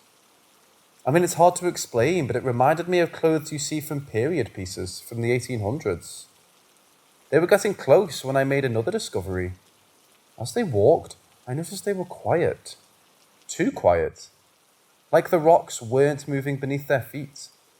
They didn't speak, they just looked at us and walked past. As they walked past, I got this eerie feeling that those kids weren't just kids. It's hard to explain, but I got this feeling of panic as if I needed to be as far away from that area as possible. We made our way onto the tracks. I looked back at the path, and it was as if they disappeared. The path has no offshoot paths, just forest on either side, until you see the back of the playground area and baseball field of the elementary school. Who were they, and where did they go that quick? There's no way they were hiding, because there was nothing to hide behind from the angle we were standing, which overlooked the whole path. Who knows if they were just kids that we saw that day? There is a quarry that has been filled right behind that area. They seem to be coming from where 2 kids were killed, and one of the bodies was never found. With its dark history of racism and prejudiceness, they could have been ghosts of some children that were killed and dumped back there. I think that maybe before those kids that went missing, and the case that ultimately prompted them to fill the quarry, it may have been a place to kill and dump bodies of children and or minorities. I think when they found one kid's body and couldn't find the other, that they may have found more bodies and decided that it was best kept a secret and filled it in, prompting some of the activities in the area. It is well known that some of the areas located around the tracks were graveyards of natives and Confederate soldiers. It's well known that many tragedies have occurred in this small town. It's well known that the police force has and always will be corrupt. The citizens' casual racism and pride is sickening, and if you want proof, check on Colonial Heights Issues page on Facebook.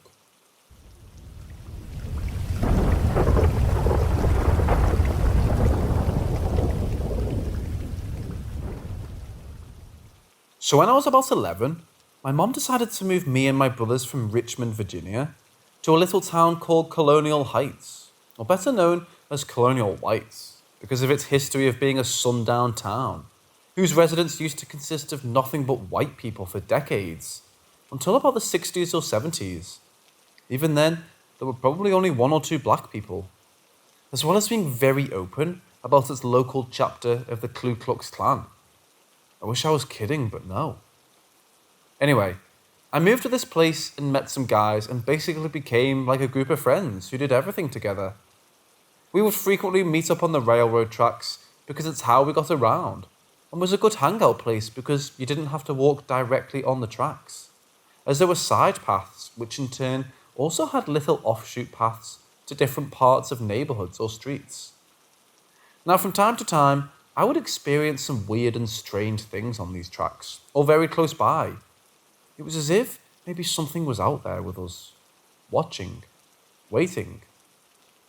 People in the town and the adjoining small village often use these tracks for travel or hang out, so it's not out of the ordinary to see or hear certain things, but sometimes I have no explanation for what I experience. One particular day, I was walking along these tracks to get to a path that led beside some friends' houses. I was about 11 or 12, and I remember walking along the track. I was far enough from the main road and any of the paths that led directly to a neighbourhood, so if I had to run from a dog, I would probably be fucked. It was about 11 a.m, as I wanted to get there early enough to hang for a couple of hours. As I'm walking on the tracks, I began to hear loaves crunching from the forest area, and the woods aren't dense, so you can see a lot of open areas. I peer into the forest and I see nothing, and I shrug it off as a bird, but as soon as I start walking again, the leaves start crunching again. So I overthink and look down to see if I'm stepping on leaves that are in the tracks, and to my surprise, it's no leaves, just rocks, metal and wood, and believe me, that's a whole different sound when you're walking. I stop and start again, and so do the leaves crunching from the forest area on my left, which is also side the path that's a ways up ahead that leads to my friend's house is located on. So I say fuck it, and fucking take off. As I'm running, thinking in my head that it's probably nothing, and I'm tripping until, out of the corner of my eye, I can see leaves in the forest area moving. And my brain automatically said, hey man, even though you clearly didn't see a damn thing, just imagine it's a dog. Newsflash, it wasn't a dog. I don't know what in the fuck it was. Now that I think about it, it reminds me of that scene in Evil Dead, where the camera is rushing through the forest. As I get closer to the path, I have to take I'm scared for my life, because as I said earlier, there wasn't nothing there, but there was something moving and it was moving fast. Finally, I get to the path and then turn into it. And as I ran, I could hear whatever it was behind me, as if it was taunting me. Like it had the power to take me at any moment, but it didn't. It was toying with me. I get about where the house is located, to the right on the path I'm taking.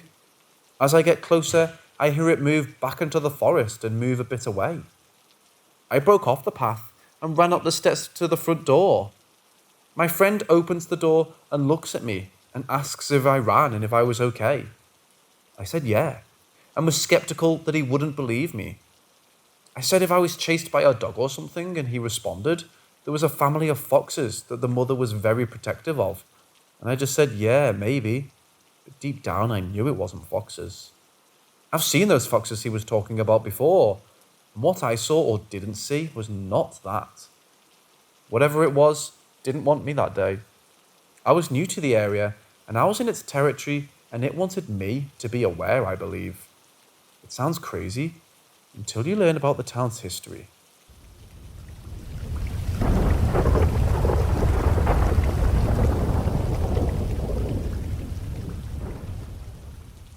I was about 17 or 18 when this happened. My best friend lived in a neighbourhood near mine, but his neighbourhood was closer to the railroad tracks that ran through our town. It's a town called Colonial Heights in Virginia. Now he and I and a couple of other friends used to hang out on these tracks since we were about 11, as did a lot of other people in the town and the adjoining one as well. Most of the time we used it as a chill spot or a way to get to different parts of town quicker. There were also these little paths on the side of the tracks, which is where we would hang when the open part of the tracks were too hot. I always joked about how it felt like someone was watching whenever I was alone, but shrugged it off as an overactive imagination.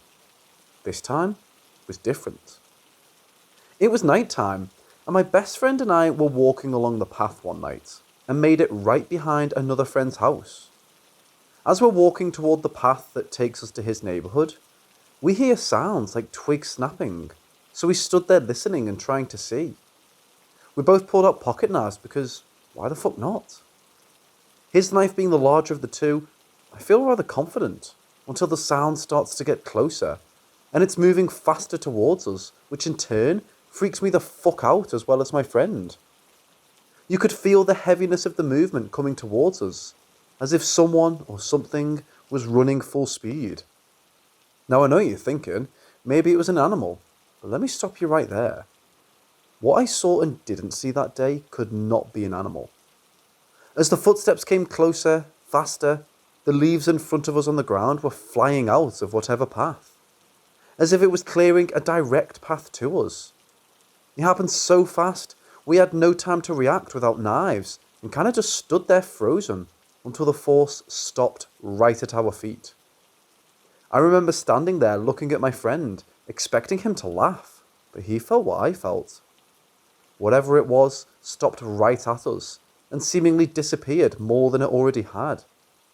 This wasn't the first time or the last time my group of friends or I would experience some truly unexplainable shit here in Colonial Heights. I'll be telling more of these experiences in the days to come.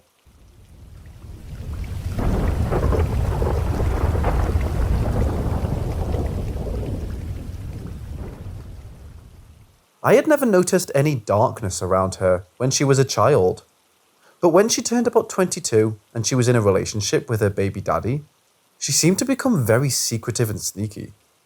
One day, they both came over. It was about 8 o'clock at night. They were doing laundry at our house. About 10 minutes after they'd been there, I started hearing this metal banging outside on the roof by the kitchen. It was very deliberate and loud.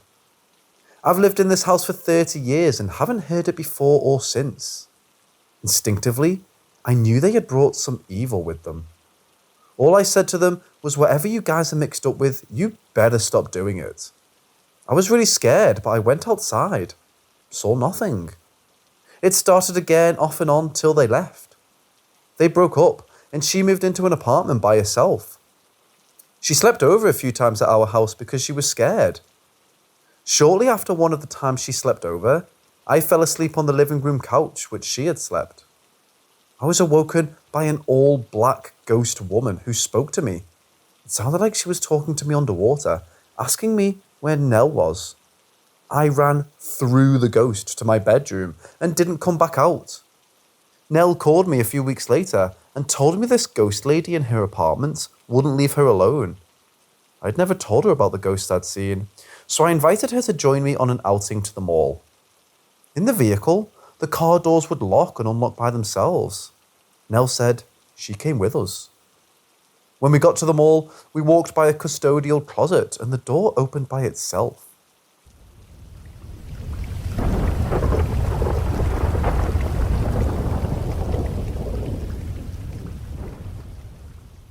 When I was young, I used to wake up around 3 every morning for some reason. I was always rested and energized, so it was impossible for me to sleep again. I'd get up, get dressed and cleaned for school in the next few hours as usual.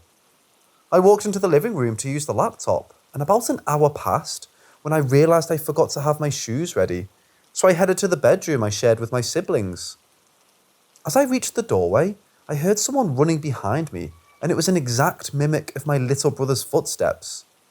I was confused and went to turn around as I would have seen anyone leaving the room or my mother's.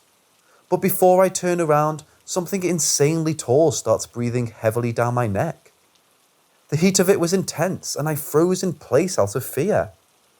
Whatever it was, it gave off a feeling of pure terror and dread, but it didn't do anything but stand behind me, just breathing and watching me. It felt like a million small needles pricking into my skin, standing so still and breathing very little, hoping I would be safe. As mysteriously as it arrived, it disappeared like it was snatched away without a trace. I already was holding the shoes and thinking it was a trick to get me to move. I throw them behind me just to see nothing. It left a memory I'll never forget and took my sense of being scared of most things with it. I think about it sometimes and I really feel like I could have died. There is another thing I consider an encounter in my sleep, but I don't know if anyone is interested in hearing, so we'll see.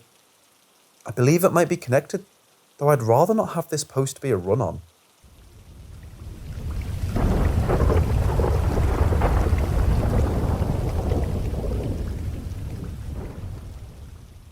So about 10 years ago, I noticed that every time I'm about to sleep, there's a knock on the closet in the bedroom. It always feels like it's coming from inside of it.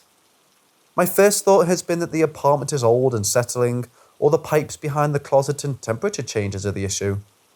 However, the knocks come at random times and mostly exactly the time I'm about to fall asleep.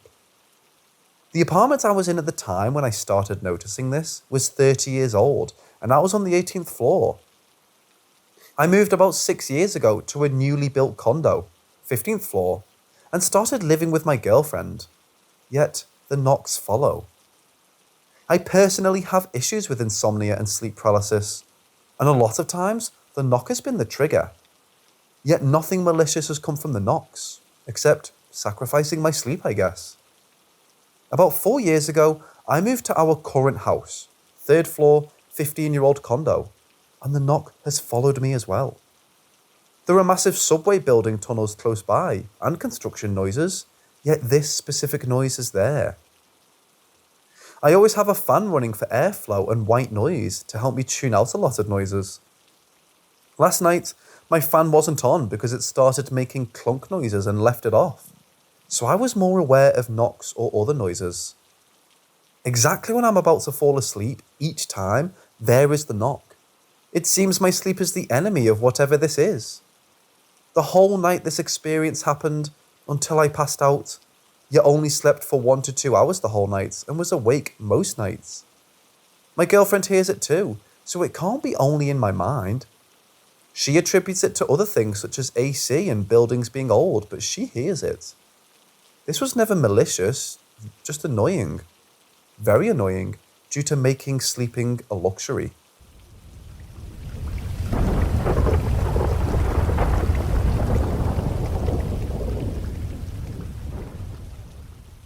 I'm 28 male with short hair. Every night I lie in bed to try and sleep. I always eventually feel this sensation like someone is gently playing with my hair. I'm always wide awake, and it doesn't hurt but really creeps me out. Sometimes it feels like a slight tug on my hair strands, and other times it's like someone is gently swirling their fingers and counting my hairs. Usually it starts at the back of my head/crown and then moves towards the sides. 90% of the time, it gives me goosebumps and makes it so much harder to sleep. I've felt this for months now, including every day this week. It took 2 to 3 hours to eventually fall asleep, every single night because of it. I visit my family twice a month and never feel the sensation when I sleep there. I just got back from 3 weeks of business travel and didn't feel it a single night in the hotel room. I even consciously thought about it while lying in bed before sleeping, and noticed how I didn't feel this sensation at all on any nights while away. If this can be static electricity, is there a way to ground myself while in bed? I tried changing sheets, touching metal window frames in bed, and still feel the sensation. I felt this for months now, and it's driving me crazy and really messing with my sleep.